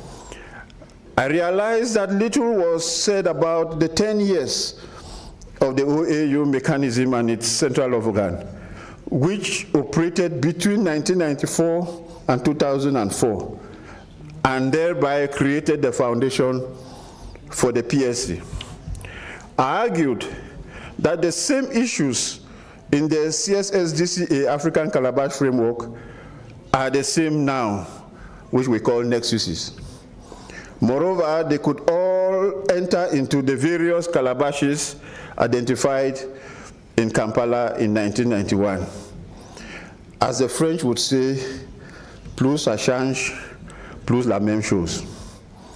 It is essentially new wine in all African calabashes. The African condition has remained the same, both under the central organ and under the PSC. The mistake we will be making is to discard our original framework of analysis to attempt to reinvent the wheel. It was therefore wishful thinking when in May 2002 African ambassadors met in Cape Town and resolved that the PSC shall take stock of and list in sequential order the items handled by the central organ. The PSC would then meet and decide on which unfinished businesses of the central organ to inherit. The truth is that all the items handled by the central organ have remained unfinished businesses. Some conflicts the PSC inherited are still there. Unconstitutional changes of government are still there. Terrorism is still there, and the list continues. Because although the wine is new, the African Calabashes are old. The second motivation to write this book was to pay homage to Dr. Salim Ahmed Salim, who transformed the peace and security architecture in Africa between 1989 and 2000. From a collection of ad hoc mechanisms to a permanent mechanism in the form of the central organ, on which the current APSA and AGA frameworks are built. During the 20th anniversary of the PSC, little was said about Dr. Salim, the main architect of the present peace and security order, even when some of the celebrations took place in Dar es Salaam. Thirdly, the study is intended to serve as an institutional memory of the Addis Ababa processes for the past 30 years through analysis of the key players, eyewitness accounts of anecdotes, and the generation of data. In this way, it could serve as a reference book for policy practitioners and researchers on the African Union. Now, the future. The study is not only about the past, of the AU peace and security and governance architectures, it is also about the future of the PSC in the face of new security threats in the continent that were addressed adequately in the African Calabash, that were not addressed adequately in the African Calabash framework as earlier outlined in Chapter 16. These new persistent challenges may affect the framework of analysis on peace, security, and governance in the continent. This will beg for the need to think out of the box of African Calabashes. It may also require that PAP and PSC redefine their working methods, cooperation relations, and institutional frameworks, including thematic committees and working groups. It is in this light that I applaud the inaugural joint consultative meeting between the PSC and PAP here in Midrand on 17 to 18 July 2025 on enhancing institutional synergy and collaboration for sustainable peace and security in Africa. The meeting consecrated the PSC partnership policy with PAP, encapsulated in the press statements of the 22nd of August 2008 and November 2012, as well as the PSC communique of 30th of June 2003 on the need to institutionalize and regularize the partnership between both AU organs. In conclusion, like they say, good wine needs no bush, like this new wine in old African calabashes. If the preface of the AU Commissioner for Political Affairs, Peace and Security, His Excellency Ambassador Bankole Adeoye, is something to go by, then the book is worth savouring. The same applies to the opinions engraved in the post-face blobs by scholars and practitioners such as Dr. Sajo Ba of the AU Conflict Prevention Department, Dr. Andrew Atta Asamoah of the ISS, and Ambassador Ahmed Abdelatif of the Triple CPA in Cairo. Be it as it may, the taste of the pudding, as they say, is in the eating. That is why I invite you all, the honorable men and women of Africa, to grab a copy of this new wine in old African calabashes, to taste, to savour, and to recommend others who have the taste to know more about the African condition from an African perspective. I thank you for your kind attention, and I thank you for your invitation.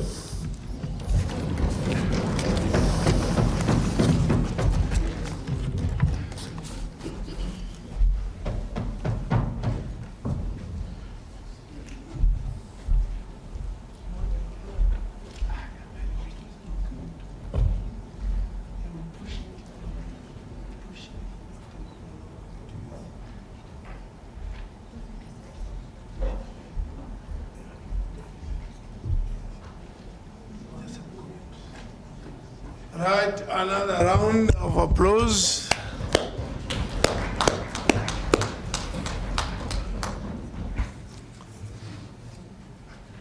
Right, I don't think the papers to register for those who want to comment, I don't think they were circulated yet. Right, so we can invite 4 or 5 comments on the, I know you haven't read the book, but on the way the presentation went, and then, yeah.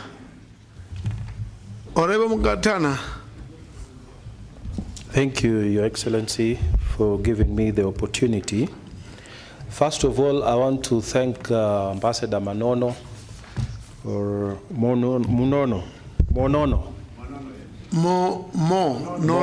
Thank you very much for this book. For those of us who are interested in academics, it would be good to hear what has happened in the history of Africa.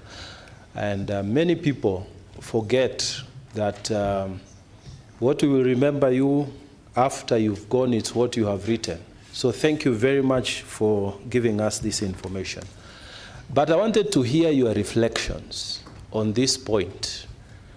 Africa, most problems that occur is during election times. Elections, and we have had our own experience in Kenya and other countries. Elections are very divisive. And you will find that after elections, there are people who do not accept the results of the elections. And I think currently in Africa, we are having several, but what comes to mind is the case of Mozambique. And what I thought, and I want to hear your views on this.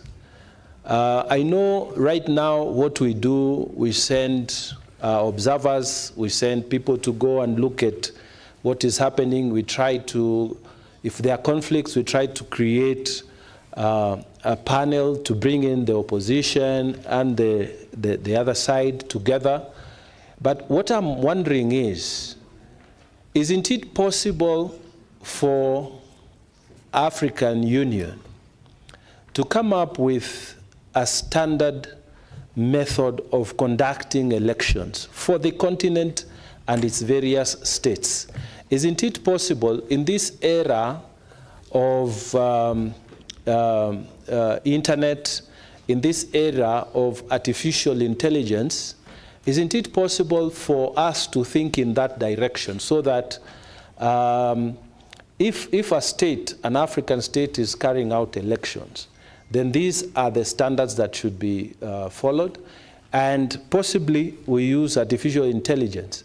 I know that India is the largest democracy in the world, and they have applied tools. They have applied effectively. They have used technology very effectively to manage their elections. In India, the elections are carried out today. By the end of the day, some of the states already know their results. And the following day, the people get to know who is the new prime minister and who are the new bosses in the various provinces.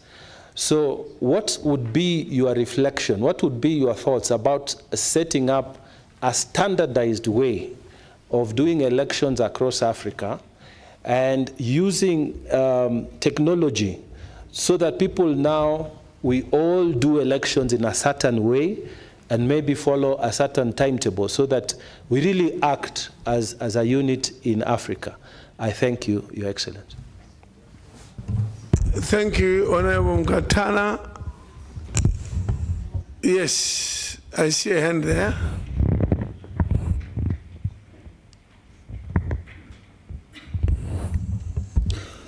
I guess it's me, Mr. President? Yes. Okay. Thank you very much, Mr. President, and I'd like to thank... Oh, it's Honorable Kantuntu. Yes, Mr. President. Thank you. Welcome. I could be dressed like I'm from West Africa, but... thank you very much, Mr. President. And I'd like to thank the ambassador for the presentation. As you were presenting, in my mind, I was also writing a book, in my mind. And the title would be Old Wine in New Calabashes, the exact opposite of your title. And why am I saying this, Ambassador? In 2002, 32 African countries came together in Addis Ababa and founded the Organization of African Unity with a mission. And that mission was independence and decolonization. As we talk now, that mission was achieved. In AU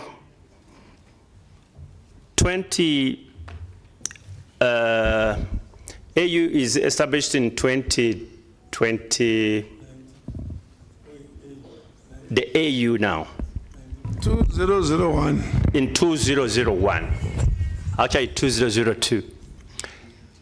Ambassador, what was the mission of the African Union? 1 was integration, 2 was peace, and 3 was the development. Let us put ourselves to test and see whether the African Union has achieved this mission. As we talk now, Ambassador, 7 countries in the last 6 years have had military coups. As we talk now, countries like the Democratic Republic of Congo, countries like Sudan, they are still shooting at each other. There are wars. Where is the progress which the AU has made within these years since the foundation of the African Union? And we're really looking at changing names, many institutions, many organs, and yet we still have the same old wine in New Calabashes. I thank you. Thank you. It is just from the floor. You raise your hand. Honorable Fagnon. Merci beaucoup, Monsieur le Président. Thank you very much, Mr. President, dear colleagues. My gratitude to Ambassador Monono.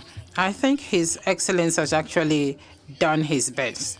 For me, new wine in Old Calabashes is just to conclude the ratification of the protocol establishing the Pan-African Parliament, because everything is there.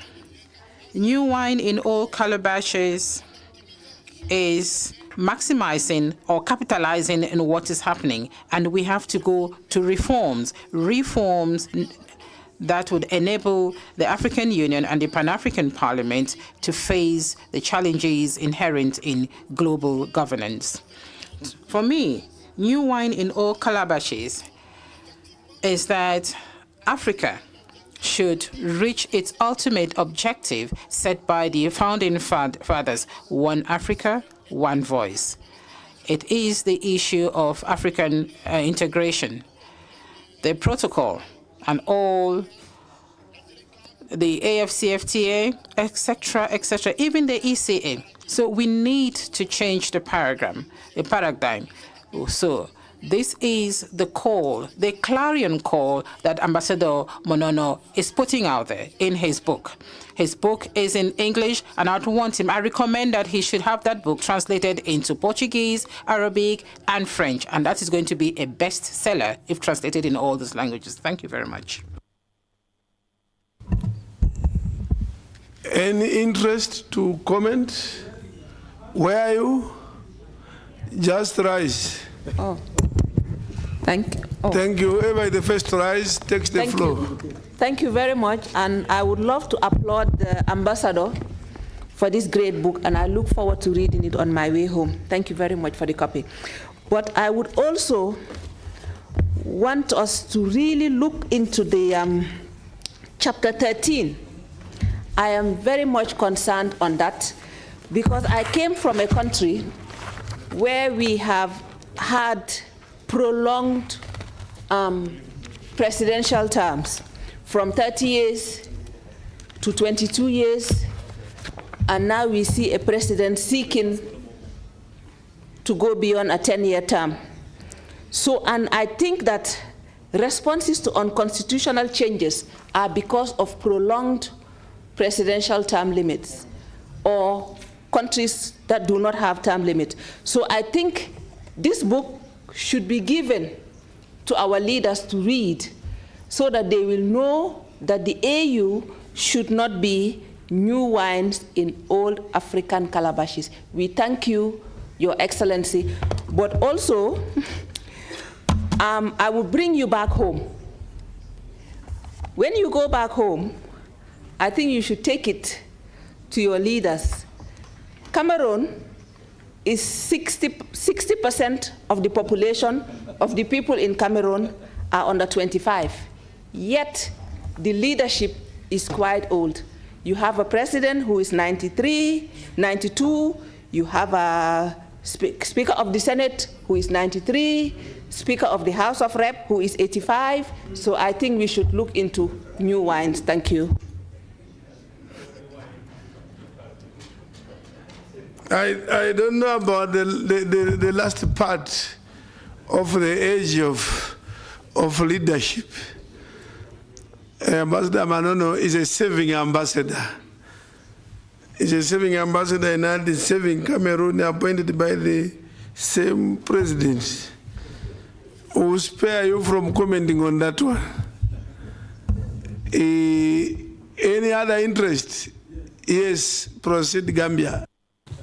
Yes, thank you very much, Honorable President. I also want to thank the ambassador for the presentation on this very important chapter of our history.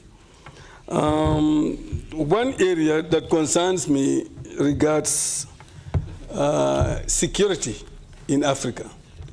We are very concerned that you have external forces that would come and attack African countries, do whatever they want to do, just because they have the power. But Africa would not react to dispel those attacks. There was a period when an idea, a project of some sort with regards to a standby force for Africa. I want to ask the ambassador from his research what actually come out of that project. What happened to that project? That would be interesting for me to hear from you. Thank you for the time. Yes, thank you, Your Excellency. I will be very brief. Proceed. And I think we have to thank Ambassador for this historic landmark. This book will have a long way to help us as parliamentarians, stakeholders, and the future, the youths of this continent. It reminds me of a book written by one of our diplomats, Sambu Kasama, who was one time working with AU.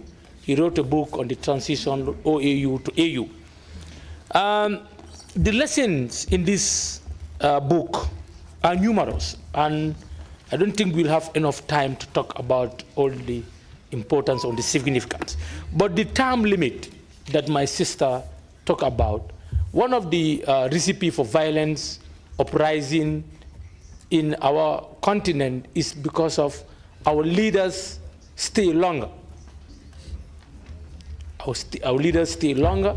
And for example, Gambia, since our independence from 1965 to date, we are having the constitutional second president.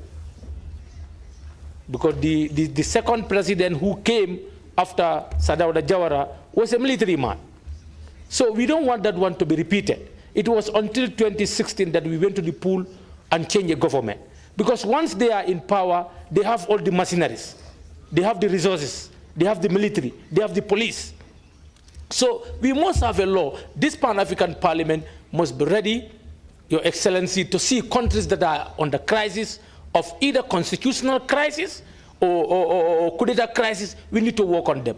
The leaders must respect the term that we have in our national laws. If there is any, if there is none, we need to put it in. So I think this book will guide us to make sure that Africa will use a new path to democracy, a new path to freedom, new path to political participation. We thank you. Thank you. Thank you, Honorable President, and thank you to the Ambassador for the book. I haven't read the book yet, Mr. President, but I believe it underscores the need to reform outdated institutions so as to accommodate modern democratic aspirations, advocating for solutions rooted in African realities. Honorable President, I believe that after most African countries got their independence, the one thing that they did not do right was to cling on to Western democracy. And we have assumed that multi-party democracy is a one-size-fits-all. Hence, most of the problems that occur in our respective African countries. And I would like to hear the comment from the ambassador on what he has to say about the role that is played by traditional institutions in promoting democracy in the African continent. Recently, Honorable President, we saw here in South Africa there was a Liberation Movement Summit where I don't know whether traditional institutions were invited to be part of that summit, considering the fact that most of these liberation movements, Honorable President, were founded with the assistance of traditional institutions, your chiefs, your monarchies, that is the kings, and those that are part of royal families. How then have they been excluded from such a summit? And just in general, what the ambassador's opinion is when it comes to traditional institutions playing the leading role in issues of governance. Thank you, Honorable President. I think one day we'll debate this one, very important issue. Liberation movements, liberating whose country? In South Africa, a few people may know that the ANC itself, the first leader of the ANC was the Chief Luthuli. The ANC was led by a chief in fighting against colonialism. In Zimbabwe, Chief Tangwena. Chief Tangwena is the one who walked our former President Mugabe to cross from Zimbabwe into Mozambique to wage a war against the British colonialists. And the chief stayed there until independence, and he was then appointed into parliament in honor. When he died, declared national hero. And we can go on and on and on. But thank you very much for that input. I think we are done now. Yes, Honorable Tony.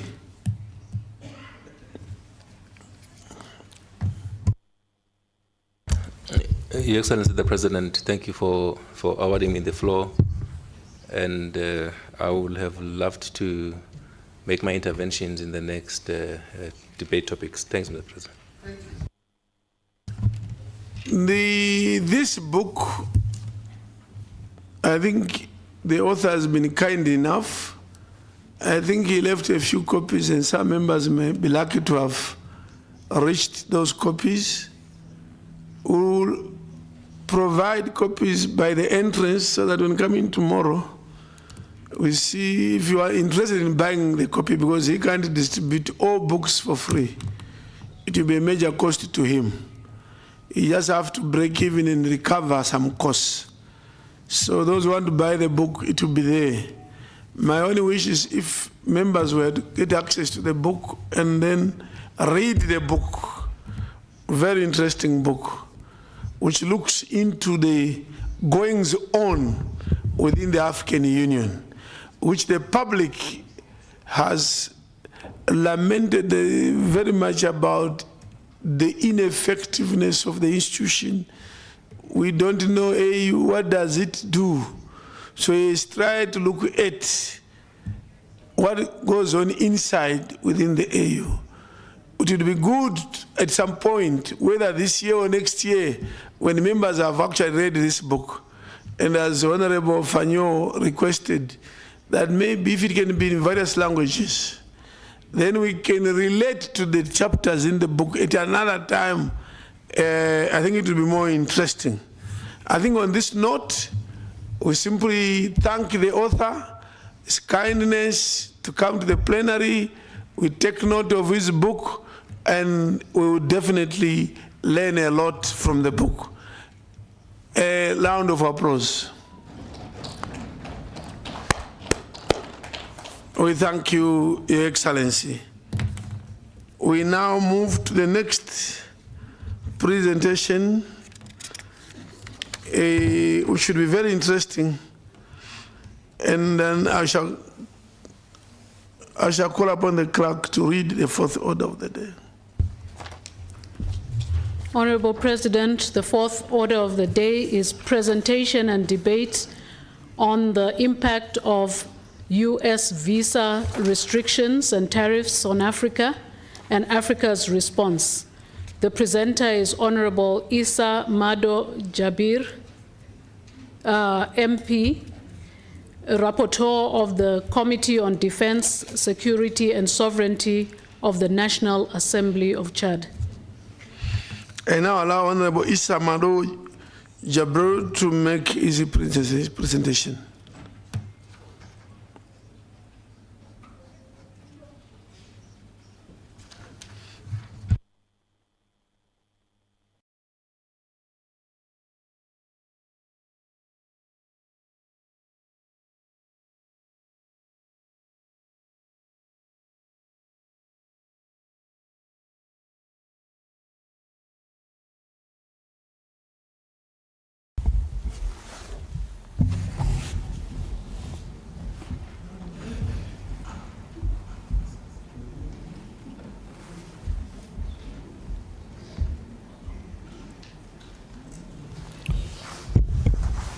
Merci, Monsieur le Président. Thank you, Mr. President, for giving me the floor.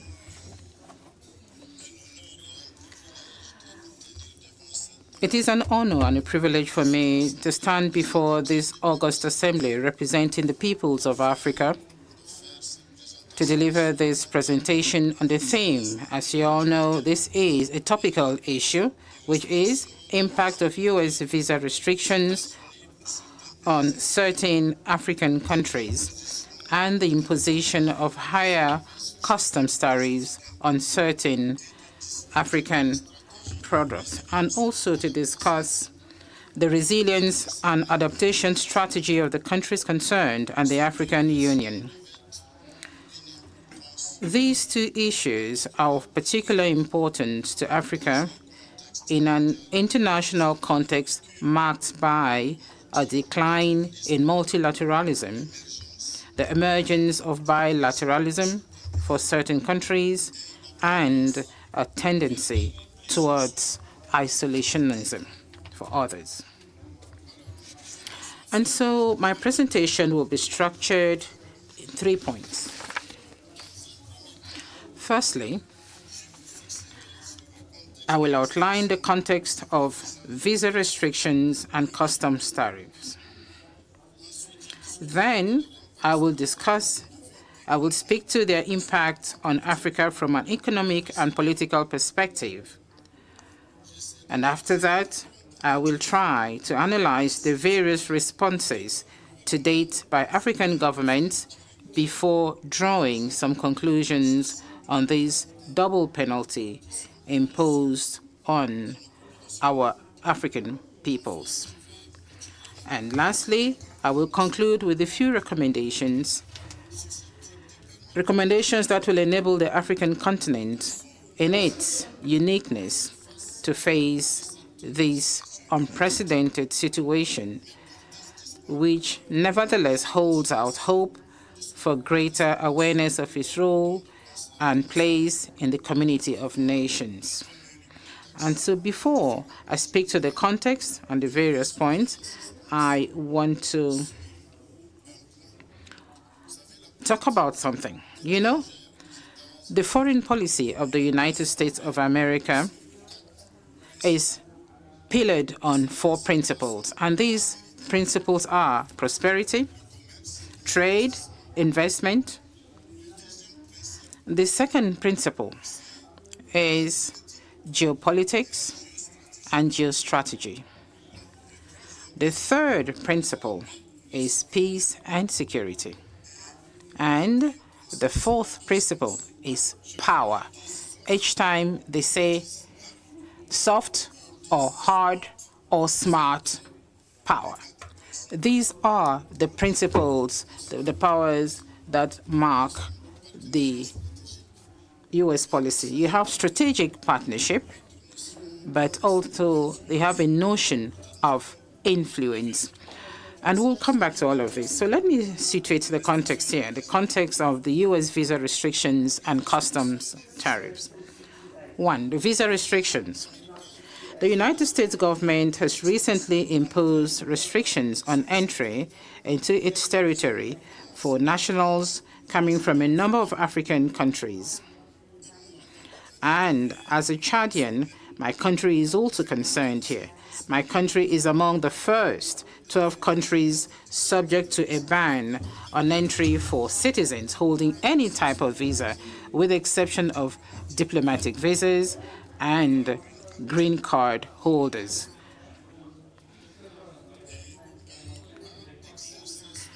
My country has exercised its right of reciprocity by applying the same restrictions to United States citizens.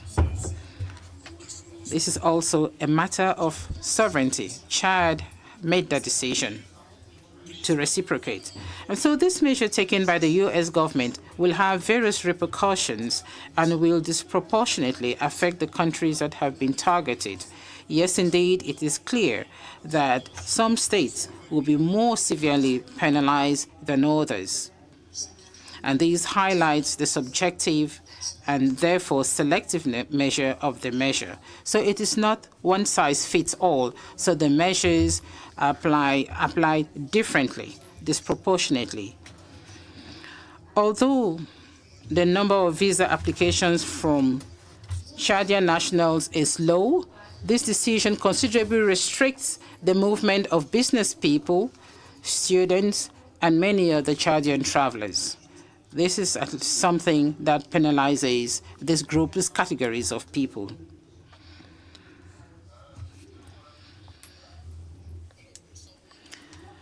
And so we all know that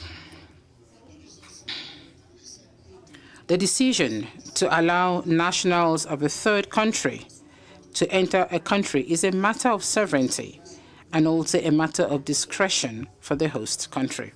Furthermore, we also know that since the attacks on the Twin Towers, and everybody knows this, the Twin Towers in September 2001, and the war on terror declared by Washington thereafter, the United States has become a favorite target for terrorist groups. Furthermore, the recent waves of illegal African immigration via Latin America that have swept across the United States from Africa have led the Americans to tighten border controls and make immigration laws more stringent. Drastic measures have been put in place upstream to better filter the movement of non-Americans and downstream to turn back illegal migrants from American territory. Despite the restrictive nature of these measures and the movement of persons, the African countries concerned could seek the cooperation and expertise of the American partner in order to address the concerns and problems raised. And this is the case today. You know, some countries have actually started negotiating individually and collectively with the United States, but we have not yet arrived at anything conclusive. This means that everything ends with negotiations. The American government has often raised the issue of unreliability of travel documents issued by certain African countries, which fuels the flow of illegal migrants, including suspicious or dangerous individuals. And such remarks from such an important bilateral and multilateral partner deserve greater attention from our governments. They also raise the issue of the governance of the institutions responsible for issuing travel documents. And so it is in the same vein that 60 years after the creation of the Organization of African Unity, the OAU, And 25 years after the advent of the African Union, AU, many of our states are struggling to apply the rule of free movement of people. And you all know this. Among us, when I look at the central region, for instance, I take West Africa as well, movement of persons. There is no free movement of persons. There is no integration, so to speak. So among ourselves, when I was leaving Jamina to Midrand, where this meeting, where the Pan-African Parliament is seated, I needed a visa to travel here. So which means that there is some background work that has to be done here in Africa. We have to say these things. We have to call a spade a spade. There is work to be done in Africa. So those who will be most penalized by the U.S. restrictions are business people, students who are looking for better opportunities, young people seeking better opportunities that they cannot find at home, particularly in the area of education and work. So we should not be scared of words. Let's not mince words. There is a strong correlation between corruption, administrative malpractice, and the quality of travel documents, identity documents, and other administrative documents. This state of affairs needs to be seriously addressed in order to enable Africa to grow in credibility and, of course, in security. Now, in relation to customs tariffs, the United States government has also raised customs tariff on various African imports. These tariffs are often imposed on key primary products such as cotton, cocoa, and other raw materials. Tariffs are trade barriers because they directly affect competitiveness in the United States market, thereby reducing Africa's access to one of the world's largest markets for African products. With regard to Chad, the United States government imposes a 13% tax on all imports. However, the impact of this measure remains limited given the low level of trade between Chad and the United States of America. It is not as high as it is in other countries. In 2024, according to the United Nations Comtrade database, the United States exported $59.9 million worth of goods to Chad, mainly manufactured products, while imports amounted to $80.8 million, mainly oil and gum arabic. With the departure of ExxonMobil from Chad in 2022 and the development of economic and trade relations between Chad and Asian countries, notably China, India, and even Turkey, Chad has greatly diversified its economic partnerships to offer new opportunities to its businessmen and women, thereby reducing its dependence on trade relations with the United States of America. In the year 2000, the United States government signed the African Growth and Opportunity Act, AGOA, which you all know about. It is an agreement exempting African imports to the United States from customs, duties, and taxes. The agreement actually stipulated that zero customs duties and taxes on more than 1,800 African products entering the United States, a measure that allowed full and free access for exports from Africa to the world's largest economy. This was a major boost that Africa so badly needed to make trade the driving force of its development. But now the question that comes to mind today: what have African countries done with the customs and tax breaks that the United States granted them for a quarter of a century to boost their economies? 25 years. This is a question that we should ask, and we are called upon as Africans to ask that question. Despite this generosity, very few African countries have been able to take advantage of the opportunities that the United States has granted African countries to industrialize. On the contrary, Africans have flooded the United States with raw materials. That's all. It is regrettable that these countries have not been able to industrialize themselves and process their products locally in order to create jobs and build sustainable wealth. Now, talking about the impact on Africa very quickly. The impact of protectionist measures will be economic, social, and political in nature. From an economic perspective, these measures lead to a reduction in African exports, particularly customs tariffs, a reduction in foreign investment, particularly visa restrictions, and a disruption to international trade. Politically, these measures are causing diplomatic tensions that hinder cooperation and growing inequalities that exacerbate social and economic disparities. Visa restrictions are hindering the development of talent because our young people today can no longer travel to the United States to take advantage of the educational system there and even to take advantage of the technological development there.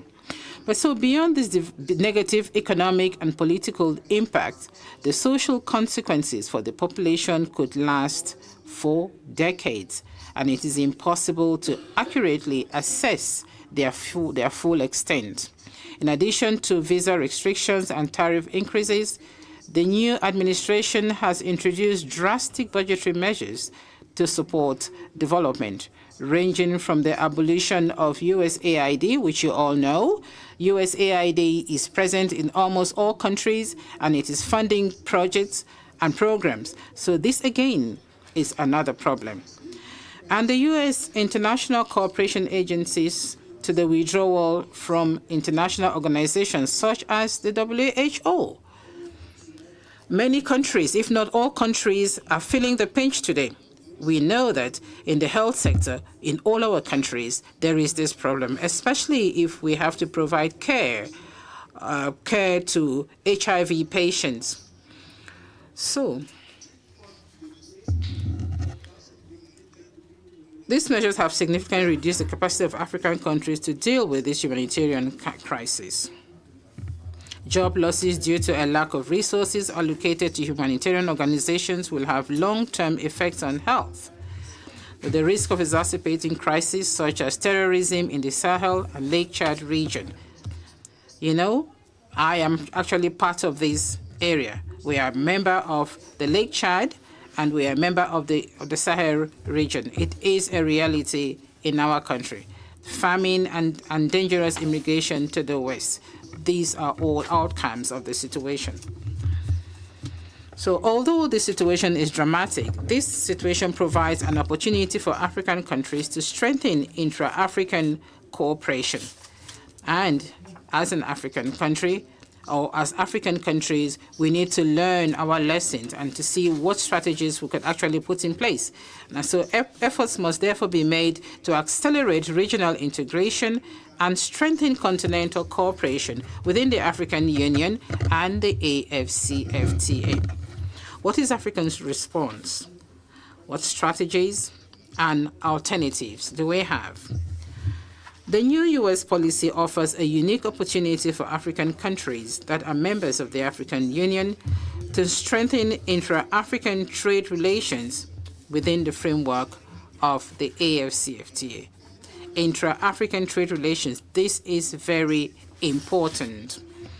Also, promoting intra-African trade will also create enormous employment opportunities for young people and will be a powerful lever for economic growth in African countries. It will strengthen regional balances and contribute to the diversification of South-South trade partnerships and bilateral and multilateral agreements. Finally, African countries must seize this opportunity to lay solid foundations for improving internal competitiveness by promoting local value chains and strengthening economic governance, which will enable them to derive maximum benefit from their resources. The comparative advantage of the African countries is their young, dynamic population seeking a better future. Paradoxical as it may seem, this is my conclusion, the tariff advantages of AGOA, and this I think you all know about it. The tariff advantages of AGOA have not led to a transformation of African economies over the past 25 years, and trade has not been a driver of continental transformation. And so in this context, it is highly likely that the increase in new tariffs will have a minor impact on the economies of most of the countries concerned. The rigidity of certain economies, their archaic nature, and their inability to evolve to meet the quality requirements of competitive norms and standards have been the greatest handicap to African economic growth. The international market has strict norms and standards that constitute non-tariff barriers, which have excluded and will continue to marginalize many small producers from competitiveness. So, whether or not the U.S. government imposes or lifts tariff on certain products, the result will remain virtually the same as long as there is no real awareness at the African continental level. For trade to be a powerful lever for development, there must be an environment and climate conducive to its flourishing. And so this is the situation in Africa. The AFCFTA, implemented or established 6 years ago to promote intra-African trade, continues to struggle. To boost trade between Africa and the rest of the world, more than just slogans are needed. Quality infrastructure and the mobility of goods and people are essential. That is what we need. The new international order is one of less aid and more trade. The era of charity and philanthropy is over. So it is the era of business now. By way of recommendations, I would say that in a world where multilateralism is in decline, free trade has become an illusion. Priority must be given to regionalization of trade, diversification of raw materials, and the relocation of certain production and value chains. And so, we must position ourselves correctly. 1, promote a well-trained and healthy workforce. China has become the world's workshop. That is an example, thanks to its well-trained and cheap labor force. We also have to promote know-how and innovation to ensure competitiveness. We have to improve the business climate and environment to be attractive and competitive. These two are quite important. Fight corruption, high taxation, and weak regulatory frameworks. Strengthen upstream and downstream capacities. We have to transform products to add value, build high-quality roads that are passable in all seasons, create a stable political environment, because that is not what we see today in most of our African countries. Then we also have to create a financial market capable of supporting businessmen and women, promote socio-professional structures to improve supply. So, ladies and gentlemen,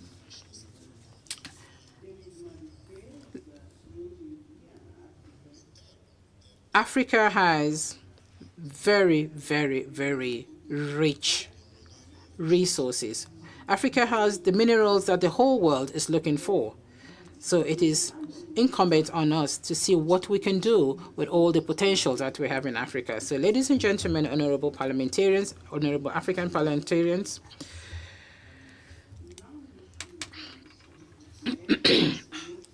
our challenge is not that of visa restrictions or an increase in customs tariffs. No. Our problem is in the deficit of our vision and the political will to free ourselves from all these chains. And this requires vision and determination. We should stop being spectators of a global economy which is on the fast lane and which does not forgive latecomers. So as like I was saying before, we have to change our paradigm, and that's why I'm talking about awakening, our reawakening. So these recommendations aim to ensure that Africa can mitigate the impact of U.S. visa and tariff restrictions while strengthening its intra-African relations and creating a stronger and more competitive internal economic environment. In order to conquer other markets, we Africans must have or simply give ourselves the means to achieve our ambitions. We should produce more, produce better, transform our products, and place them on a competitive international market where quality makes the difference. To change the face of the world, Africa must be bold and stop relying on incantations and victimization. Africa's response must be African. Thank you for your valuable attention. Thank you very, very, very much, Mr. Presenter.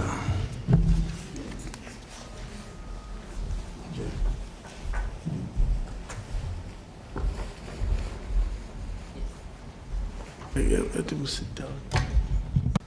Another round of applause. There we have two presentations that are related. This one is on tariffs, a bit of FCTA trade. We have a trade committee chaired by Honorable Bideri, chairperson of the presentation. So this is followed by Honorable John Bideri. Please come forward and present.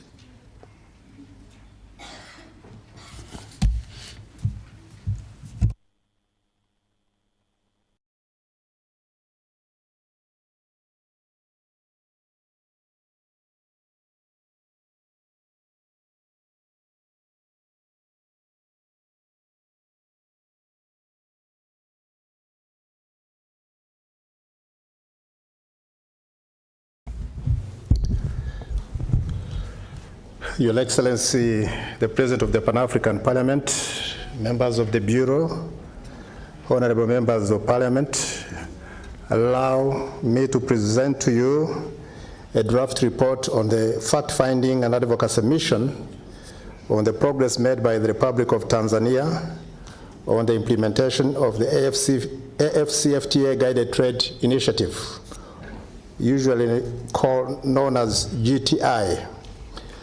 My presentation will be basically a summary of the draft report so that I don't take a lot of time.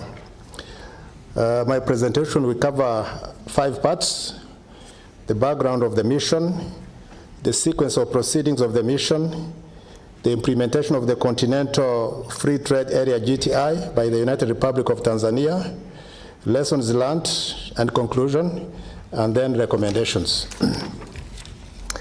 The Pan-African Parliament Committee on Trade, Customs and Immigration Matters resolved to undertake a fact-finding and advocacy mission on the progress made by the Republic of Tanzania on the AfCFTA Guided Trade Initiatives, also known as GTI. This was done within the framework of the promotion of human and people's rights, consolidation of democratic institutions, and the democratic culture, good governance, transparency, and the rule of law by all organs of the African Union, regional economic communities, and member states. Perhaps one would want to find out why Tanzania was selected among the several African states that are already piloting this GTI. The United Republic of Tanzania was selected because it's one of the few that have successfully implemented the GTI. The implementation of the AfCFTA Guided Trade Initiative is an aspect that is closely monitored by the Committee on Trade, Customs, and Immigration Matters, as it responds to the mission of the African Union to have an integrated African continent. The achievement of this mission should therefore lead to an effective free movement of people, goods, and services within the continent. The Continental Free Trade Area offers the opportunity for ordinary African citizens to trade across borders. It also contributes to people-centered development and thus facilitates the integration of the continent. The objective of the mission was first the objective of the Committee on Trade, Customs, and Immigration Matters in initiating the mission was to collect information on the progress made by the United Republic of Tanzania in the implementation of guided trade initiatives. The other one was to undertake a visit to the Namanga one-stop border post, which is on the border post between Tanzania and Kenya, to witness firsthand how the movement of people, goods, and services are fast-tracked. The other objective was that the committee also took the opportunity to discuss and lobby the relevant authorities of the United Republic of Tanzania for the signature and ratification of the African Union Protocol to the treaty establishing the African Economic Community relating to free movement of persons, right of residence, and right of establishment. The mission took place between the 19th and 25th of October 2024, and the delegation was able to travel to Dodoma, which is the capital city of Tanzania, to Arusha, and then to the border post of Namanga. The mission was headed by Honorable Professor Margaret Kamar from the Senate of Kenya, and she was accompanied by 4 other MPs, members of the committee, and 3 staff. And I would like to take this opportunity to sincerely thank Honorable Professor Kamar and her team for a job well done. I would also want to thank the members of Parliament, the Pan-African Parliament members from the National Assembly of the Parliament of Tanzania for coordinating this mission successfully.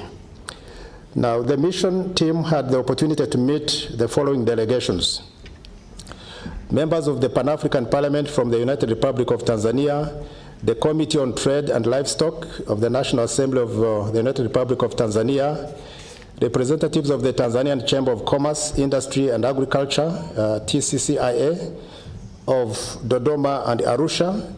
They were also able to meet the Deputy Minister of Foreign Affairs and the East African Cooperation of the United Republic of Tanzania. They also were able to meet the Regional Director of the Namanga District, among others. Your Excellency, honorable members of Parliament, allow me to explain to you, to give you an overview of the AfCFTA guided trade initiatives, because it might sound relatively new to some of you. The Guided Trade Initiative was established in accordance with the decision of the 7th Ministerial Directive of the AfCFTA Council of Ministers responsible for trade, which was adopted by heads of state and government in February 2022. The initiative is piloted to kickstart meaningful trade among interested state parties that have met the minimum requirements for commencing trade under the agreement, and to test the readiness of the private sector, and finally to test the operational, institutional, legal, and trade policy environment under the AfCFTA. It was launched on October 7, 2022. Launched on October 7, 2022, the African Continental Free Trade Area Guided Trade Initiative aims to operationally kickstart trade under the agreement and the legal basis for the AFCFTA GTI is provided for in Article 13, sub-Article 3, which mandates the Council of Ministers to make regulations, issue directives, and make recommendations in accordance with the provisions of the AFCFTA agreement. It is within this framework that the ministerial directive of the 7th meeting of the AFCFTA Council of Ministers responsible for trade that was held on 10th October 2021 was issued. There are three major objectives that underpin the AFCFTA Guided Trade Initiative. Firstly, is to allow commercially meaningful trading under the AFCFTA. Secondly, it is to test the operational, institutional, legal, and trade policy environment under the AFCFTA. And thirdly, is to send an important positive message to African economic operators. According to a release issued by the AFCFTA Secretariat, the initiative is considered by the AFCFTA Secretariat as a solution-based approach intended to achieve its goal through matchmaking businesses and products for export and import between interested state parties within our continent and in coordination with the national AFCFTA implementation committees. The state parties involved in the initial AFCFTA guided trade include Cameroon, Egypt, Ghana, Kenya, Mauritius, Rwanda, Tanzania, and Tunisia. Other countries that have met the requirements and deployed the AFCFTA e-tariff book and the rules of origin manual have officially published their tariff rates and have had them approved by the AFCFTA Secretariat, and these will also be considered to take part in the next phase of the Guided Trade Initiative. At least as of now, 96 products are traded under the GTI, and the initiative is reviewed annually to expand the list of countries. It's very important to note, Your Excellency, that the intercontinental trade and investment will be rapidly boosted in the coming years and months because of the elimination of Africa's financial borders and the launch of the Pan-African Payment and Settlement Systems, PAPs, which will release the continent from overdependence on external players and factors. Your Excellency, allow me to highlight some of the interactions that the mission from the Committee of Trade, Customs and Immigration Matters were able to meet while in Tanzania. The first interaction was with the Committee of Trade and Livestock of the National Assembly of the United Republic of Tanzania. While meeting this committee, the meeting highlighted Tanzania's strategic position in SADC, EAC, and the implementation of the Guided Trade Initiative, while emphasizing the significance of the free movement of people, goods, and businesses across Africa. Key discussions revolved around Tanzania's relationship with other AFCFTA member states, the challenges of ratifying free movement protocols, and the implication of local businesses and the macroeconomy. The Committee on Trade and Livestock of the National Assembly underscored the Tanzanian Parliament's role in ratifying government initiatives and stressed the need for continued engagement with stakeholders and relevant ministries for the ratification of the protocol. Immediately after that meeting, the Committee on Trade, Customs and Immigration Matters was able to meet the Deputy Minister of Foreign Affairs and East African Cooperation of the United Republic of Tanzania. In their meeting, the discussions mainly focused on Tanzania's implementation of the African Continental Free Trade Area, highlighting the country's strategic role in fostering regional integration through trade. And the key topics discussed included Tanzania's progress in the Guided Trade Initiative, identifying potential producers for export to other countries, as well as the initiatives to attract foreign direct investments alongside infrastructure improvements such as revamping of Air Tanzania and investing in road and rail projects that will connect the country to the neighboring countries. The discussions also addressed macroeconomic impacts trade protocols and the challenges of non-tariff barriers, and awareness raising among businesses regarding AFCFTA opportunities. There was consensus on the need to enhance the free movement protocol through ratification, expanding product lists for GTI, and continuing infrastructure development and expansion with an emphasis on the implementation of the one-stop border post to streamline and ease trade across borders.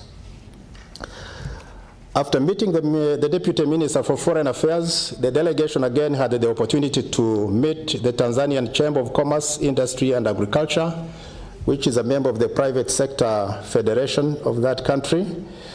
In their discussion, the discussion mainly focused on enhancing trade relations and fostering economic development across Africa, specifically highlighting the efforts of the Chamber of Commerce to create a supportive business environment through a range of development packages. The discussions also looked at the African Union's commitment to trade integration, particularly through the African Continental Free Trade Area, and the challenges faced by local businesses in capitalizing on these opportunities, and were also highlighted. Discussions also emphasized the need for greater awareness and education regarding trade agreements and the importance of overcoming barriers to export, and the potential for regional associations to facilitate trade. Suggestions included organizing seminars and conferences for chambers of commerce to foster networking, promoting agricultural exports, and a call to action for the Chamber of Commerce of Tanzania to lead initiatives that empower local businesses and harmonize trade practices. The members of the TCCIA urged the Pan-African Parliament to collaborate with them so as to raise awareness of African Union trade protocols and to deepen engagement with various African markets. Your Excellency, honorable members of Parliament, allow me to again talk about the one-stop border post, because this is one of the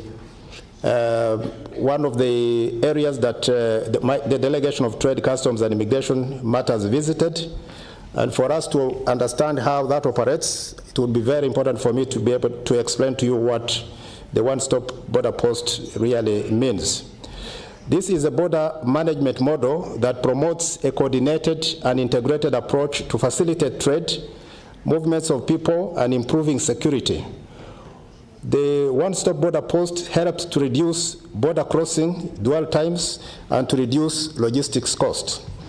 The concept of OSPB has been applied across Africa for more than a decade and is embedded within an integrated border management approach, and more than 80 one-stop border posts have been planned and or are being implemented in various parts of Africa as a means of reducing the time and costs of delays at border crossing along major corridors.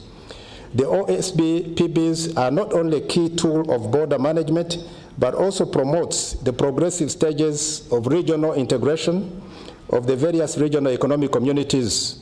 Ultimately, OSPB can support the facilitation of free movement of goods, persons and services, which is the last stage of integration with the establishment of a common market. Aspiration 2 of the African Union's Agenda 2063 includes the goal to be a continent with seamless borders where the free movement of people, capital, goods and services will result in significant increases in trade and investment among other African countries.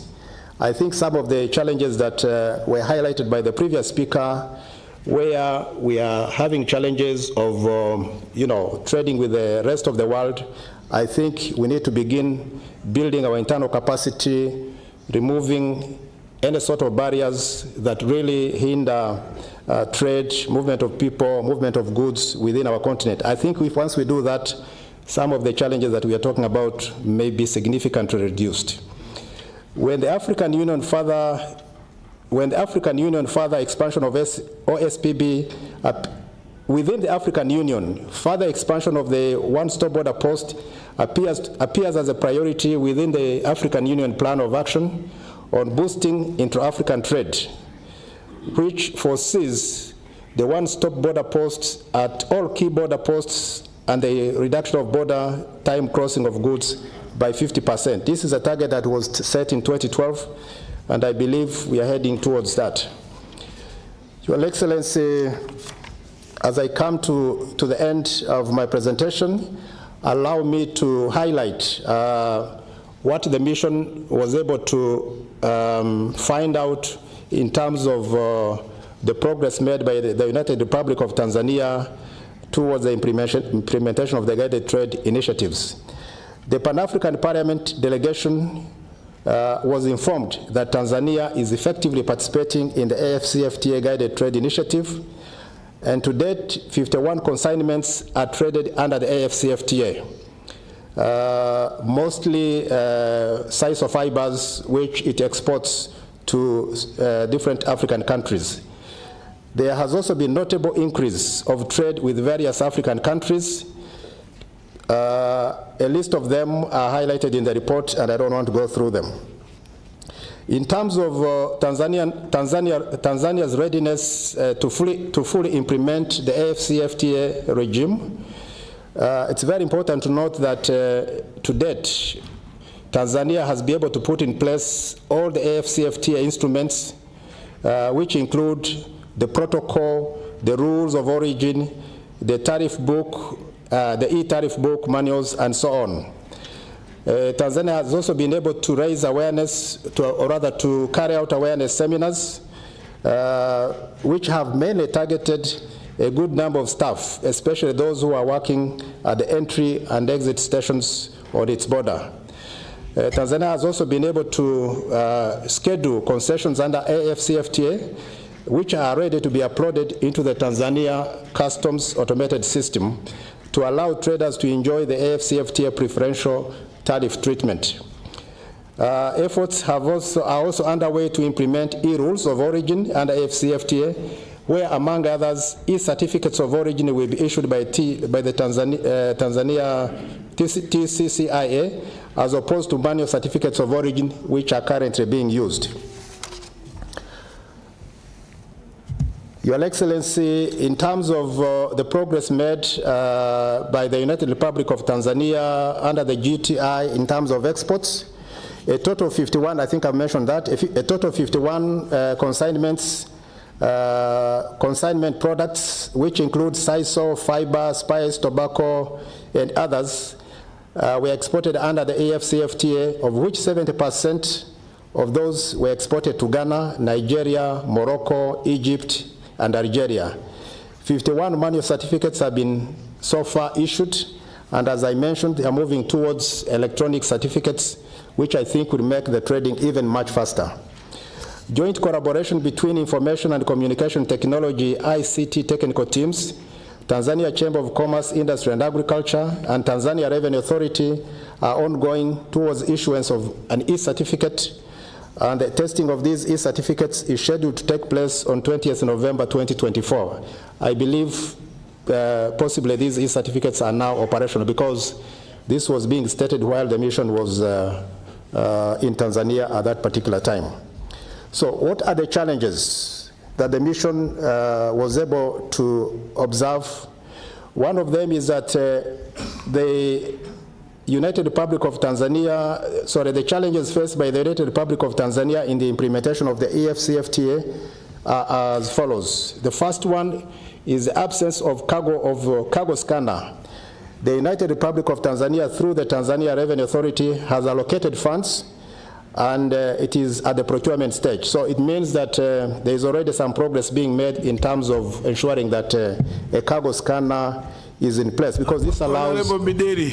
I'm about to conclude, Your Excellency. We are doing badly on time. I'm about to conclude, Your Excellency, if you allow me. Conclude. Thank you so much.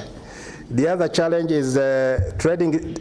Most of the trading is done by air as opposed to roads, owing to the road infrastructure challenges, which I think was mentioned also by the previous presenter. that remains a very big challenge.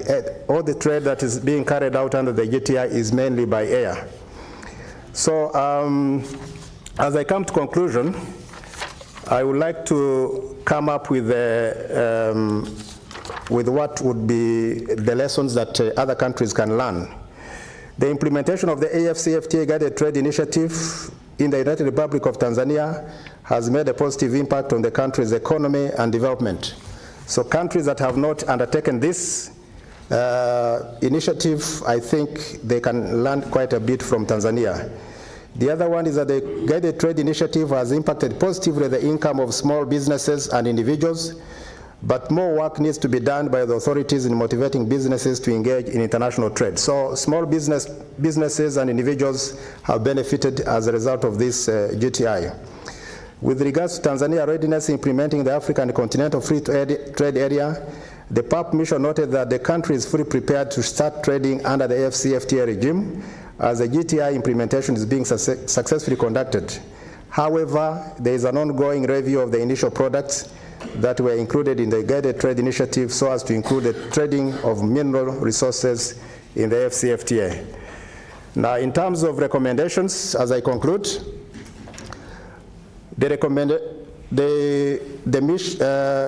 of the recommendations include those that are specific to the United Republic of Tanzania, that the United Republic of Tanzania Ministry of Trade should work in collaboration with the Chamber of Commerce, Industry and Agriculture to increase its awareness among the business community of the opportunities available under the African Continental Free Trade Area, and in particular the Guided Trade Initiatives. The other one, there is a need to review and expand the list of products included in the Guided Trade Initiative, as the first phase of the initiative has been successful. Tanzania should address non-tariff barriers with partner countries so as to create seamless trade. Tanzania should continue infrastructure development projects, including standard gauge railways and port modernization, to facilitate trade with the rest of the continent. Tanzania should focus on exporting finished products and add value to create opportunities and increase revenue for the country. The AfCFTA Secretariat should ensure that challenges in awareness and implementation of the AfCFTA among African countries are overcome. The other recommendation is that the African Union, through its member states, should prioritize and implement infrastructure projects and promote the modernization of ports, roads, and railways to facilitate movement of goods, and increase connectivity with landlocked countries across the continent. The other one is that the United Republic of Tanzania should develop specific schedules for the implementation of the AU Protocol on free movement of persons. Finally, the Pan-African Parliament should organize a continental conference with African countries, chambers of commerce to raise awareness on African Union trade protocols and increase collaboration between the Parliament and the private sector. Your Excellency, I would end by requesting the honorable members of Parliament, of the Pan-African Parliament, to consider this report and its recommendations for adoption. Thank you very much.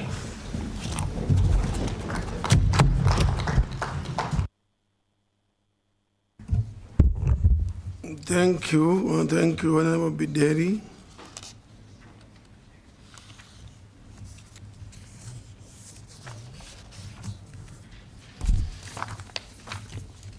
Yes, another round of applause.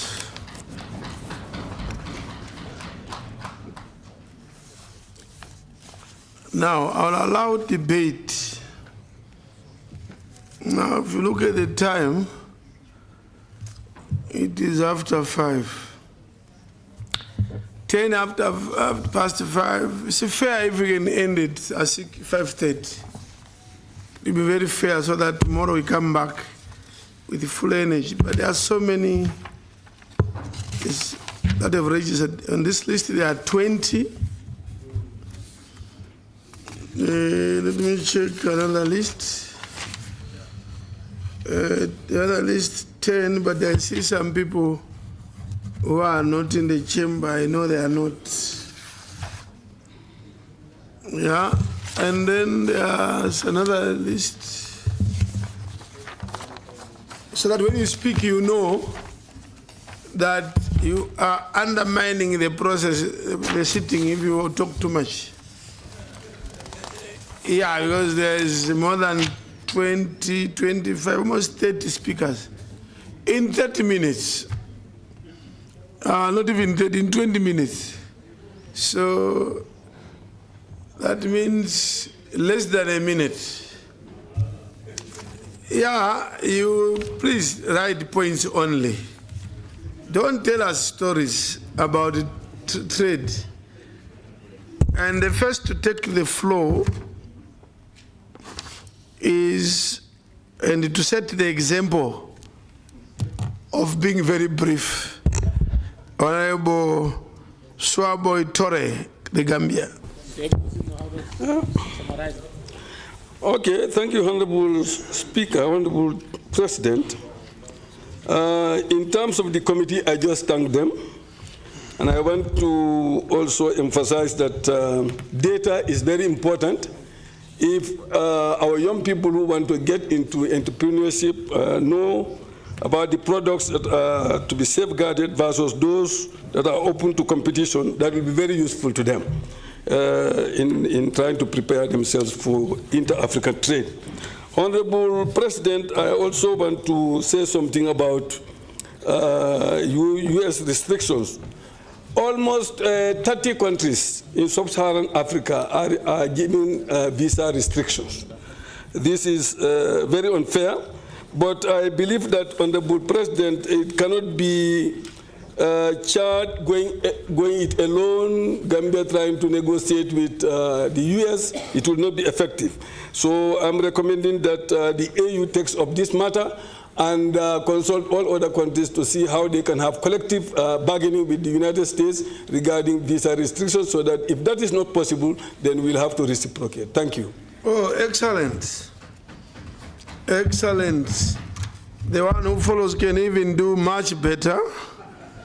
Honorable Zain El Abidin Ahmed El Hadi, Mauritania.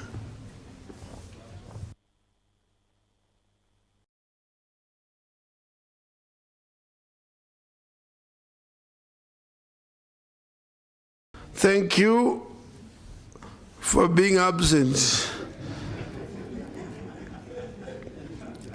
Honorable Abde Salam, Homa, Mauritania. Again, thank you very much. Honorable Dr.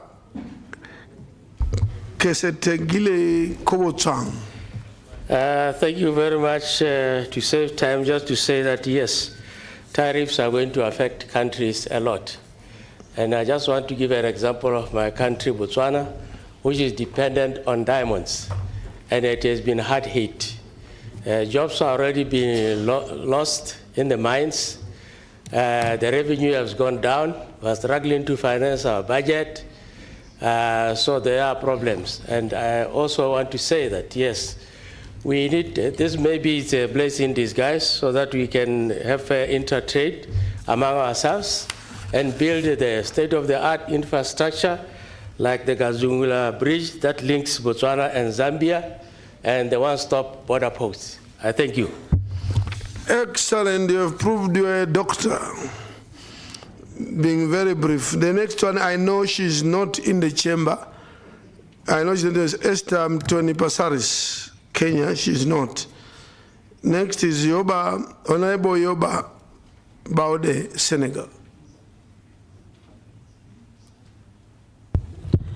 Ok, merci beaucoup, monsieur. Thank you very much.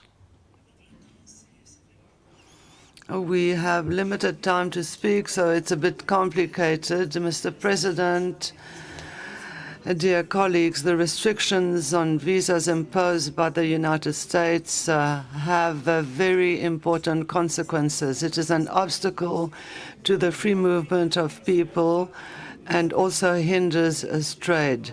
Our entrepreneurs, students, and professionals find themselves being refused for training, and these situations limit the transfer of skills and also the capacity of Africa to attract investment and to participate in the world economy, global economy. In terms of tariffs, the trade tariffs imposed by the United States on certain African products are an obstacle for the economic growth of our continent. Mr. President, the response of Africa to a greater and integrated economy, Africa is not passive. Our response is multi-dimensional, and we have to have strategic moves. We have to strengthen regional integration. The AFCFTA is a strategic pillar, creating a market of more than 1 billion people. Secondly, we commit to the diversification of our partnerships, whether they be commercial or diplomatic, establish stable relationships with other countries that respect our economic development. We also have to have production capacity. We need to emphasize the availability of our local resources in order to produce value-added goods and reduce our vulnerability to external shocks. Africa is determined to take its destiny in hand.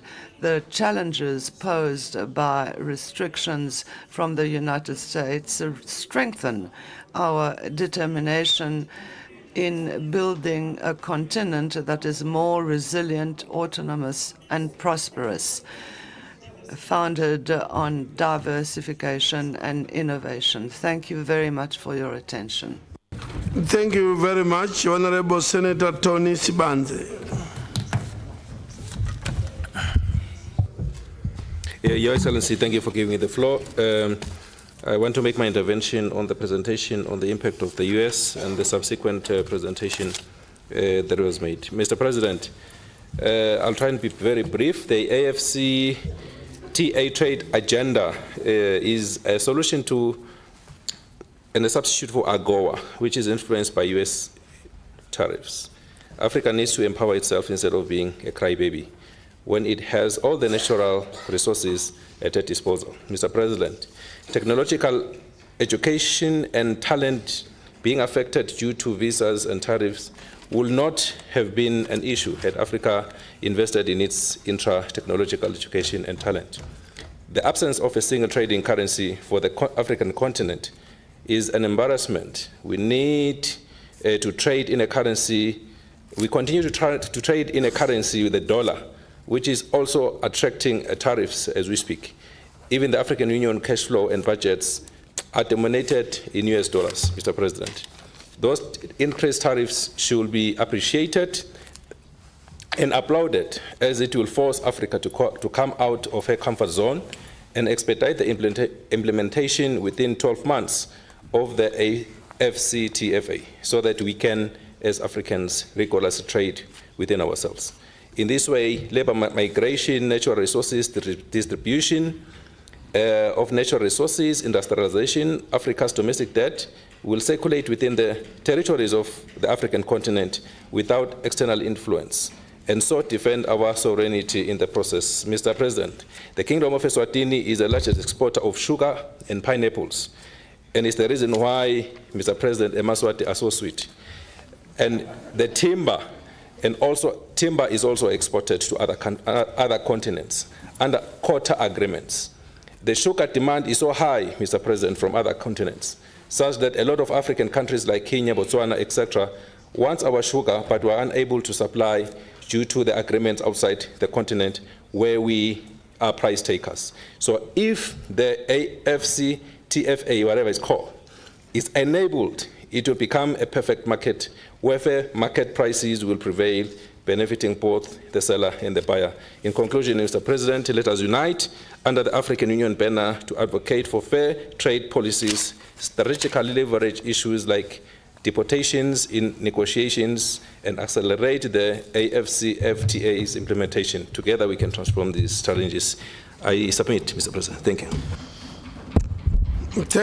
Thank you, Honorable Tony. I see the floor to Honorable Fatoumata Njai, Mrs. Thank you very much. Gambia.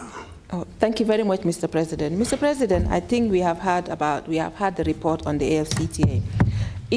If there is ever a time for African countries to consolidate on African strategy, now is the time. And the role of the African Union is very pertinent here because they can play a marshal to coordinate the continental response. I think when we respond to the US, we should respond as a unified Africa. That way we can have a strong force. Mr. President, we have a huge bargaining chip in this continent because we, as a continent, are rich in mineral resources and metal that made up to about 90% of our total export. And I think this material is needed by the US. And as tariffs are set, and if we retaliate, it can also hit the United States. We can keep our trade within ourselves, make sure that the AfCFTA works. And this is the moment to accelerate the internal implementation of the AfCFTA, especially as the global trade order becomes fragmented within the regional trade blocs. And I think, Mr. President, we shouldn't just look within. We should also have alternatives. The BRICS, the European countries, why are we crying over spilled milk? Let Donald Trump do whatever he wants, and we as a united Africa also do whatever we want. And as a united Africa, we can fight back and we can win only as a united Africa. Thank you. In fact, that is the solution. Not to go one by one to Trump and try to negotiate on your own. That's being a sellout. Sellout. Africa should face Trump as Africa. And whatever the consequences, that's the way you succeed. When we fought for liberation struggle, armed struggle, we said, no, look, whatever it takes, whether we die, and we died in hundreds of thousands, but eventually we took the country and we are now, independent. So this idea of trying to be nice to Trump, a good boy, good girl for Trump, will not help. I'm telling you, that's the only, we just have to say, let's face the consequences. All of us, one standpoint, we don't agree with you, we will not say all this to us. He says, don't do to us, fine, we move. And Africa will be developed that way. That's why I want the youth into these things. I tell you, sometimes the youth can act better than this. Yeah, the old generation, they are too diplomatic and they will never achieve much. Anyway, the next is Honorable Fama Ba, Senegal. Okay, thank you very much, dear President, Chairman. Okay, moi je dirais que I would say that PAP must be the brain of making decisions of African parliaments. Africans need to be daring and need to unite to make decisions in order to avoid a blackmail coming from countries like the United States. African leaders must rely on themselves, and that does not mean to say that we need to concentrate on ourselves. No, we need to unite with other Africans to develop Africa. In order to do that, we need to have a win-win partnership. Let us no longer accept blackmail.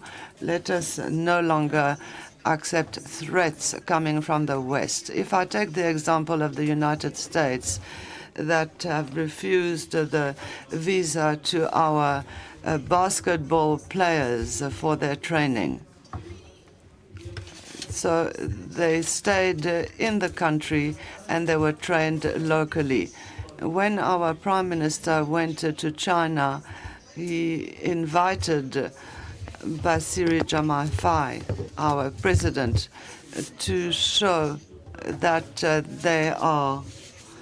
it is our responsibility to refuse threats.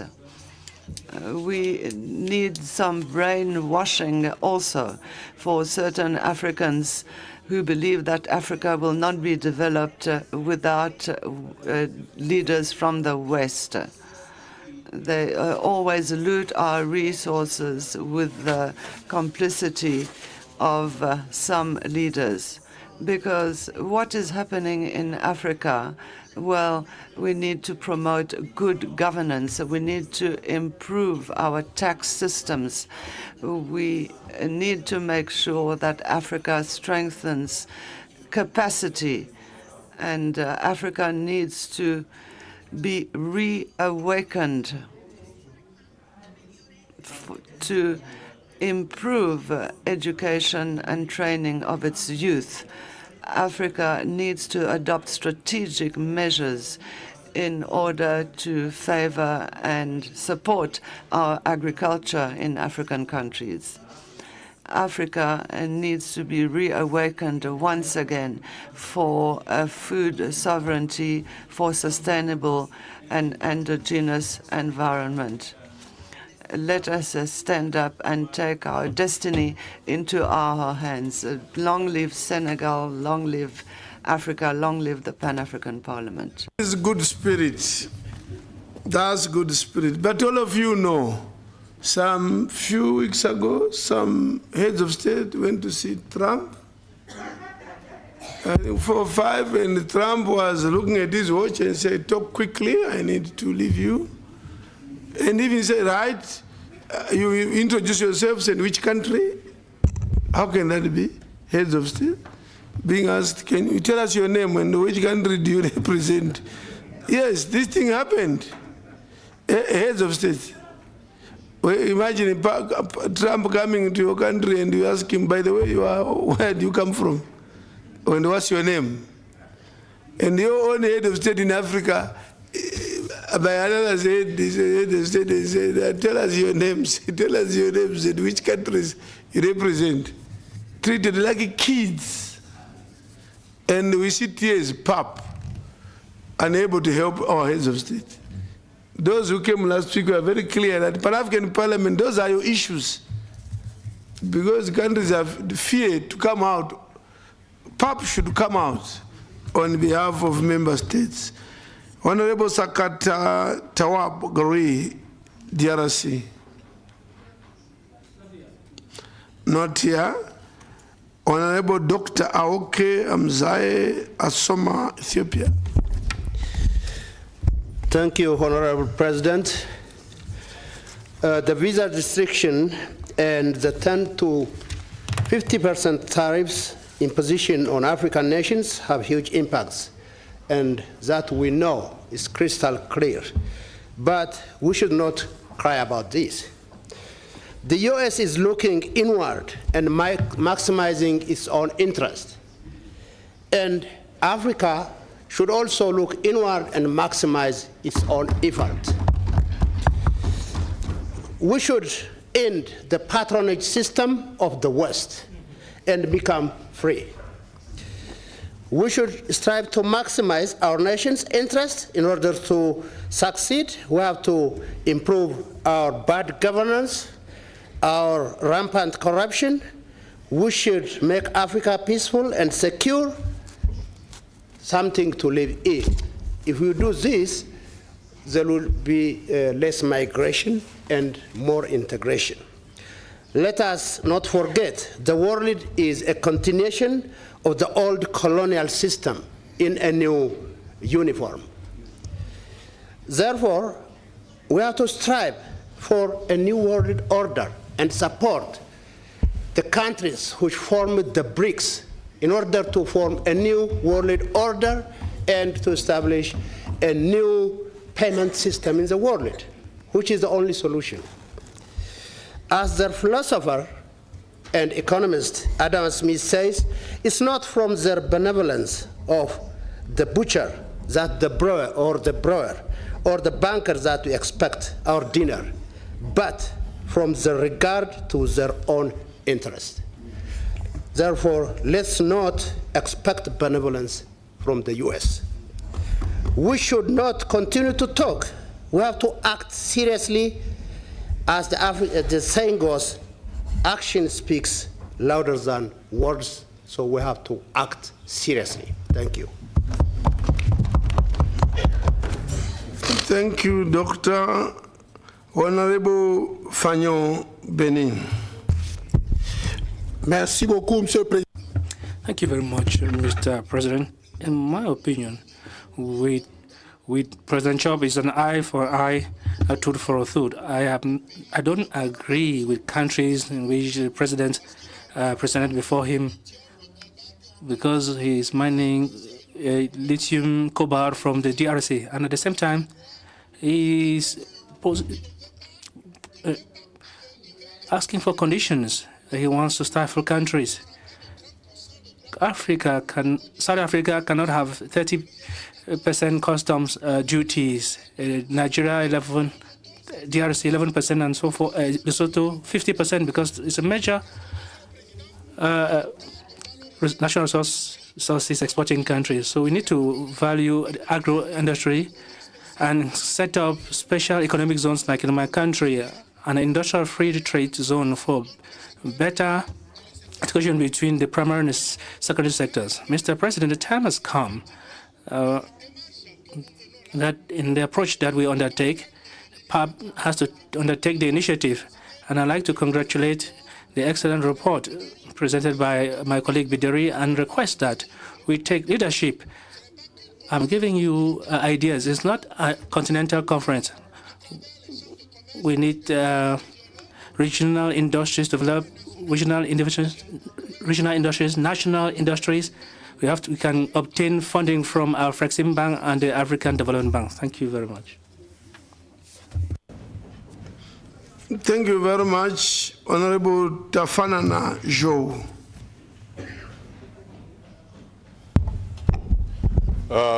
Thank you very much, Mr. President, for according me an opportunity to add my voice on the debate on U.S. visa and tariff on Africa and Africa's response. Mr. President, while the economic consequences of the recent tariffs announced by U.S. President Donald Trump are still unfolding, the political and diplomatic results for Africa were immediate. It is clear that the United States' new tariffs policy will have a significant impact on African economies and, in turn, U.S.-Africa trade relations.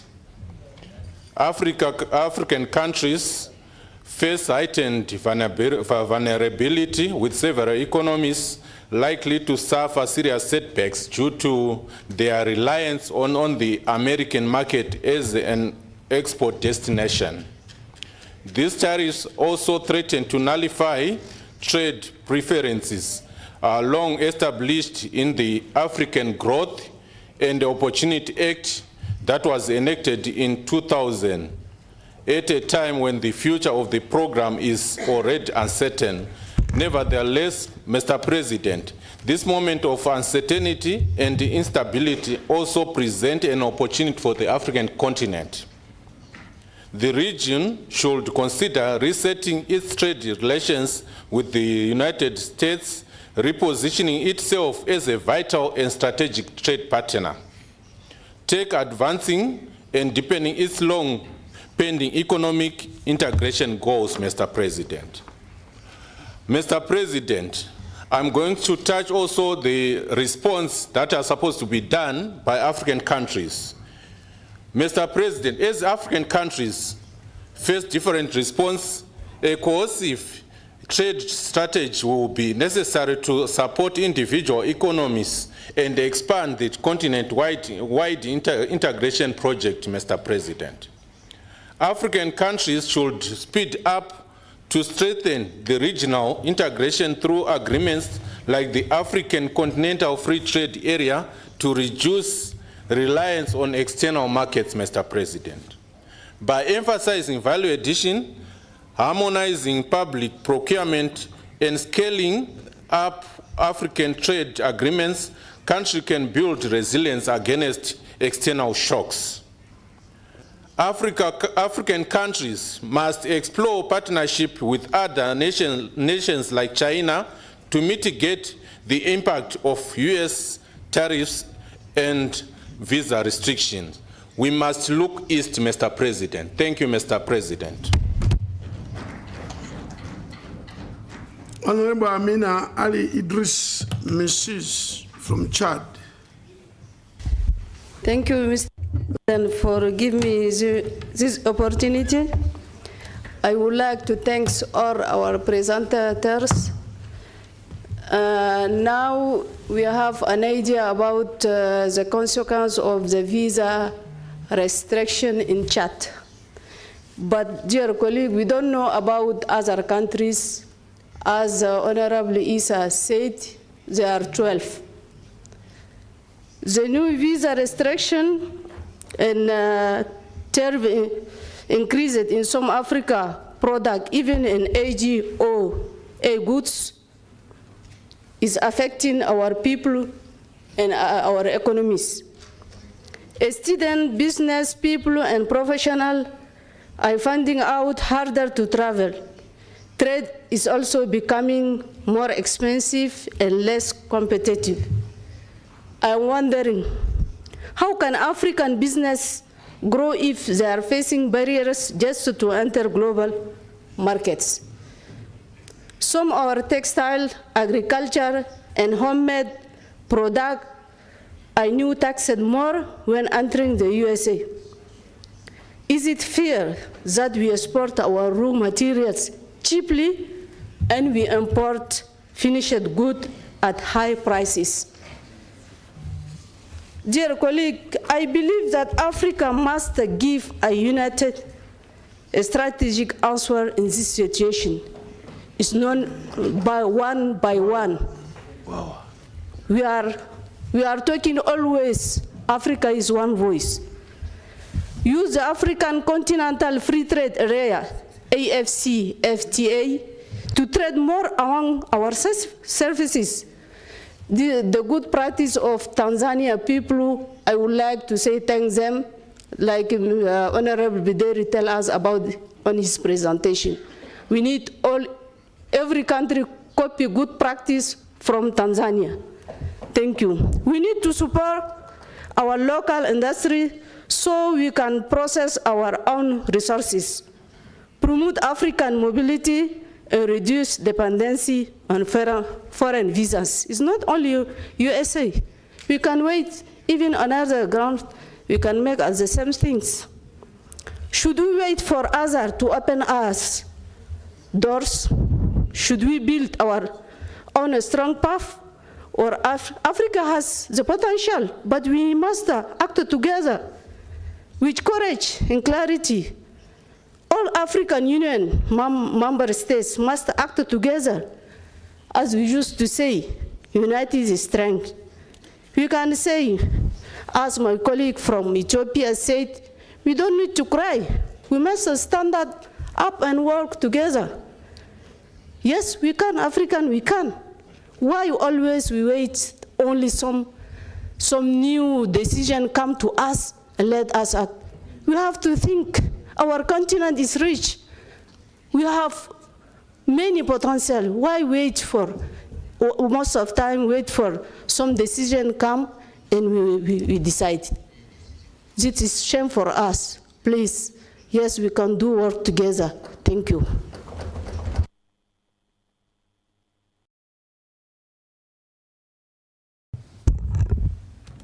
Thank you very, very much. Honorable Fashi Botbik. فاتح بطبيق. شكرا. Thank you, Mr. Chair, and thank you, Mr. Jabir from Chad, who highlighted us on the decisions of the American administration. with regard to the visa restrictions and tariffs on African products. This is the situation, and this is our destiny that we have to face together. We have to have a strong political will. And I would like to say, or I'd like to pose a question, Mr. Chair. What is our assessment of the law that has been enacted by the United States in 2000, pursuant to the the agreements with African countries, in the course of cooperation between South and North, which has become now by these restrictions has become like mirage. So I would like to call us to go back to our legacy,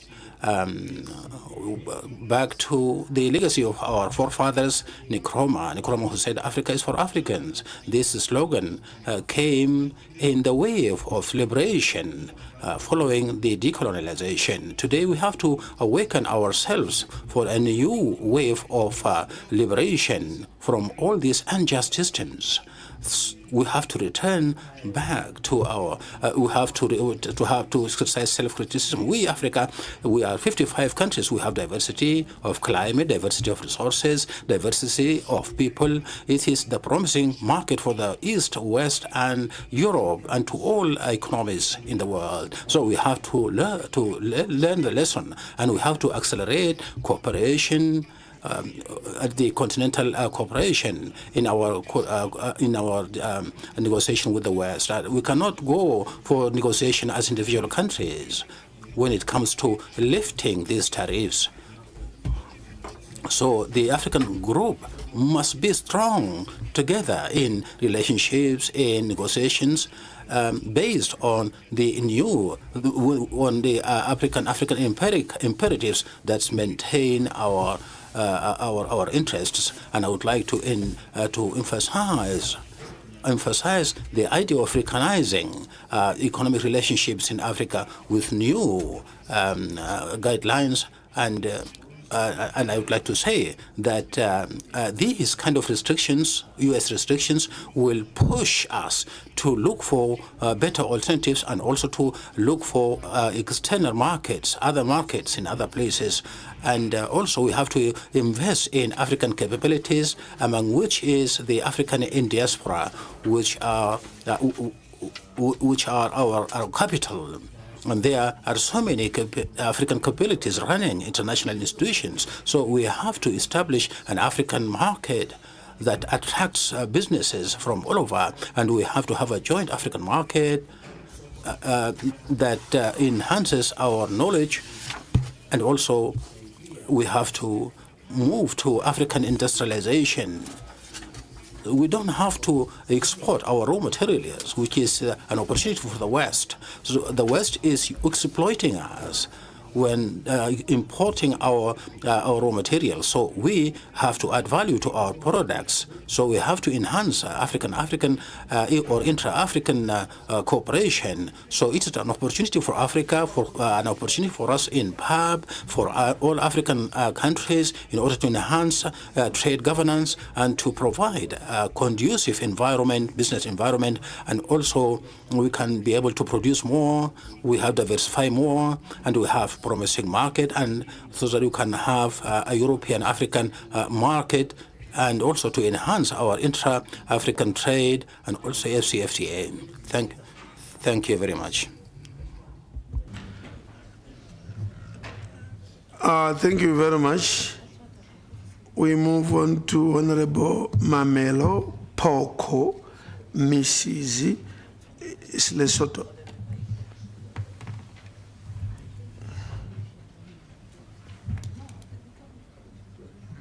Well, thank you, His Excellency.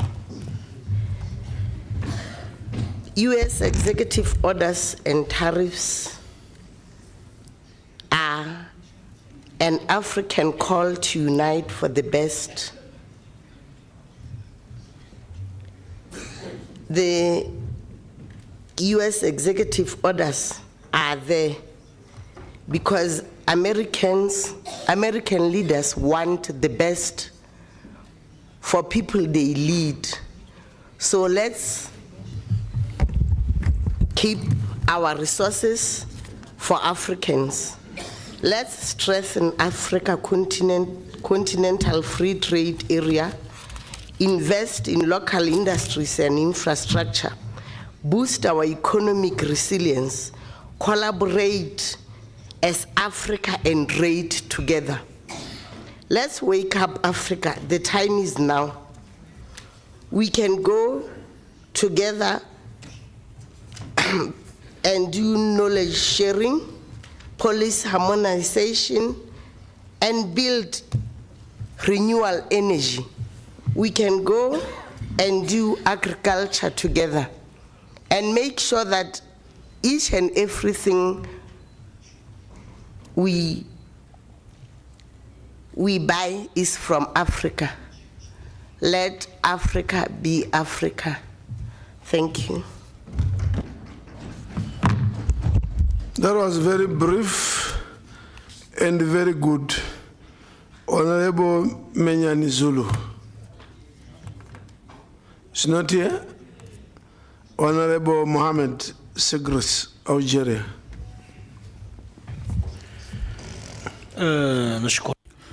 Thank you. Thank you, Mr. Chair. And the presentation, which has to do with visa restrictions and tariffs.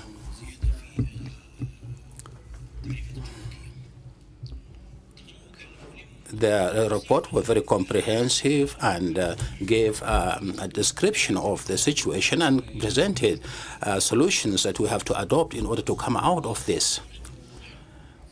We in Algeria, we have our own approach that we implement, and it is based on the principle of reciprocity. With regard to visas, Algeria is not easy it is not easy to allow others to enter. The Americans cannot be given a visa to enter Algeria because we treat them similarly. They restrict a visa to America. We also restrict a visa to Algeria.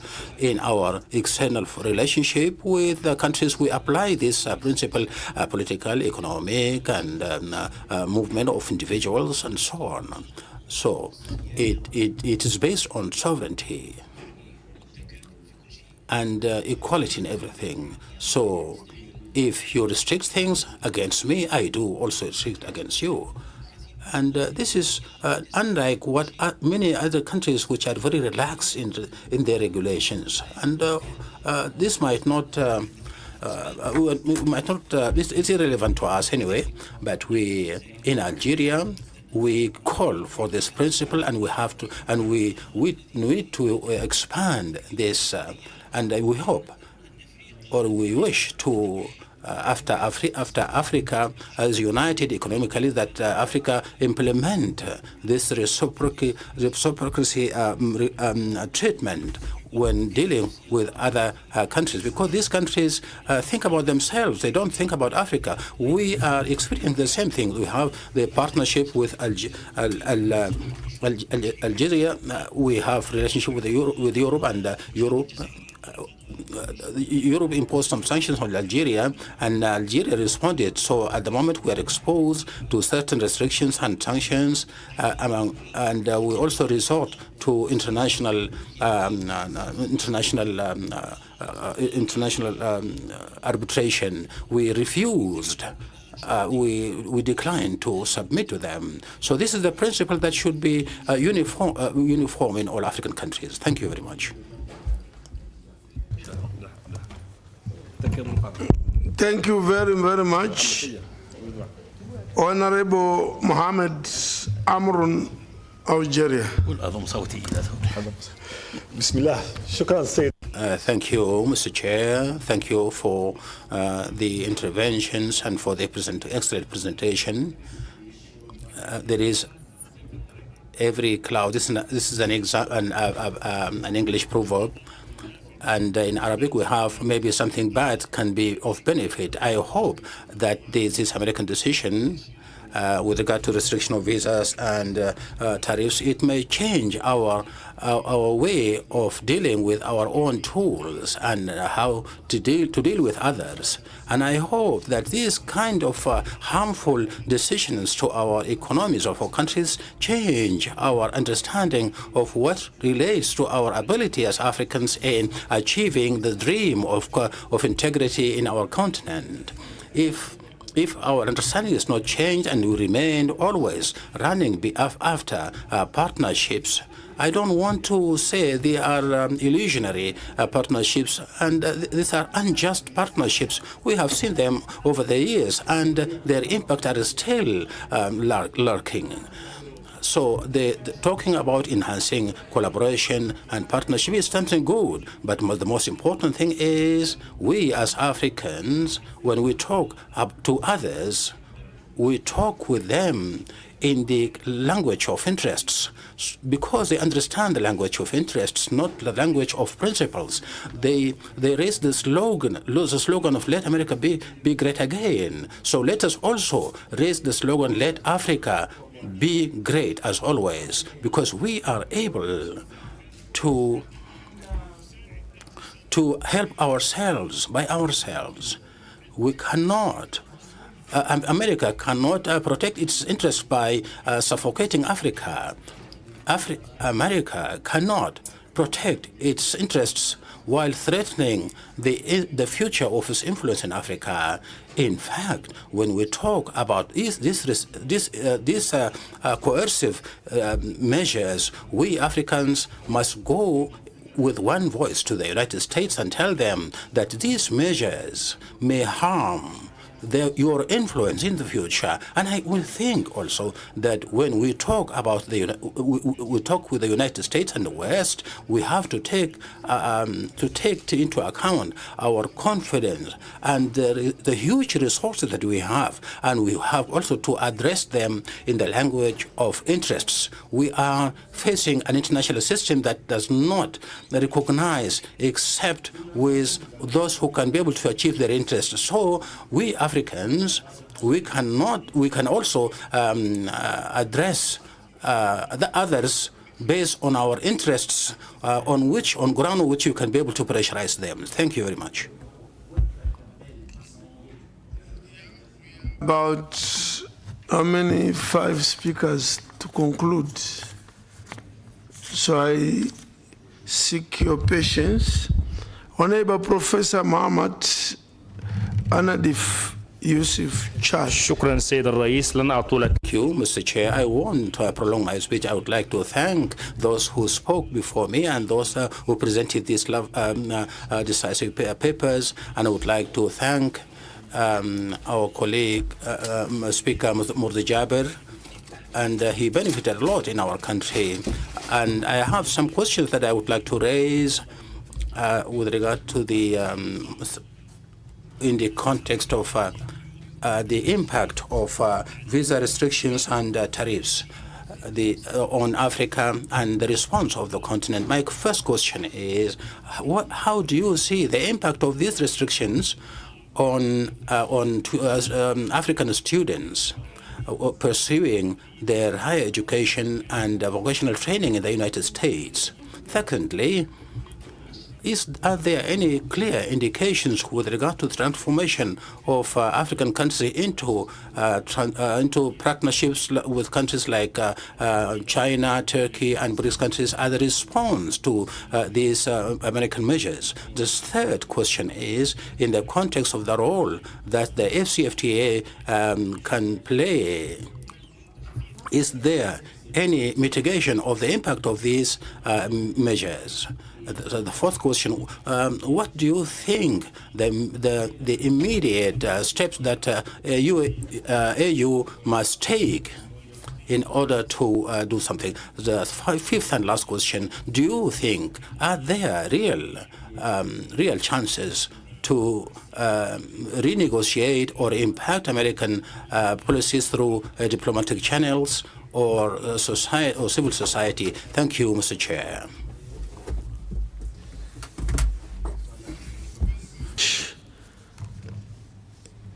Honorable Abdul Kantuntu. Thank you very much, Mr. President. Listening to colleagues, I am of the view that maybe the decision by the United States government was a correct decision. Madam. It was. Africa has been a sleeping giant. It's time to wake up.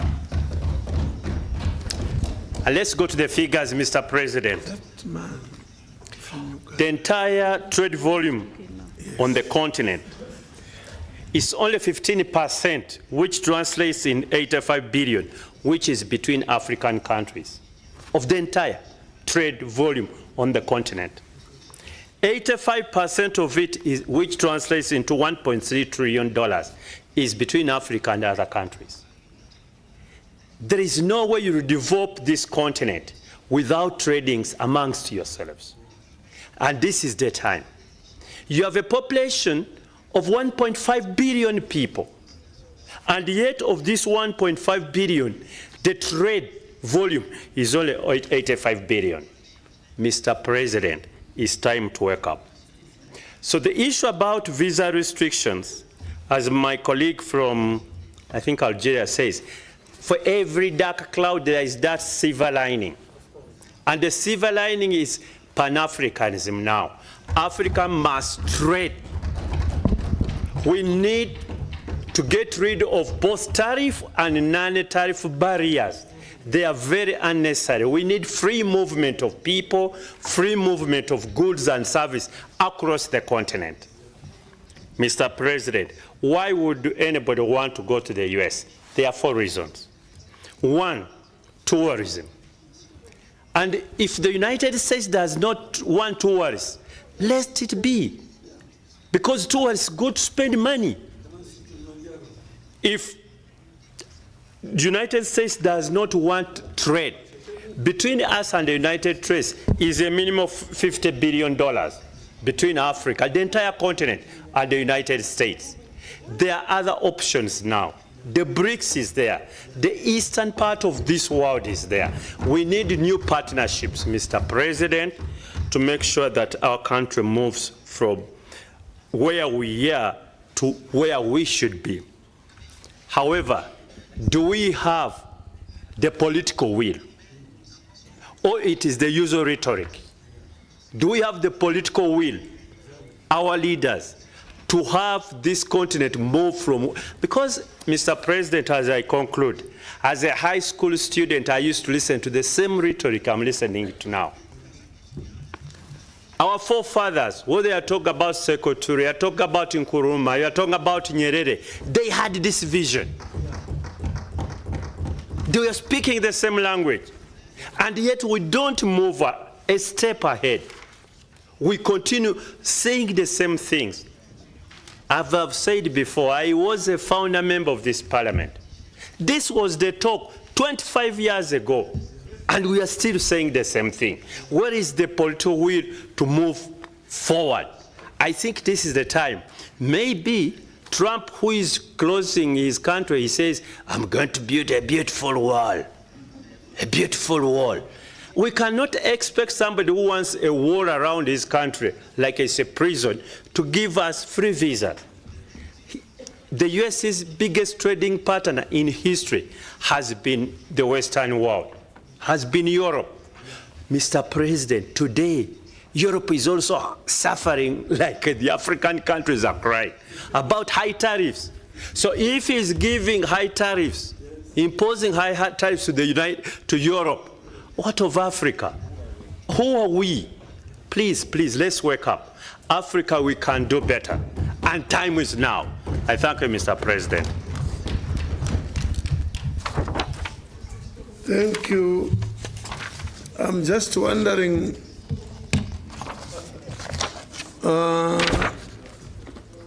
Honorable, welcome. Did you debate on this one? No, I haven't. Did you debate on this one? No, I haven't, Honorable President. Thank you. Proceed. Thank you, Honorable President. Honorable President, I'm in agreement with my fellow members of Parliament that African countries should transform the challenges posed by the U.S. visa restrictions and tariffs into opportunities for economic resilience, regional integration, and global repositioning. The U.S. tariffs should help accelerate intra-Africa trade via the FTA by reducing non-tariff barriers, harmonizing standards, and investing in cross-border infrastructure. This will create resilient regional supply chains, increase local demand, and foster economic self-reliance, thereby reducing our vulnerability to external trade shocks. The U.S. tariffs, Honorable President, highlight the risk of our over-reliance and over-dependence on one market, which is the United States market. We should explore other growing opportunities offered by alternative partners, such as the EU, UAE, and Asian markets. The diversified markets will stabilize export revenues and reduce impact of U.S. protectionism while fostering competitive trade patterns. Honorable President, the U.S. tariffs should encourage investment in local processing, which will promote value-added industries. We can do this by investing in industrial parks, technology hubs, and processing facilities to add value to our raw materials.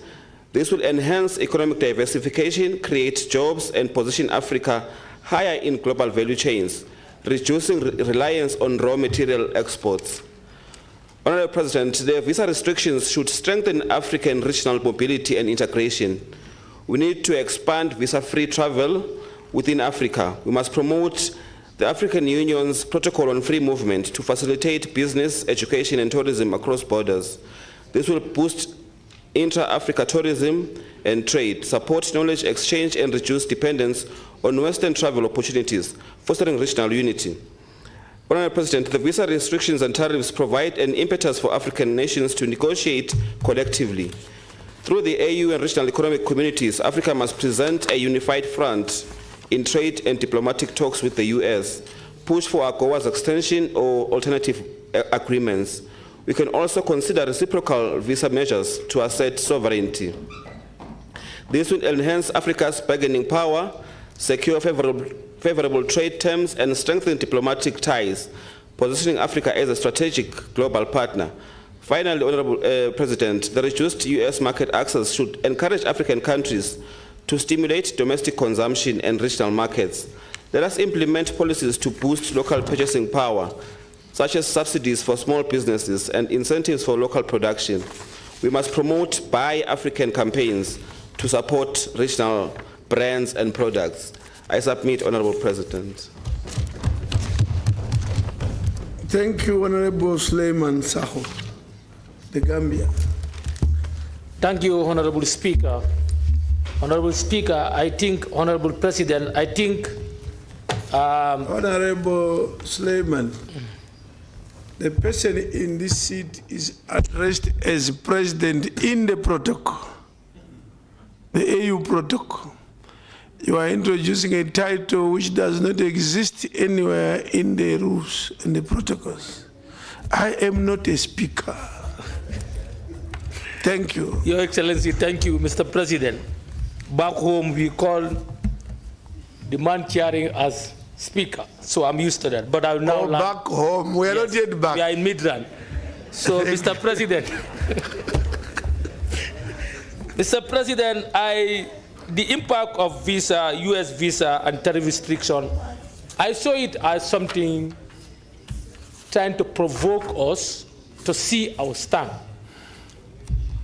Or, because if you read it, you see the mover himself. I think at the end tail of the conclusion, he has some good recommendations. So for us, we should not be worried about this. And Mr. President, I want to use this opportunity for Donald Trump, President of America, to apologize to Africans. We cannot accept abuse from Donald Trump. Donald Trump cannot be inviting the leaders of this continent and be insulting them, be abusing them. In Africa, that's not our culture. In Africa, we respect guests, we entertain guests, we share with guests. Mr. President, The visa restriction, we should not be worried about it. But Mr. President, Donald Trump must understand that the resources that he is bluffing today in America was built or was founded from our sweat as Africans. Our people we are taken from this continent and they work in their plantations. So we will not be worried, and we have a solution to our problems. Let him seal America as he wishes. The topic of discussion today is we need to build the integration that we're talking about. How can Gambia be exporting paper or vegetables from Gambia to Ghana, Ghana to South Africa, South Africa to Namibia, to Egypt, to Morocco? That should be our focus. And in fact, America is not our greatest partners in terms of trading. According to my research, it's Europe and China, not America. But we are not enemies of America, and we are not competing with America, but Donald Trump must learn lesson to respect us. What happened in the past will never be repeated on the surface of the earth. We were abused, our development was was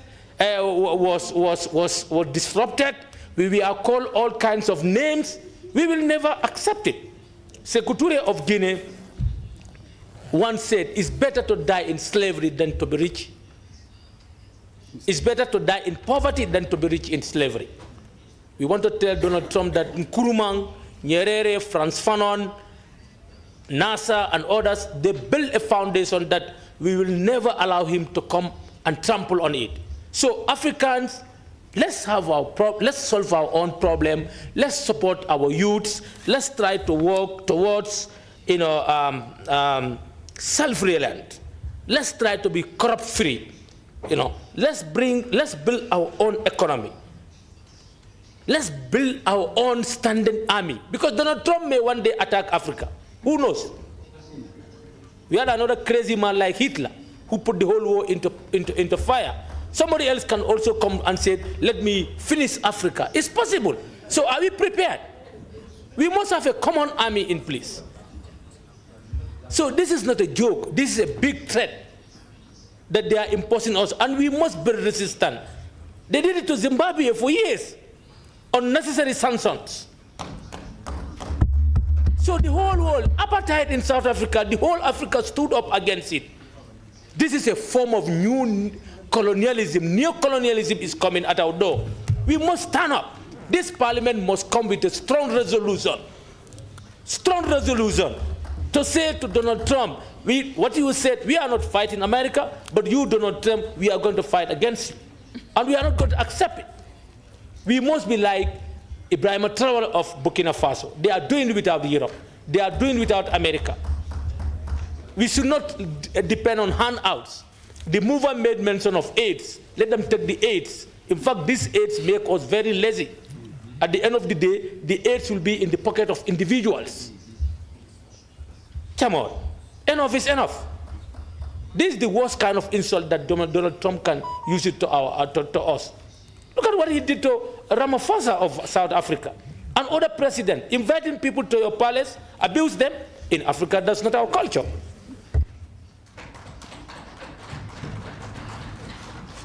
The next question is, where do these nice statements go? We bang our tables, we clap. Then where does this go? Good statements. If they were ready to be put in a catalog of speeches and points from PAP, they would change Africa. Yes. So we need to summarize, apart from the general speeches, we take out those that we said this. You see, and I said, African heads of state were being asked, introduce yourself, tell us who you are, tell us what country you represent.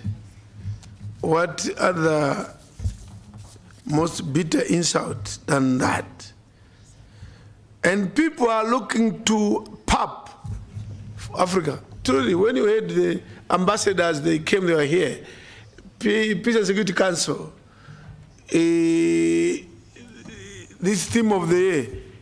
Those who came from the AU were very clear. AU, commissioners, ambassadors, they are saying, no, look, certain issues require PAP to fight, not a member state alone, no. Certain things require this parliament to stand up. You can't impose sanctions on PAP. You can't do whatever alone, PAP, not possible. But some individual countries, of course, they may be victims of sanctions. Anyway, the floor moves to Honorable Megani Chetty.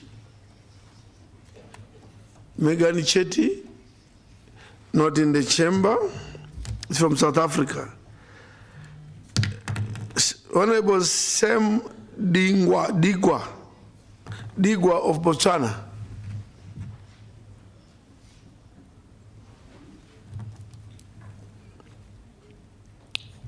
Honorable Jennifer Wibabara, Rwanda.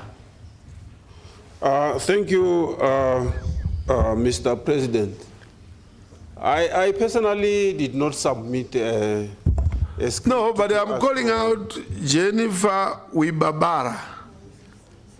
I don't think you are called Jennifer. I am not. But you called my name there. Which one? Sam Digwa? Yeah. Oh, you did not submit your name? When was it submitted? No, you are right. You are right. It's on the debate on FCTA, but as you are saying, you have a right to speak or not to speak. So thank you very much, Honorable Sam. Thank you so much. Honorable Sibongile Mamba, who will be followed by Honorable Stukimot, so that you get prepared. Thank you, Honorable President. My points have been taken. Thank you. Excellent. Honorable Stukimot. Thank you, Honorable President. My concerns were addressed by the presenter, so I have nothing to say now. I submit. Thank you. Honorable Masamba Dieng, Senegal. Merci, Monsieur le Président. Thank you, Mr. President. That's fine. I give up. I yield. Great. We remain with two only now. Honorable Professor Margaret Kama, member of the Trade Committee. Thank you, Mr. President, for giving me the opportunity. I'll be very brief. I want to thank Senator Issa and Senator Bideri for very good reports and go straight to the recommendations from Senator Issa on the impact of the US visa tariff. I want to say I'm very, very happy with this report, in particular his identification of the problem, that the problem is not the visa restriction and tariff increases. I really say thank you for telling us that finally, because we have been hanging on to the wrong things.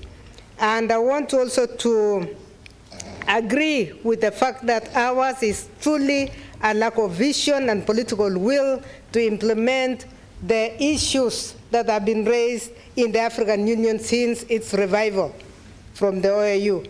I want to agree with the member from Algeria that really when somebody tells you not to go to their home, why do you want to go to their home?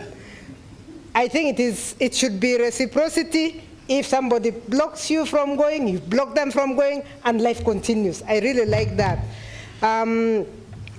Mr. President, as a continent, we have had a lot of protocols that have been put in place, starting from the free movement of persons. Why we want to freely move in the US and not freely move in the continent is something is a big question this House must address. Free movement of persons from 2018, only 4 ratifications out of 54. Then the next year, our heads of state adopt the African Continental Free Trade Area. And as we are talking, we have 48 out of 54, which means we are ready to trade, but we are not ready to move. We need to ask ourselves as this parliament, how can we deal with this hurdle so that we can allow free movement of persons and free movement of goods? Because the trade that we are looking for in the US or any other country is one that we can deal with within. Some of the goods that we are getting from outside are goods we can get from sister nations. Mr. President, there is the report from the Tanzanian trip highlighted a number of very good issues. GTI, the Guided Trade Initiative that was done to see how to unblock the AFC FTA, indicated very clearly that there are goods that are still protected by nations. And we are saying, why should we protect goods? Let's open the continent. Let's allow goods to flow. I was recently representing the committee in Ghana, and I was very impressed, Mr. President, to find coffee and tea from Rwanda being served in hotels. And I felt this is the way to go, that you go to West Africa and you get coffee and tea being served. That was really good. But the challenges have been highlighted, which we must address. And this House must have looked for a way of addressing them. The transportation, the infrastructure. I asked, in fact, the hotel how they get their coffee from and tea from Rwanda, and they say it's air cargo, which is very expensive. So it makes the same tea and coffee very expensive. We need to talk of infrastructure in this continent. We need to push for it in our own countries so that we can have connectivity between ourselves, have rail connectivity between ourselves, and see if we can make things cheap and affordable for us in the continent. Mr. President, that infrastructure must be looked at, but there was one other item that we highlighted when we came from Tanzania. The fact that our business community doesn't seem to know, and that is why we are really talking about a conference of all chambers of commerce from the continent. In fact, when we were in Arusha, the Chamber of Commerce officials said, we don't need your tickets. We will buy ourselves tickets to send 2 people from Tanzania and 2 from all the other 53 countries, and you have all of us in Midrand. And we discuss how we can do business. Because they are saying we are business people, but what you are telling us is foreign. Governments have not been able to do enough public participation or even to publicize what is going on here. So, Mr. President, I think it is very important that as Parliament, we look for ways of accelerating our trade, the intra-Africa trade, by actually ensuring that we remove the hurdles on the things that have been agreed. Because Africa seems to be full of very nice documents, but implementation still remains a problem. You have asked a question, Mr. President, where do these documents go? I am going to suggest that we be bold as the Pan-African Parliament and have one day selected when all of us should discuss the Pan-African Parliament and discuss resolutions and discuss the African Union in our national parliaments. Just choose one day in a month, and if on one day in a month the whole continent is talking about the African Union and the Pan-African Parliament resolutions, we'll be able to talk to our people and they'll be able to understand. And ratification of some of these protocols will even move faster. That is my proposal, Mr. President. Thank you. The last but not the least, Senator Danson Mungatana. Asante sana, Mheshimiwa Rais. Thank you very much.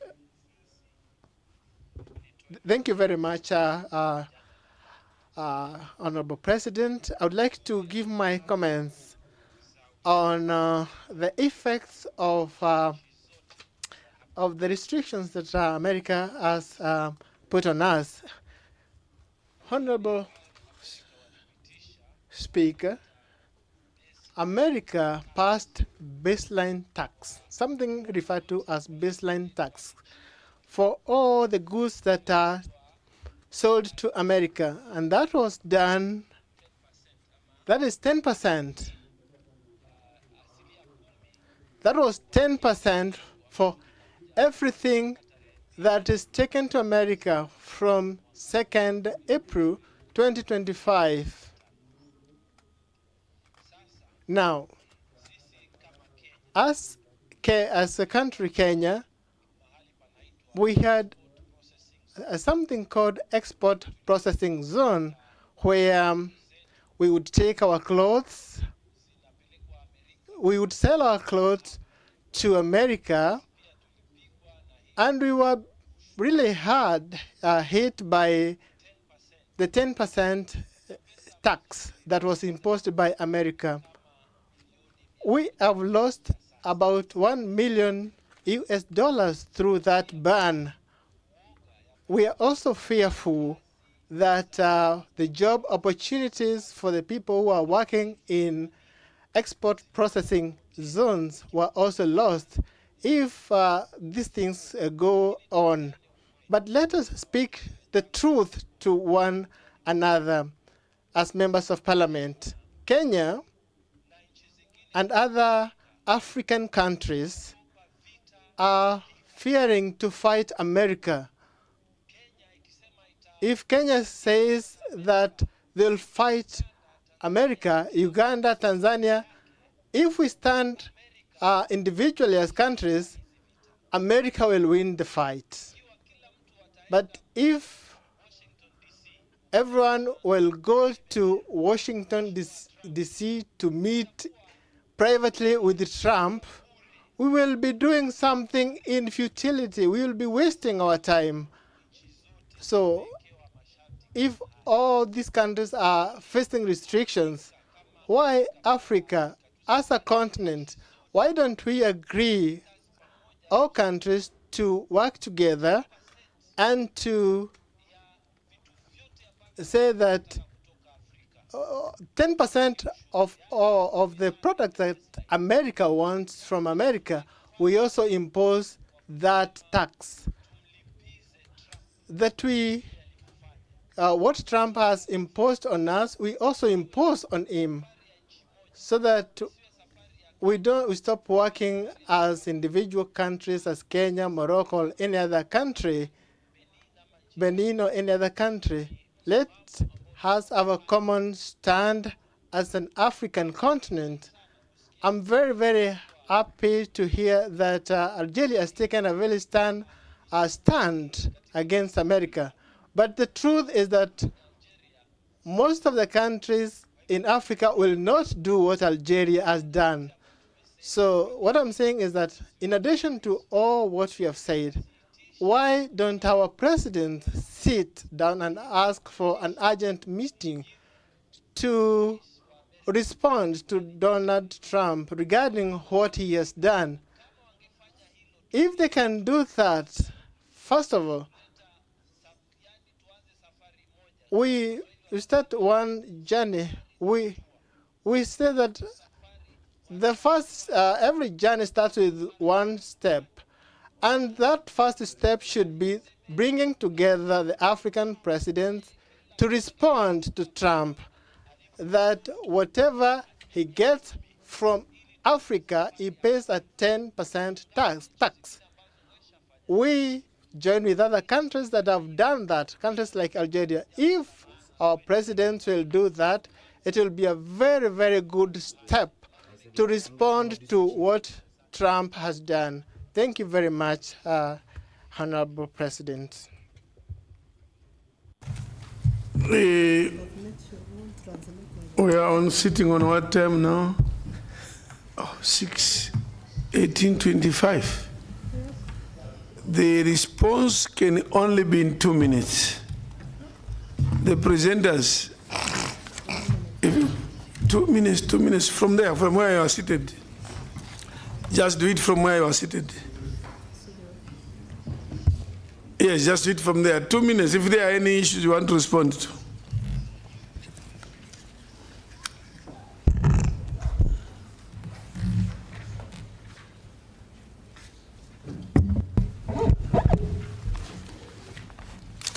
Merci, Monsieur le Président. Thank you, Mr. President. I listened very keenly to the various parliamentarians, African parliamentarians, and I think they all spoke to exactly what we mentioned in the presentation, but from different perspectives. And I am very convinced that the Pan-African Parliament is going to take into account all these concerns and reactions and try as much as possible to find solutions and also to get African countries to speak with one voice. This is the problem that we all need to address. We all are conscious of the problem, but what is being done at the level of African countries, what is being done at the level of the African Union, but also what is being done at the level of the Pan-African Parliament? Are we playing our role as representatives of our people? Are we playing our role as the oversight body of what is happening in Africa? Are we playing our role as legislators? So these are questions that we need to ask. And like I said in my presentation, AGOA has been up and running for 25 years. And what have we learned? What did we gain from AGOA? This happens in our countries. These are questions to be asked in our countries. Visas have to do with our sovereignty. So this is part of integration. There is a lot of work that has to be done on the ground, and I want to appreciate all the questions and concerns that were raised here by the members of Parliament who are conscious of what is going on. Some have proposed reciprocity, because if there is a decision, they are proposing reciprocity, but they also agree that we have to create a united front. And we have the AFCFTA, which could be that driving force that Africa needs to take us towards an economic development. And then we have to diversify our products. And then we have to also take into account the fact that we are very important. Africa accounts for about 4% of the global economy. Thank you very much, Mr. President. Thank you. Bideri, you have on 1 minute. Thank you, Your Excellency. I think I want to thank all the people, all the honorable members that intervened, made intervention on our presentations. I think there were diverse inputs, which I think are very important. But for me, I think that the issue of visa restriction and blockage to trade with the United States, I see it as an opportunity for us now to really build our internal capacities in terms of supporting the regional and continental integration, which of course is still under, is not adequately developed. It's very difficult now to trade between the East African region and the West African region because of the connectivity in terms of transport. So these are some of the issues that I think we need to deal with. So with this reaction from the United States and I believe other countries, it will help us to really build our internal capacity and be able to trade between ourselves as states within the African continent. But of course, the other thing that is very important is the political will by our governments. If you look at the protocol on free movement of people, goods, and services, it's only 4 countries that have been able to implement that. Even those that are complaining about visa restriction by the United States, we have several African countries that do not allow fellow Africans to move to those countries. So I think we need to deal with our internal challenges even before we begin complaining about, restrictions, visa restrictions by other countries like the United States and so on. So mine was just to thank all those that have made their interventions and those that have supported our report. I would only wish that our report is adopted with its recommendations. Thank you, Your Excellency. Let's give them a pam-pam for the energy. Closing, 2 statements.